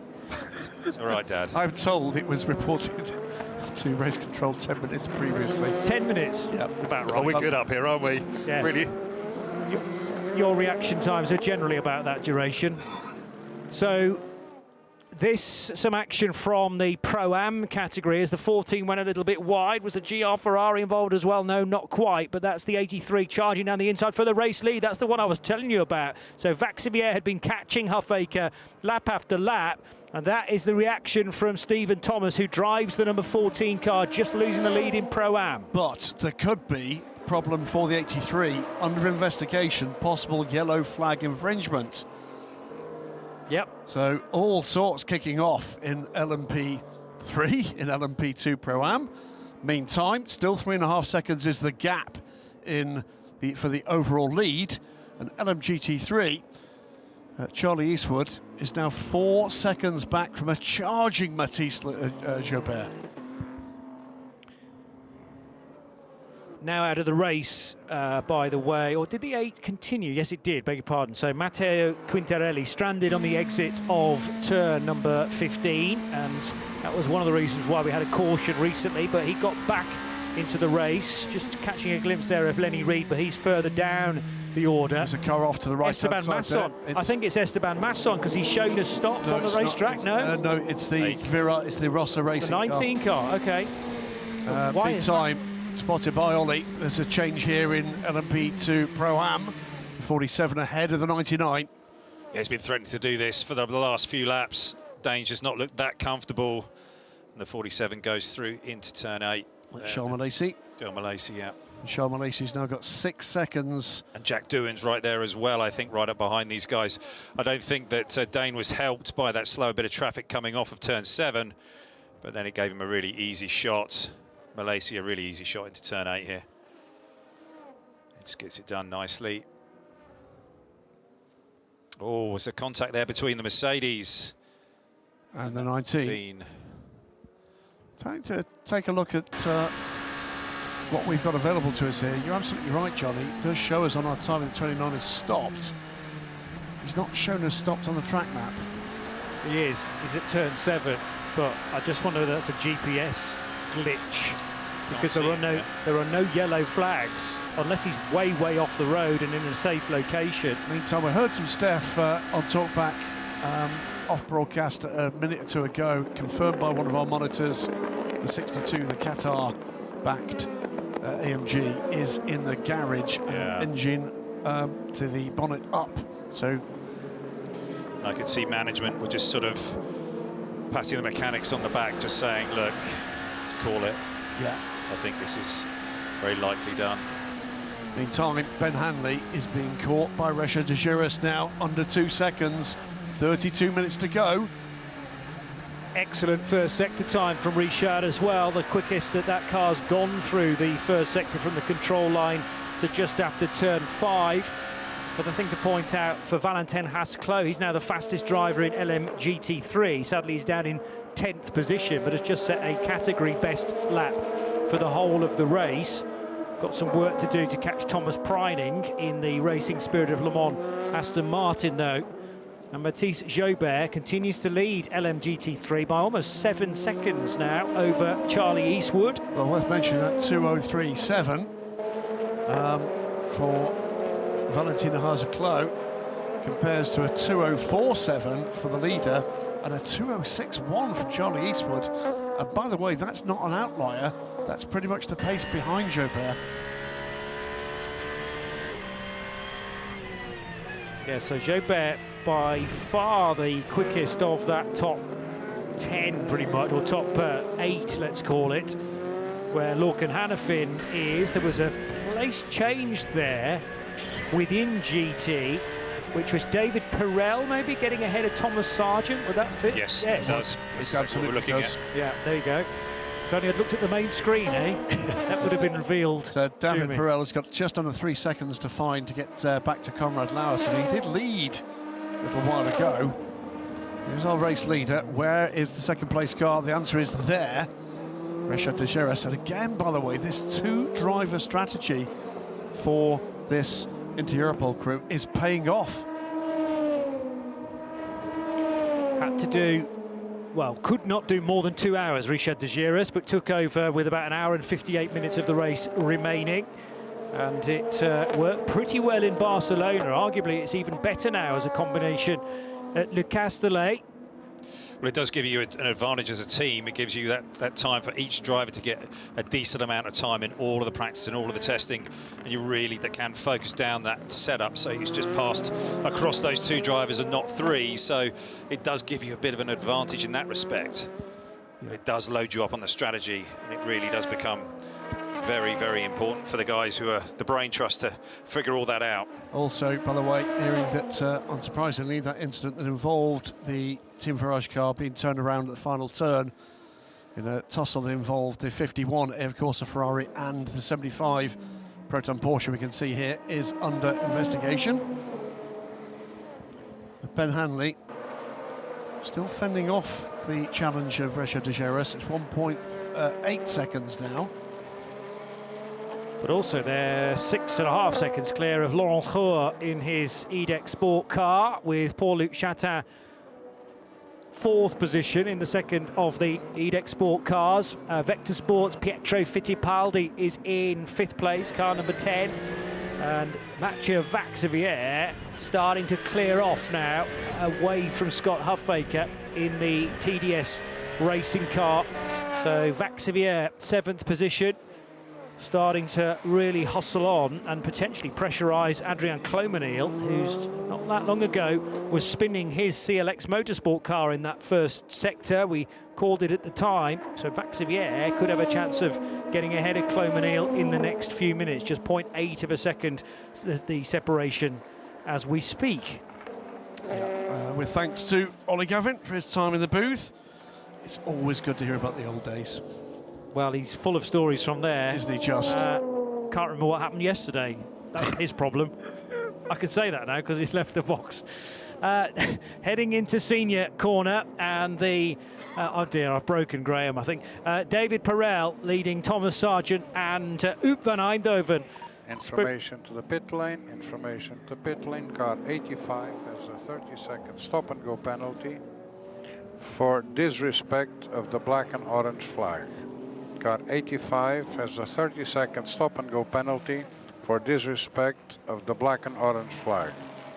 And that is big news, because that is currently our LMP3 race leader. Hugo Schwarzer is going to have to come in and serve a 30-second stop-and-go penalty, which will turn the LMP3 battle not quite on its head, but will mean that the 85 will descend rapidly now. Even worse, really, for that team, because we've just come out of a safety car as well, so the cars are more bunched than they would have been after 3.5 hours of running, let's say.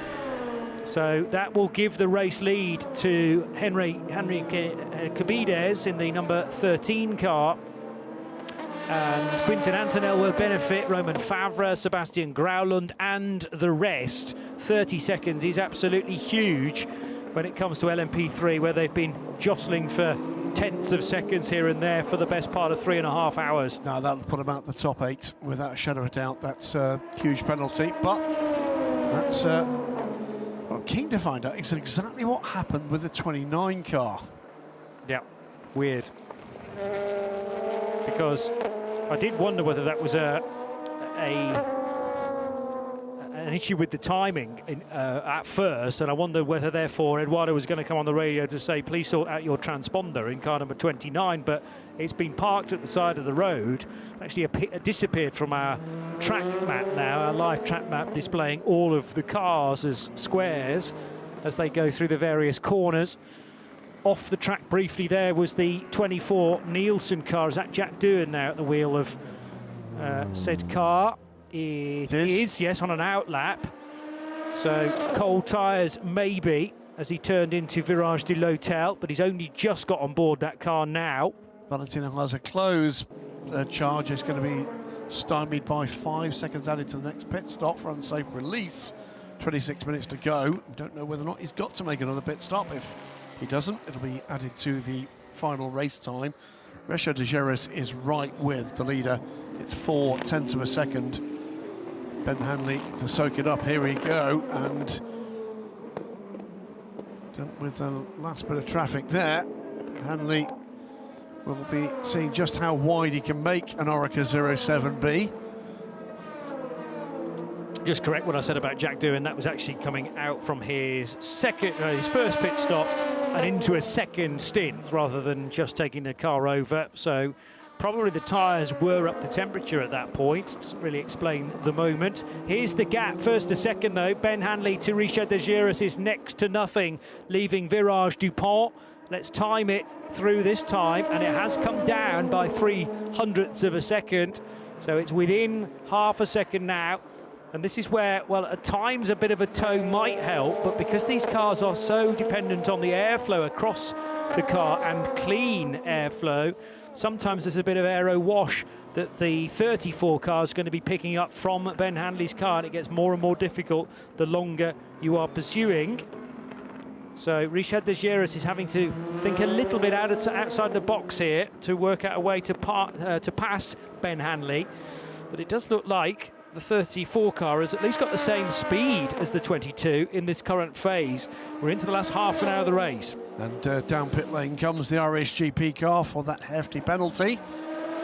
That puts paid to their challenge. That will give the lead to the Interpol 13, which has 8 seconds on M Racing 68 Ligier. Still Ben Hanley and Richard de Geris almost separated as if by a tow rope.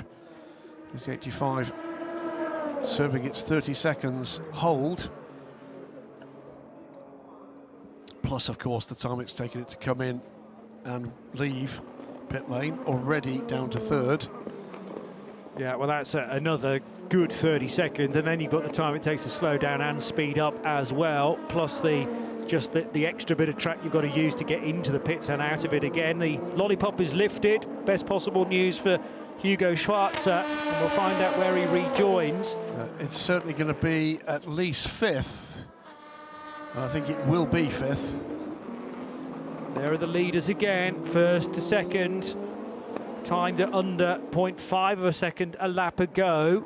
It's opened up a little bit on this lap, but will come down to a similar margin. While 0.6, nearly 0.7 in fact, this time through. In LMP2 Pro-Am, AF Corsa continue to solidify their excellent position, leading their class, but also in 7th overall, with all the credit in the latter stages at least to Mathieu Vaxivière. He'd been closing prior to the virtual safety car, then he had to just be patient.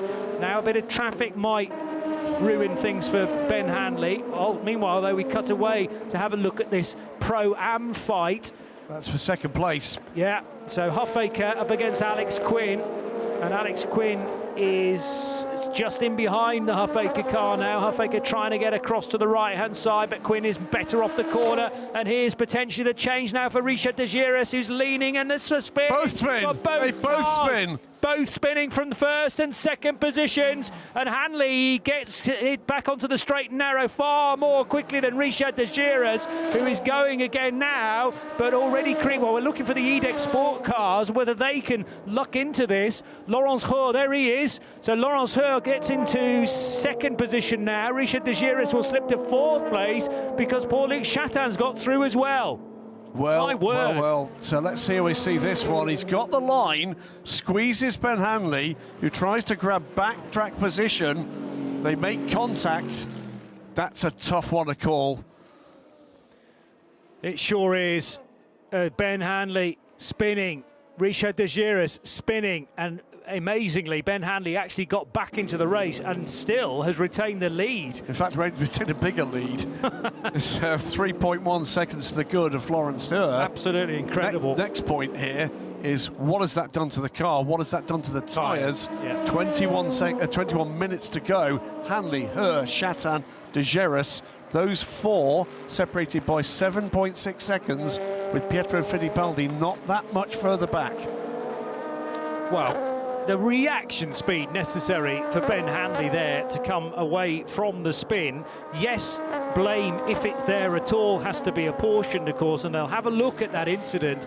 But the fact that he got back into the race quite as quickly as he did, Laurence Heur 3.3 seconds away. Paul-Luc Chatin's going to be pressurising him, by the way, as well. And there's now the rejoining Richard de Giras car down to 4th position. Tom Dillman, by the way, on pit lane and tumbling down the order. Scott Huffaker too on pit lane. So that means that Alex Quinn, for the time being at least, goes through to 2nd place. He's 14 seconds back from class leader Mathieu Vaxivière, but we're getting into that time now where the final pit stop cycle is going to come into play in these last 20 minutes. And how much fuel have all of these cars got, as now Richard de Giras is on the fight back, trying to get ahead of Paul-Luc Chatin. We don't really know how old all of these tyres are that each of the cars are on as well. This was the moment that everybody in the United Autosports garage, though, witnessed a spin for their car, a spin for the chasing car after contact. So it will have to be investigated, and will be. Scott Huffaker's back into the race. Yes, he is, having made a pit stop. Tom Dillman likewise. Very short pit stops comparative to what we were seeing in the middle portion of the race, of course. And 2 more coming in, including Richard de Giras. So do they do tyres on this car or not? And also the car in front is Paul-Luc Chatin. So this is a battle for 3rd and 4th positions right on pit road. It's become a fight in amongst the mechanical crews rather than the drivers. Also on pit lane, CLX Motorsports' Adrien Clomenil and the LMP2 Pro-Am leader, Mathieu Vaxivière. So these are the moments that will count in LMGT3. Meanwhile, Mathis Chaubert, 14 seconds clear. That looks pretty much done unless they have a problem. Charlie Eastwood is under pressure from Conrad Lauritsen. David Perel is a further 3 seconds back. He's soaking up pressure from Hood van Eindhoven in the 77 Proton car. Tom Sargent is right with them too. Away goes to 34, and they're 34, no tyres. It's going to be a fight off pit road, though. Neither of them have done tyres, and And a place change. No, it stays the same, doesn't it? That's the order they came in as. But I did wonder whether the 34 might be released marginally before. They were side by side. So the next question is, was that an unsafe release? I think they might just get away with it, but you never know. So EDEC are going to drop back to 8th position for the time being. Stall for the 30. That's annoying. So the Duquesne car for Dorian Pat has pitted as well from Pro-Am. But yeah, Paul-Luc Chatin led Richard de Giras into the pit lane, and that is the order that they rejoin. Part of me thought that because into Europol competition their pit stall is further down pit lane, they could have had a spotter up with EDEC to say, right, they're not doing tyres, should we do maybe 2 tyres on our car?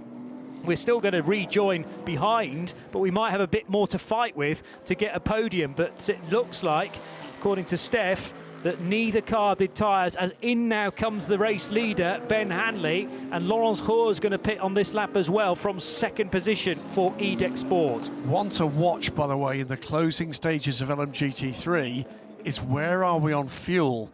The relative pace of some of these cars indicates, and I'm hearing, with thanks to spy in the pit lane, that yes, indeed, a lot. That was very, very feisty between the 55 and the 77. We are hearing a lot of fuel saving going on in LMGT3. Could that lead to dramas at the end of this race? It wouldn't be the 1st, 2nd, 3rd or 15th time that's happened in GT here at Paul Ricard, would it, Johnny Palmer? Certainly not, and those that might want to just gamble a little bit, that maybe don't have road position, might even risk a DNF to stay out for as long as possible. Here comes the 2nd EDEC car, and it's lost ground on its teammate because Laurence Roux back in the race. Now, it pitted a lap later, so you would have thought that pit stop could have been shorter, but in fact it's lost a bit of time. Was that due to some congestion? It was 50 seconds on pit lane compared to 46 for Ben Hanley.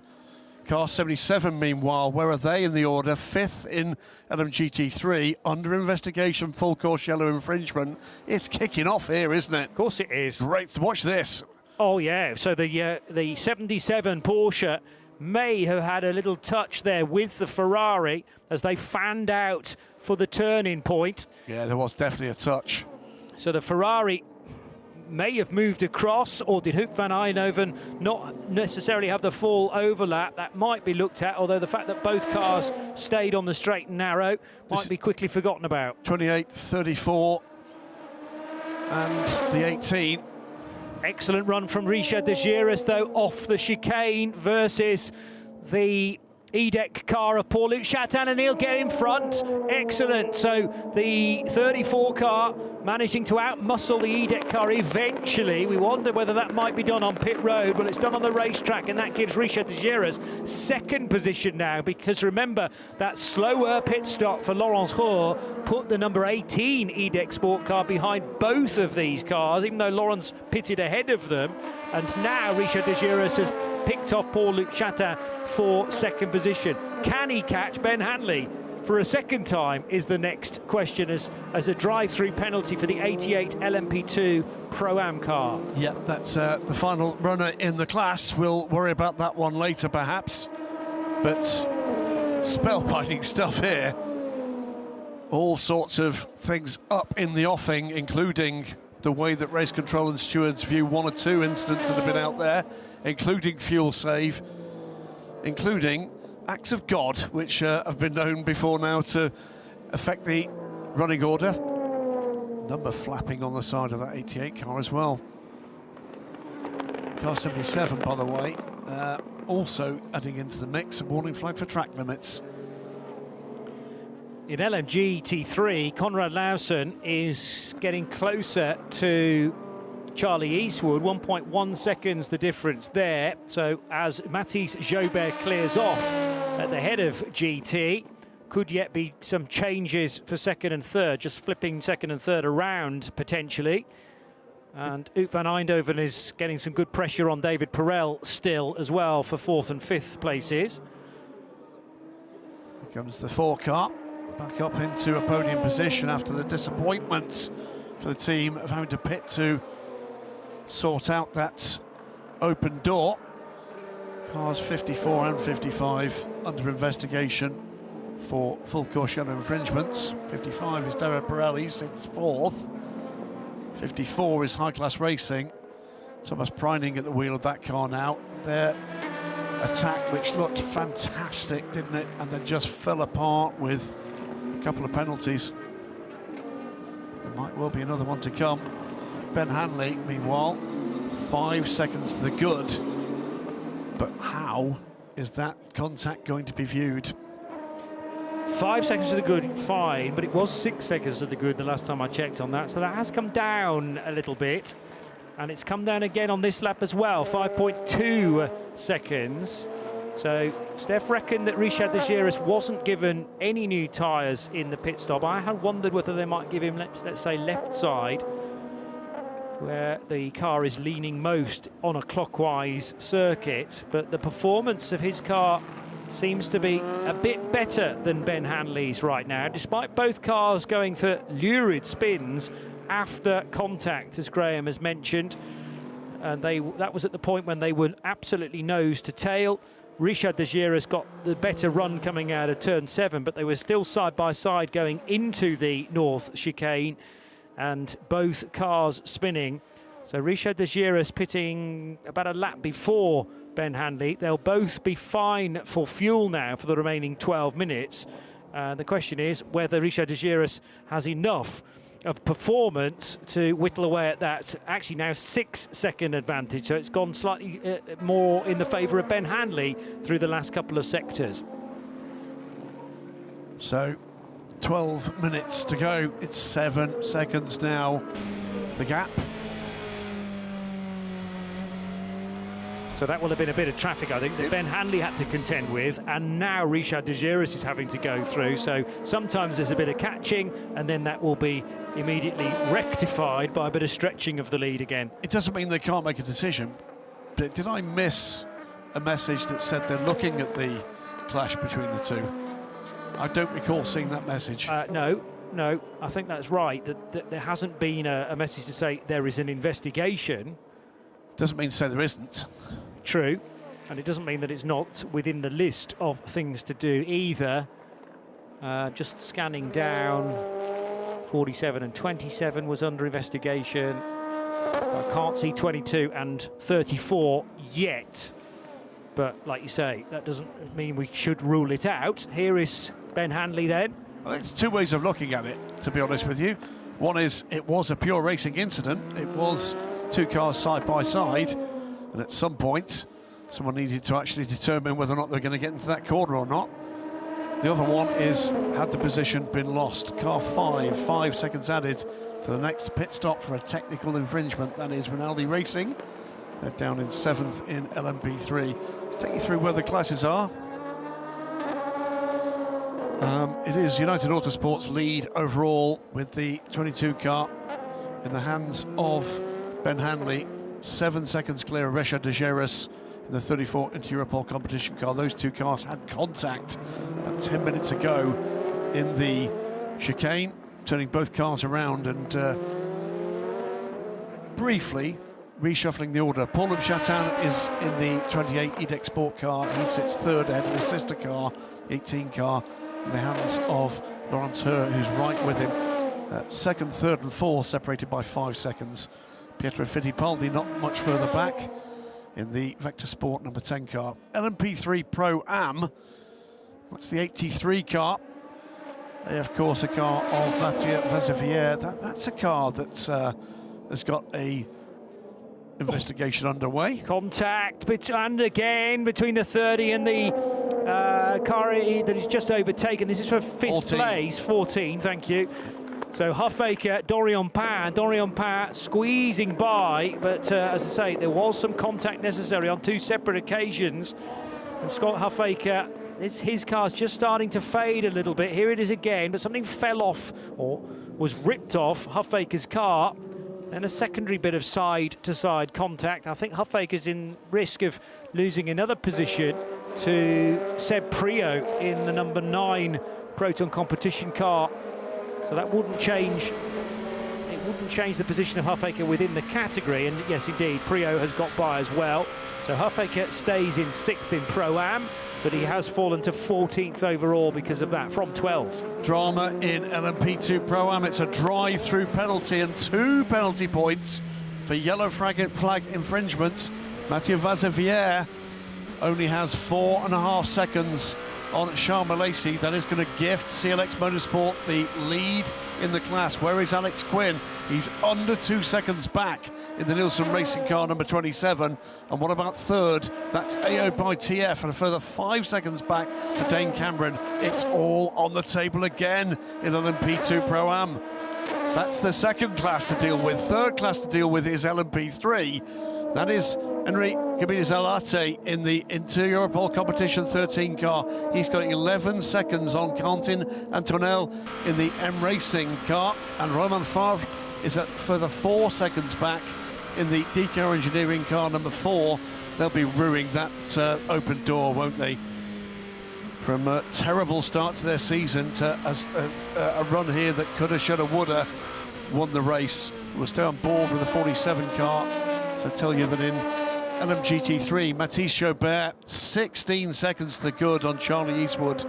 Kessel Racing 57 Ferrari from the 33 TF Sports Corvette. And then behind that, Conrad Lauerson 2 seconds back. Vazevier goes round one more time. David Perel a further 7 seconds back and still soaking up pressure from Tom Sargent, and now Thomas Preining in the recovering high-class racing car. But that has become a fuel-saving run for pretty much everybody. Mathis Jobert at the moment looks comfortable. As everybody else fuel-saving, is Mathis not doing that? We'll wait and see. Yeah. 7 minutes to go, Johnny Palmer. This has got all the makings of one of those races that has us on our feet in the last 60 seconds again. Yeah, and it kind of is always the case with the European Le Mans Series. Rarely do we have a non-grandstand finish. Ben Hanley, it does all seem to be going his way at this point in time, with 5.6 seconds, a very manageable margin for the Mancunian. There is the EDEX Sport car, the first of a couple that run together in this race, Paul-Luc Chatin and Laurence Roux. And Paul-Luc Chatin doing the 152.8 there or thereabouts, so it's about the same sort of speed as Richard De Giras. I don't see that gap necessarily coming down, even though it's 3.8 seconds from second to third position. Third to fourth is narrower, but Laurence Roux under a fair bit of pressure, potentially from Pietro Fittipaldi, which might be one to watch in the closing stages for fourth position. But you have to think if the rest of the field in LMGT3 are fuel saving, then why does Mathis Jobert not necessarily feel the need to do that when they all pitted on pretty much the same lap? We're 28, 27 laps in some cases into their current stint, and with lots of yellow during that stint, then they will be able to make more than an hour. But one or two feeling that they're going to have to just back off the pace a little bit to make the checkered flag. There's not a hint of that from Mathis Jobert. There is not. So we're at 5 minutes to go. Car 34 is under investigation.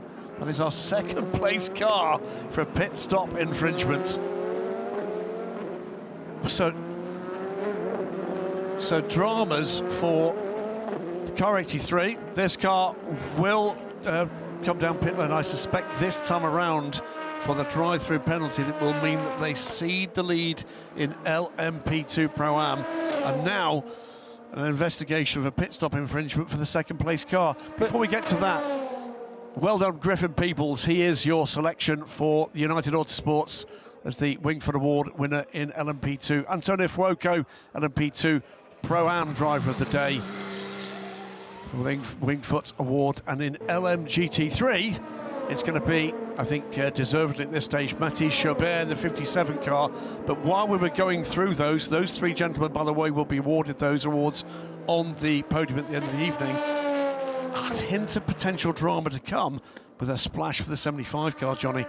Yes, and the other thing I just heard from Steph Wentworth is that car 47, or the team 47, were preparing to welcome that car in for some fuel or a pit stop or something. Wow. So are they tight on fuel as well for Charmy Lacey, running in second position in LMP2 Pro-Am? Could it be Quinn? Could it be Nielsen Racing? And a banner day for that team. So much on the table. Car 74 unsafe release, no further action. It's a little late for that car. 47 we are hearing is going to be coming in, is on pit lane now from second. So the first and second place cars in LMP2 Pro-Am, dramas, one with fuel required, the other, the 83 car, needing to come down pit lane for a drive-through penalty. Nielsen Racing already up to second with Alex Quinn, but it will become the lead.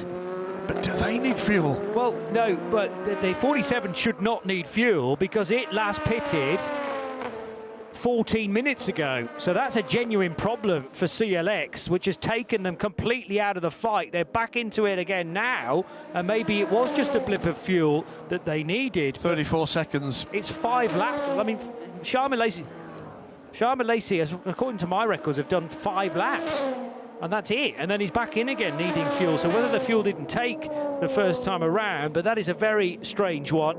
Everybody else should be okay, I reckon. And if there's a penalty coming for Mathieu Vaxivier's car, that will give the win to Nielsen Racing and current driver Alex Quinn, along with Crichton Lendudis in that lineup as well. Well, 2 minutes to go. Is this Ben Hanley and United Autosport's race? Have to say, with the exception of that moment in the chicane, what a brilliant race they've run. Yeah. Griffin Peoples, absolutely stunning again at the start of the race. Gregoire Saucy, a breakthrough stint from him in my book. But also a best ever European Le Mans Series qualifying yesterday from the Swiss too, to put that car on the front row. This is a battle for position, by the way, in the closing stages. For fourth, Laurent Hurt and Pietro Fittipaldi. So, Vector Sport with another good performance here.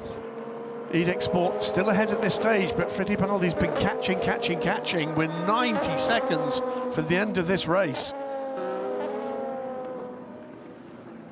4.5 seconds, the leading margin. This one could be about to liven up as well between Laurent Hurt and Pietro Fittipaldi. I did mention that the Brazilian was right with the number 18 car and has been there for a few laps now, looking the quicker of the two. This would change 4th place, but not the podium runners at this stage.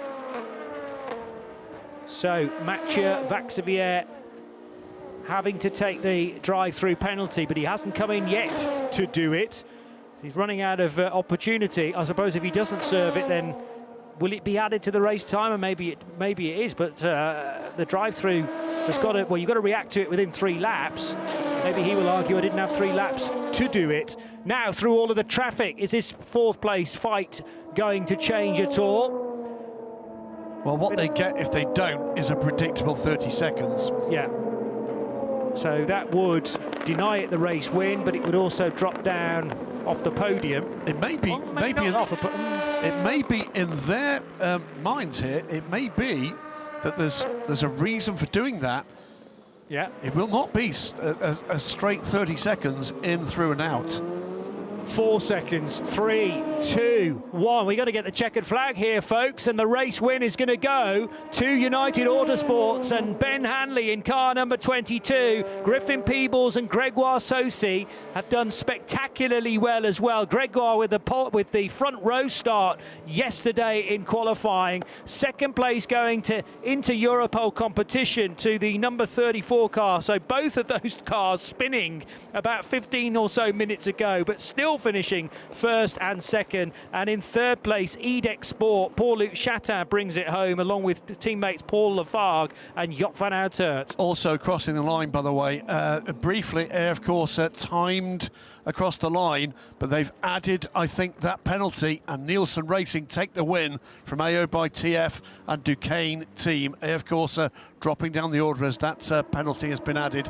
Also home, the top 3 in LMP3 into Europole competition. competition. Enrique Brites Alate takes the checkered flag from Continental for M Racing in the 68 car, and Roman Favre in the DK Engineering number 4. We're waiting for the winners, though, here in LMGT3, Johnny. Yeah, it's going to be Kessel Racing with the 57 car for Mathis Jobert, expertly driven by the young Frenchman. Daniel Serra was watching on with admiration, I am sure. Big smiles from Ronnie Kessel in the garage as well. Takeshi Kimura did so well, despite being assaulted at one point by Abdullah Al-Khalifi, spinning the bright yellow Ferrari out, but they recovered from that moment to take the category win in LMGT3 to be victorious over TF Sports, Blake McDonald, Alec Udell and Charlie Eastwood, and completing the podium, the 51 AF Corsa Ferrari for Charlie Samani, Conrad Lawson and Davide Rigon. You will remember the last time that the 57 car took a win in the European Le Mans Series, because we were at a restaurant in Mugello with a very happy Takeshi Kimura, with Daniel Serra and with Esteban Masson that year, to set up something of a career boost for the young Frenchman. Cracking race there. Ben Hanley bringing it home for United Autosports. Back on form for the UK-based squad. Delight as well for Nielsen Racing. There's Crichton Tudis. Absolutely delighted with that. And yeah, all down to just not giving up, wasn't it? Because into the last sort of 5 minutes or so, there were 2 cars ahead of the Nielsen number 27. But for some reason, and I still can't quite understand why, the 47 CLX car had to pit again, and that should not have been for fuel when Charles Milesi came down pit road. That's the car he shares with Ferdinand Habsburg and Georgios Kolovos.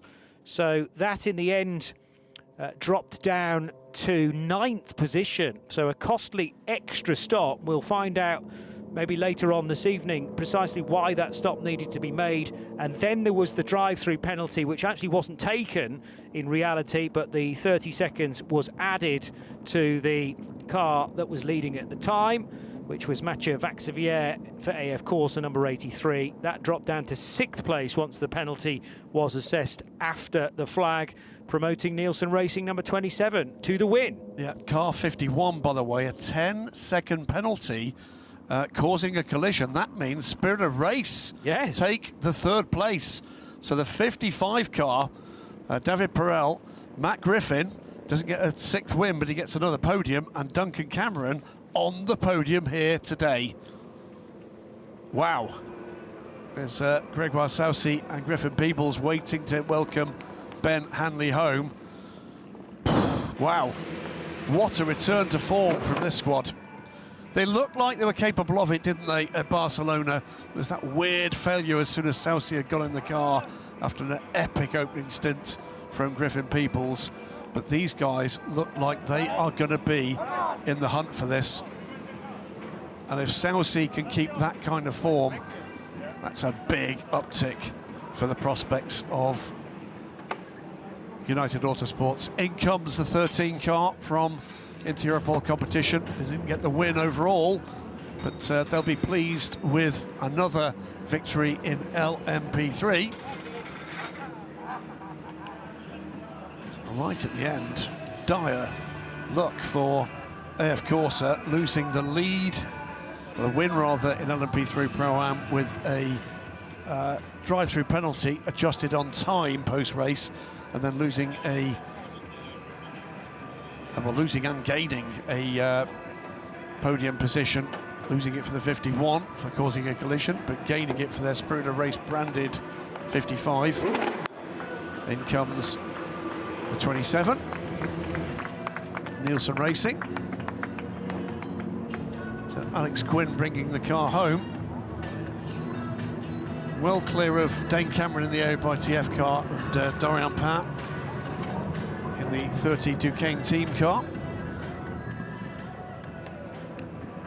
So a first overall win for United Autosports since the double-header in Portugal at the end of 2023. Wow. When Phil Hansen, Ollie Jarvis and Marino Sato actually won both of those races. And this trio, Crichton and Tudis, is getting quite used to winning in LMP2 now. There you go, Bill Berridge, who looks after Alex Quinn, manages Alex. Delighted with that. And James Allen. That's it. This is a team with many changes over the last 6 months or so. Nielsen Racing, they'll be buoyed up by that, but not as much as this trio. The overall win. You can have the front, but you can after like 10 laps, you can't do it. So a little bit of comparison of the way the car was performing. Yeah. And yeah, as he said, after 10 laps, Ben Hanley said then all of a sudden you can't do what he was wanting to try and do. But that was a big ask for him to, out of the box, then need to defend the race lead and try and open up a gap. Hang on a moment. 5-second penalty for the car 34, third place, unsafe release. But I think that doesn't quite lose them. No. It's very close. Paul-Luc Chatin will therefore fall, if they've made that adjustment, I think they already have. Well, only because I don't think in reality Hanley and De Giras were 8.5 seconds apart. It was more like 3.5. So I think Alcamel have already added that 5 seconds in, and it doesn't change the 34's finishing position, which is still in second. Right, without further ado, let's get to Steph for reaction from the winning trio. And I have a very happy winning trio joined with me right now. The number 22 United Autosports. You two, we've spoken to both Gregoire and Griffin earlier today. Ben, how does it feel to bring the car home after the stellar drive that these two both did? You contributed the exact same yourself. Yeah, they put me under a bit of pressure to keep it where it was when I got it. So, no, you know, everyone did a great job, the team and everybody in the pit stops. It wasn't an easy race. You know, it got close at some points, but we were just trying to manage what we had and bring it home, and we managed to do that. So, yeah, thrilled for everybody.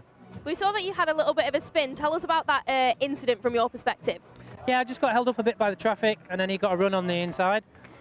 But I wasn't going to give up the position that easy, so I tried to brake a bit deeper, and I thought I had, and I just nosed in front while we turned in.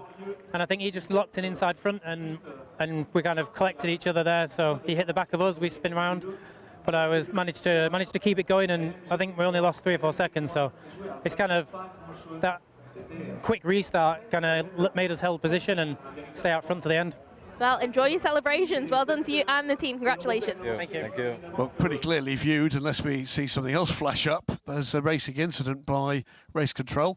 I would tend to agree with them.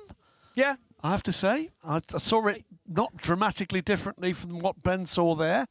I think, you know, we can at times be a little bit too trigger happy on these things. Well, what a 4 hours. Let's take a look back at the action here at Paul Ricard over the last 4 hours with Johnny Palmer. Well, when we did get going after a slightly extended period of formation lap, Louis Rousset got the jump for sure on Griffin Peebles, but Griffin just needed to get into his stride. Also not that far away were both of the Inter-Europol competition cars turning into the first corner in 3rd and 4th positions. Then this side-by-side battle between Paul Lafargue and Stephen Thomas, or rather Ed Pearson, I should say. Stephen Thomas a bit further back. We'll get a view of him in a moment, taking the category lead in LMP2 Pro-Am. 1 or 2 drivers that we would see later on enjoying the opening exchanges. There is Thomas then down the inside of PJ Hyatt, despite the Dragon car, as Jean Glorieux was spinning, heading backwards over the higher friction asphalt at turn number 1.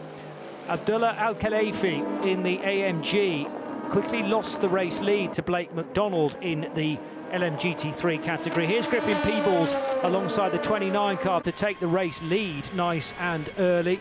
But then this, getting the pincer movement, was Banksy in his Porsche after Horst Felbermayr on one side in the blue prototype and Custodio Toledo in the Ferrari then slammed into the barrier. But all 3 getting together, Custodio Toledo out of the race. The other 2 cars would actually be penalised for their part in that 3-car crash. Al-Khalifi up against Matthew Kurzajewski. This would give him 2nd position at the time because the Qatari driver had already cleared Max Moritz. But because of some further contact for Al-Khalifi, he would be further penalised. Good dicing as usual in the Pro-Am category, together with LMP3. Antti Ramo, who started in the number 4 DKR Engineering Ligier, would force his way in front.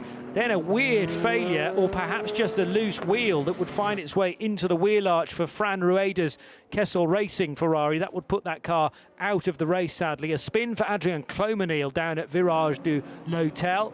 And then a very last gasp overtake for Mathis Jobert, a classic Paul Ricard undercut there into the final corner, put him ahead of Charlie Eastwood's Corvette. A rear bumper or clip change that was required on the number 29 car, and 29 had to come back in again as well to complete that bit of emergency service. Sadly, car 29 would be a retirement, having done so well in the first race of the season, and there it was going very, very slowly, pulling off the road, and that was pretty much the last we would see of the Forestier Racing car. Huge moment regarding the leading battle between Ben Hanley and Richard de Giras. De Giras trying an overtake for the race lead down the inside of the North chicane. Both cars spinning as a result. And amazingly, Ben Hanley would get going again without losing a position. Richard de Giras likewise was still in the race. And here was Ben leaving then the final corner for the final time at just a minute past 4. He takes the victory in car number 22 with Griffin Peebles and Gregoire Saucy in LMP2 Pro-Am. A victory for Nielsen Racing eventually, after loads of drama in Pro-Am, for Crichton Lendudis, Alex Quinn and James Allen. And the win in P3 into Europol competition. It's Castellet Racing with their 57 Ferrari that wins in LM GT3. Well, all sorts going on there. Cars other than the 4 under the podium lined up and ready to be returned to Parc Fermé. There's the overall result. 112 laps for the 22 United Autosports car, 8.5 seconds clear. After that 5-second post-race penalty for the 34-inch Europol car, Edex Sports 28 completes the podium. Nielsen Racing inherit that win after dramas for their 2 nearest competitors in the last moments. From AO by TF Racing, the 99 car Spike, and Duquesne Team's number 30 car Dorian Pound bringing that car home. LMP3 into Europol competition, take that win with the 13 car, head of the 68 from M Racing, and the number 4 from DKR Engineering for Ligier 123. And Castellet Racing's Ferrari number 57 take a win once again here at Paul Ricard from TF Sports Corvette. The Corvette brought home by Charlie Eastwood. And David Perel in the Spirit of Race 55 inherits the final podium position after the 51 was dealt a penalty. And the 51, by the way, is under investigation again for a Parc Fermé infringement. So there could be further woes to come for the 51 that at the moment is scored 5th. Yeah, but it could yet descend even further, as you say, if, well, depending on the result of said investigation. So some final checks being done now ahead of the first of, well, actually 5 podium ceremonies, because with the Wingfoot Goodyear Award as well, there will be extra trophies handed out to 3 individual drivers from the 3 Goodyear categories. LMP3 not one of those, of course. Nope. So that's it was Griffin Peebles, wasn't it, in LMP2. It was Mathis Jobert in LMGT3, and I'm trying to recall who we got in the LMP2 Pro-Am. I think it was Antonio Fuoco, the 3 Wingfoot Award winners. Fuoco did take a bit of time to get into this race, purely because I think he had to contend with a set of tyres that had already been somewhat abused by a previous teammate. This is where we sit with the points, and it's just 3 in it between United Autosports, today's winners, and Inter Europol competition, who finished 2nd today. Forestier Racing by Panis, very damaging non-finish, so they have 26 points from Barcelona with the pole and the win there, but a big fat 0 after retirement today. Edex Sport finishing in 4th position, will be 4th in the championship ahead of Vector Sport, Edex Sport, and in fact the second Edex Sport team are tied on points with Inter Europol competition's number 43 car. Big year-on-year improvement there for Vector Sport, 5th place at this stage, 2 races out of 6 in the books. Ben Hanley, Gregoire Saucy, Griffin Peebles, of course, lead the drivers' points from the 2 drivers in the 34, Bijou Garg, Richard Giras, Masson Rousset and Ollie Gray. As you quite rightly say, losing out on potentially a really big point-scoring day here that could have had them in that championship fight far closer than their current 14-point deficit. Jamie Chadwick, Laurence Heur, and it's Rinicello, isn't it, that yes, will sit in 4th place. Valerio Rinicello, then Pietro Fittipaldi, Ryan Cullen and Vlad Lomko for Vector Sport, who are 5th in the championship, ahead of Jot van Aert, Paul Lafargue and Paul-Luc Chatin for EDEC, and then the trio from Inter-Europol competition, Śmiechowski, Dillman, in fact duo, because Clomanil runs for CLX with Ian Aguilera and Theodore Jensen. Nick Yellerly not here this weekend, although has had some good form at this venue in the past. And then Edward Pearson, Jack Doohan, Roy Nissani. 2 points ahead of Luca Giotto, Jonas Reed, Mike Rockenfeller and Seb Prio with their number 9 car, finishing 8th in LMP2. So they have 4 points to their name, but plenty more points on offer in the remaining 4 races. Didn't see a result, by the way, of that investigation into the wave buy for Jack Doohan. Yes, okay. That's continuing. I don't think I did either. And that is a point-scoring car at the moment. Yeah, true. I think it still would be, by the way. But here we go. 3rd place, the 28 car.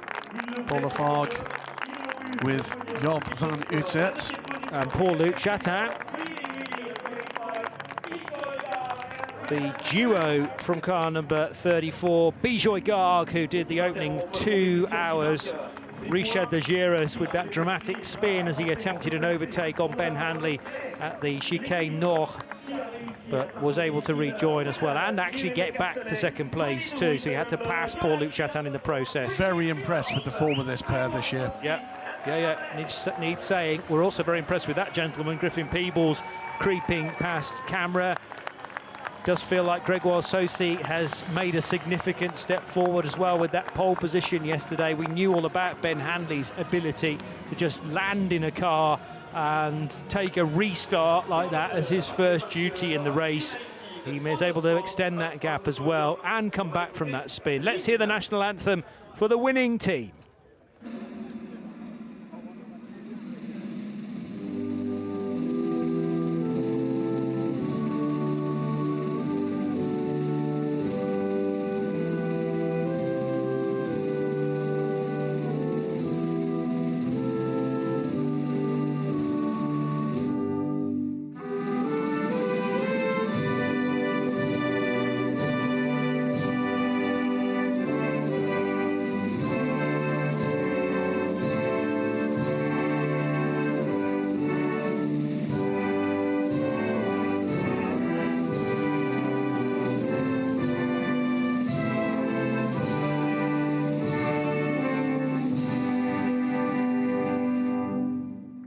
United Autosports are back on the top step of the podium for the first time since the end of the 2023 season. It's been quite a wait.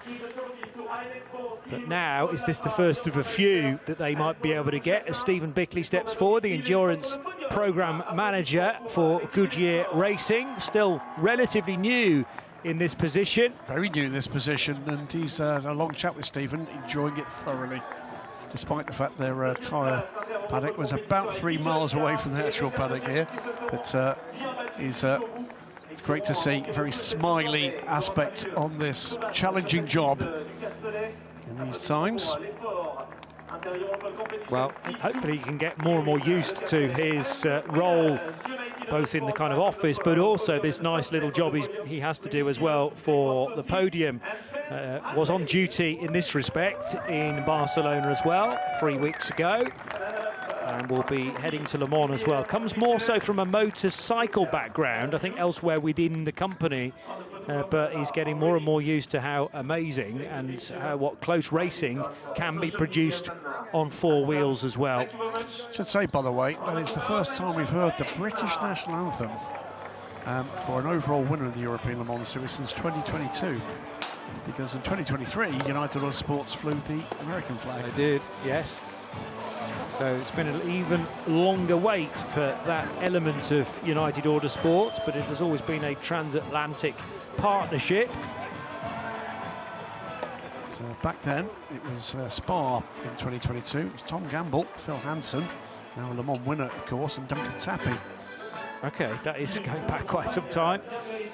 Yeah, but good to refresh people's memories of those days of United Autosports. We'll get ready for the next podium, and in the meantime, head back to Steph Wentworth to catch up with more drivers. Smiles all around here for the winners in LMGT3. It's the number 57 Castellet Racing. Matthias, huge congratulations. What a phenomenal final stint from you. Tell us about it from your perspective. Yeah, it was just amazing. The strategy was mega by the team. They did a massive job on pit stop, and we gained a massive lap time and position during this last 2 pit stop. And then it was about fuel saving. The last stint was quite hard, about a lot of fuel save, around maybe 300, 400 meters in the lap. But we managed very well, and at the end we won this race. Amazing for you as well, a win at your home track. Yeah, exactly. After last year, my first LMP2 win overall. This time is the GT3, and I'm very happy for us, for the team, and for the teammate, and for the championship is the good result. Huge congratulations. Off you go to enjoy your celebration. Thank you. Interesting stuff here. We're wondering really about this report about fuel saving. We saw Ben Hanley lift off at the end of that lap. Had he gone round again, it could have been very different. LMGT3's championship standings, it is the 57 car that leads now with 40 points. Ahead of the 75 Proton competition Porsche, 11 points back. A big gap at this stage, just 6 points further back from that. The 55 in a strong position. And the 23 car, and for that matter, the 33 TF Sport car, even Stevens on 18. With a 23, a non-finisher here. So a strong finish in Barcelona and a DNF here for United. And TF Sport, pretty similar results in the other direction.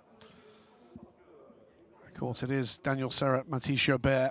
What a talent he is. Takeshi Kimura that lead this championship from Matthew Kurtajewski, Richie Leitz, Tom Sargent, David Perel, Duncan Cameron and Matt Griffin sits in a strong third position. That, though, sort of has all the signs, Johnny, that this is going to be a season-long battle. Yeah, and I think it'd be rude to think about nothing else, really, because that's the way it's been for so many of the last, let's say, 10 years of the European Le Mans Series. Often battles, because there are so few races through the year, just 6 of them, then nobody can get a convincing lead. Remember that in the GT part of the competition, LMGT3, you also get success ballast as well. There's been a change. There's been a change. Hang on a minute. GR Racing. That's GR Racing. It is GR Racing. So GR Racing are on the 3rd step, so that means that Spirit of Race are no longer on the podium. The other 2 are still as we expected, but GR Racing in car number 86 now, the black and orange race suits for Mike Wainwright, Lorcan Hannafin and Max Janssen, the Dutchman. 2nd position to the 33 car for Blake McDonald and Alex Udell.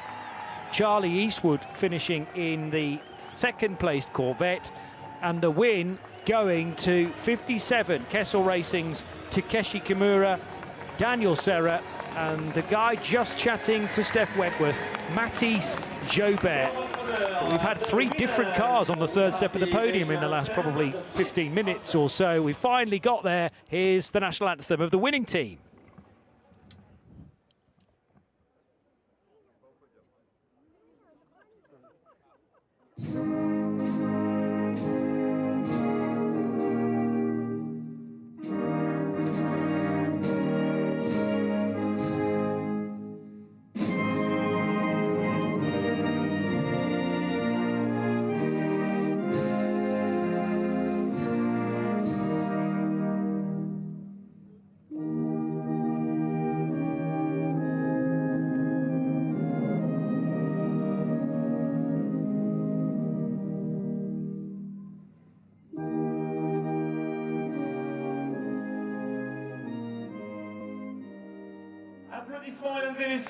the national anthem of Switzerland for Castellet Racing.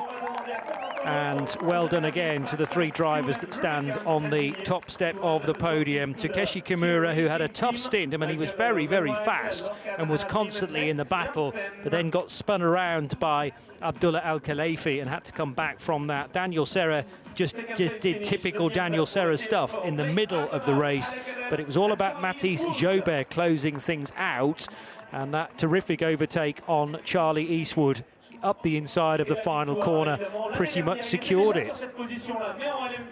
Yeah, afraid we don't have an explanation at the moment as to why that's happened. It does look as if a post-race penalty has been levied, not just against the 51 but the 55 as well, because on the results we've got, the 55 now finishes below the 51. It will also change, of course, the championship standings. Great stuff, by the way, from TF Sports. With Blake McDonald, stellar opening stint. Alec Udell with the damage that we heard about from Ollie Gavin, fighting against that, and Charlie Eastwood bringing the car home. And then the GR Racing crew. I think they're as surprised as we are that they're on the podium. But Mike Wainwright and his crew with Lorcan Hannafin and the 86 car. And Max Jensen. Max Jensen. Or Max Janssen, sorry, I gave you... Keep saying Jensen, don't we? Yeah. And I actually got it right the first time I said it. I have found at least an under-investigation at 3:45 for a full-course yellow infringement for car 55. Okay. There isn't actually a decision yet that's been published, but presumably that's not gone in the favour of the Spirit of Race Ferrari, and we reckon they've then been given a 10-second penalty to drop them 2 positions. More drivers to catch up with after the 4 hours of Castellet. Here's Steph. Joined now by the winners in LMP2 Pro-Am. It is the number 27 Nielsen Racing. A huge congratulations, a fantastic victory. Crichton, what does this mean to you?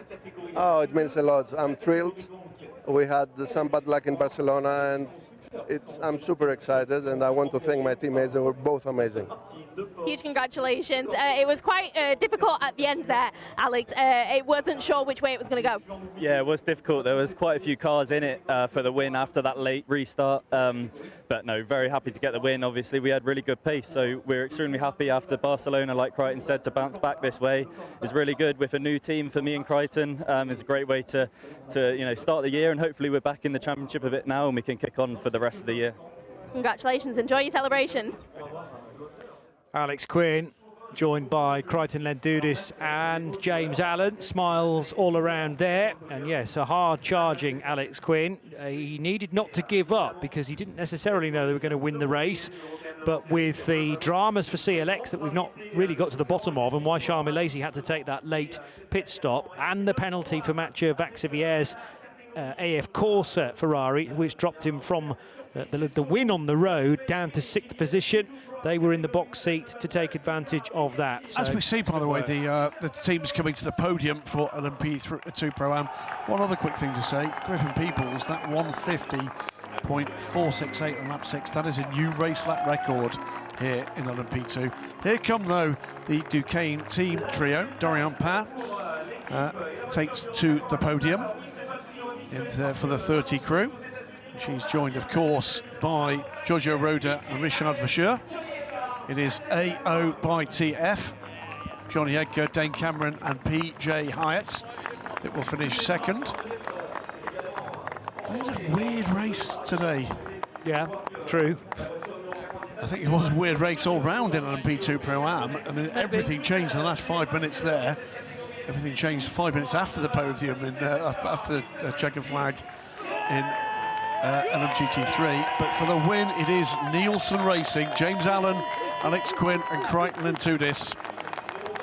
And the big man Crichton has got that enigmatic smile that you just know he's enjoyed his day at the races.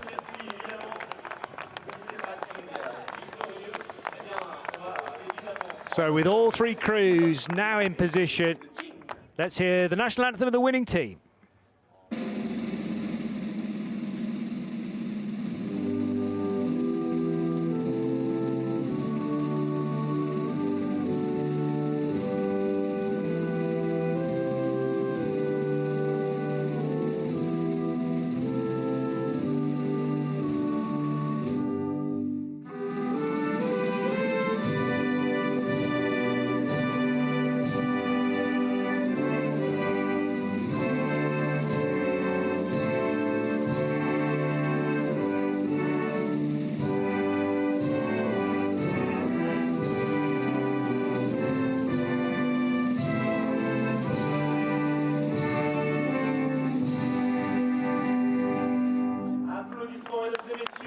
crew joined by Mark Scaife from the team. No, not that one. A completely different Mark Scaife. Just a moment to say that Mark's partner, Charlotte, should be here with us as part of the team. Not been very well. Hope you're feeling better and more comfortable. And we will see you next time out without a shadow of a doubt. Matthias Kipp, head of Goodyear Racing, hands out the trophies. As Mark continues his obsessive preparation by preparing the champagne bottles for the team there. Yeah. Well, always thinking one step ahead is Mark. Absolutely. And yeah, echo those thoughts about Charlotte. Get well soon. We'll hopefully see you at Le Mans as the trophies are handed out to the first, the second, the third placed teams, and then in a moment or two the champagne will fly for the LMP3 Pro-Am victors, the second and the third place gang as well, and we'll have a look in a second about how the championship is after a couple of races, 1/3 distance in the European Le Mans Series. As I mentioned at the top of the show, the championship itself going into a 2-month pause now. Not quite the full 2 months, because we'll be racing, oh, it pretty much is actually, because we're racing at the start of July in Imola for race 3 of the season. One to look forward to. That's one where we're going to see action tough to pass. Yes. We saw in the FIA World Endurance Championship just a couple of weeks ago. There's the points, Johnny. So it's a gap of 5 between Duquesne team, who today finished in 3rd position, from the AF Corsa crew that could have been so much better today when they were leading on the road. So they dropped back to 6th, I said, wasn't it? Yeah, 6th position. So 26 points for Antonio Fuoco, Francois Perotto, Mathieu Vaxivier, Enzo Trulli, Malte Jakobsen and Michael Jensen in 3rd place from, well, same points as today's winners. Let's get back to Steph.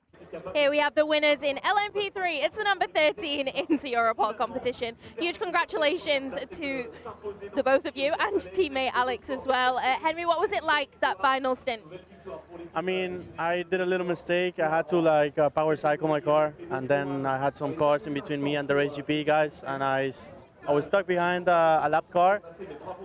So the dirty air was massive on this track. But at the end, we got a little bit lucky with the penalty with Race GP. Maybe we didn't have the best race pace, but I mean, overall, we finished the race. We were always there for the fight, you know, and the strategy as well was amazing. So yeah, thanks to the team, for everyone. So yeah. Huge congratulations to both of you. Thank you. Thank you. Thanks. So Chung Ting, better known as Jimmy by the name on his race suit, and Henry Cabides with the words to Steph there. The one we were missing was Alexander Bukantsov, who had did the hard work actually for qualifying for Le Mans Cup, taking pole position in that, and Bukantsov starting the car from pole position today as well after a cracking effort from Cubides. So the points in a moment or two for the LMP3s, and we'll also, I think, probably finish off what we were talking about with LMP2 Pro-Ams, because today's winners in LMP2 Pro-Am are now equaling equal points for 3rd in the championship, but they're really not that far away from being able to be right with the current championship leaders. I think it's 7 points separate 5 teams. Wow, okay. Yeah. Which is not the way it would normally be at this stage of the championship. It would normally be someone dominating. It's not happening. Here we come then for the final race podium of the meeting. We've still got the Wingfoot Awards to come. DCAR Engineering, who were the pole team. Beg your pardon, I was getting confused with Le Mans Cup with Bukantsov. He started actually 3rd behind Antti Ramo at midday today. Here's the 2nd place finishing crew in P3. And racing, and both these teams, by the way, were 2 of the 3 eliminated turn 1. So it's been a big turnaround for both these 2 teams. Absolutely right. But from 3rd position then, after an excellent drive from Alexander Bukantsov, from Chu Chun-Ting, and particularly in the closing stages from Henry Cubides Alate, the Colombian racer. And there he is, clutching the Colombian flag, ready to wave it for into Europol competition, and another victory for the Polish squad. So all 3 drivers have made it onto the top step of the podium, and we will hear the winning team's national anthem right now.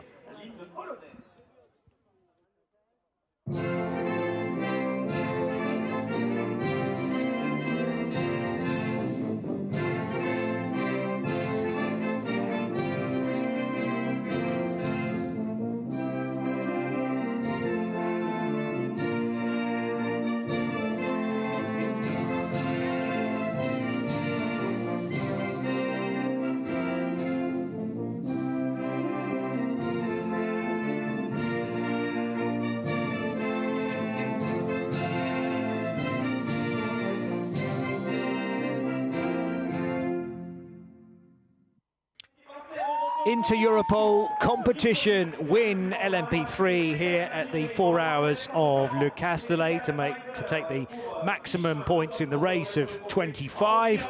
And now it's Alexandre Cabot, who's the technical advisor for Michelin Motorsport, to award the trophies. We thank Michelin Motorsport for their support for the LMP3 category, of course, as well. And then there are 9 bottles, possibly 10 bottles of champagne to be cracked open in a moment or two's time. Intriguing again, LMP3. And with that early virtual safety car, threw all sorts of possible things into the mix, but ultimately it was actually about pace. The Europol competition came out on top. It chased hard to the finish this time.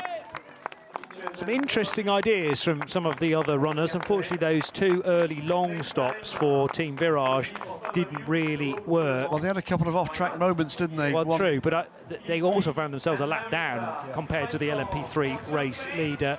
So then you knew that probably that was the wrong step. But when there's a lengthy safety car, it's not actually a bad shout to if you can manage it to do both.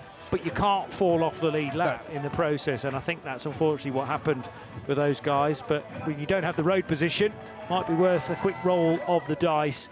And there's a nice little bit of slow-mo from earlier in the race for car number 13 that would eventually win it and be well placed, I'm guessing, now in the championship. Let's have a little look. Yes, indeed, they lead it by 9 points from 2 teams, Rinaldi Racing and R-Ace GP, and then a bigger gap back to M Racing, DKR Engineering and Ultimate, all on 18, so effectively an equal 4th position ahead of Team Virage, Euro International, CLX and Racing Spirit of Le Mans, who've not had much luck so far. Got to ask yourself, that Turn 1 issue at Barcelona, how costly might that be at the end of this season if the teams involved in it? Is Alexander Begantsov, Chunting Ju, and Henry Cubides Alarte that lead the championship from Alves Radella, Jose Fernandez Cortella and Mikkel Garda Pedersen. But well, all of those drivers on 18 points. Quinton Antonell, Thomas Imborg, Antti Ramo. Well, Ramo involved in that start line or first corner incident in Barcelona. Roman Favre, Wyatt Brikacek, Lucas Fecuri and Sebastian Grauland, all on the same number of points, but arguably a bit too far away at the moment from the top 3 teams in the championship. Comes down to what happens now in terms of fortune, good and bad, for the remaining 4 races. Another really good weekend of racing, another cracking ELMS encounter over this absolutely ideal 4-hour format. What are we going to do, I wonder, in the 8 weeks that separate round 2 from round 3? I thought I might go to Spa next week for the FIA World Endurance Championship, just for a change. Yes. And then after that, maybe a bit less racing, and then maybe the middle of France in June. What do you think? You reckon? You like this country, do you? It's I love the French, love them. It's Le Mans, of course, and if you've enjoyed the European Le Mans Series, you can see most of the people competing here. True. In the coverage we'll have for the 24 Hours of Le Mans in the middle of June, of course, the biggest endurance race in the world and one of the biggest sporting events in the world. We're going to see the podiums for at least 2 of our Wingfoot Award winners. I suspect one of them may have got an early flight, so we'll see who actually emerges from here. But this is, if you like, it's the preamble, it's the hors d'oeuvre, it's the first course ahead of the massive banquet, the massive festival of endurance racing that is the Le Mans 24 Hours Week. And coming out to take the Wingfoot Award for the most valuable driver in LMP2, and deservedly so, is Griffin Peebles. Here comes Matthias Jobert. He takes the award for LMGT3. I'm not sure Antonio Fuoco is still on the plot, but instead of that, Ron Reichert from this is not Antonio Fuoco, I should tell you. Okay. I mean, does he not look like this? Ron is a lot more attractive than Antonio. he loves a trophy as well, and he'll be enjoying his moment in the sun, and he's not remotely embarrassed here, as you can see. Well, he won't allow Antonio to have the trophy now that he's not been here to collect it. I think if there's any sort of team representative, he would give it to one of his favourites media people, and I think you and I are 2 of those people. We should be top of the list. I entirely agree with that. And, so Griffin Peebles getting the Wingfoot Award, Mathis Jobert from the GT category, and then the stand-in award receiver for Antonio Fuoco. Yeah. Tonight, Matthew, I'm going to be Antonio Fuoco. Raphael Beck of Goodyear to hand out these trophies. So thank you to him for that as well. It's a big deal, the Wingfoot Award. And the blimp, I'm sure, will be residents at the 24 Hours of Le Mans. We were there on our way down here. We stopped over in Le Mans on our way down here. And the Goodyear Bridge looks fantastic, I have to say, after all the controversy. Thanks for your company, everybody. It's been a brilliant weekend. Bye-bye for now. We'll see you in Imola.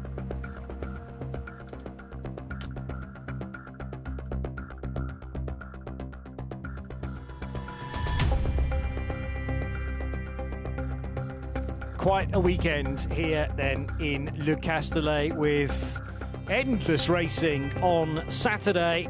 9 o'clock start with the Ligier European Series. We've had action from the Le Mans Cup as well. And remember that the Michelin Le Mans Cup will be racing as part of their championship on the Friday of the 24 Hours of the Le Mans weekend. So pencil that one in. Ligier's next back in action on the 7th of June as well for their afternoon race during the test day. So that sits between the 2 3-hour sessions. But loads of action in the European Le Mans Series. We'll actually see you in 9 weeks' time for all of the build-up then around the wonderful Enzo Edino Ferrari circuit, the Autodromo Internazionale in Imola, and it's already produced a cracking World Endurance Championship race. Time for the ELMS to head there next, but not until so many of these teams go to the 24 Hours of Le Mans. From Steph Wentworth, from Graham Goodwin, and from me, Johnny Palmer, enjoy the little break from the ELMS, but don't forget about the WEC race live on the FIA WEC Plus app next weekend. Bye-bye.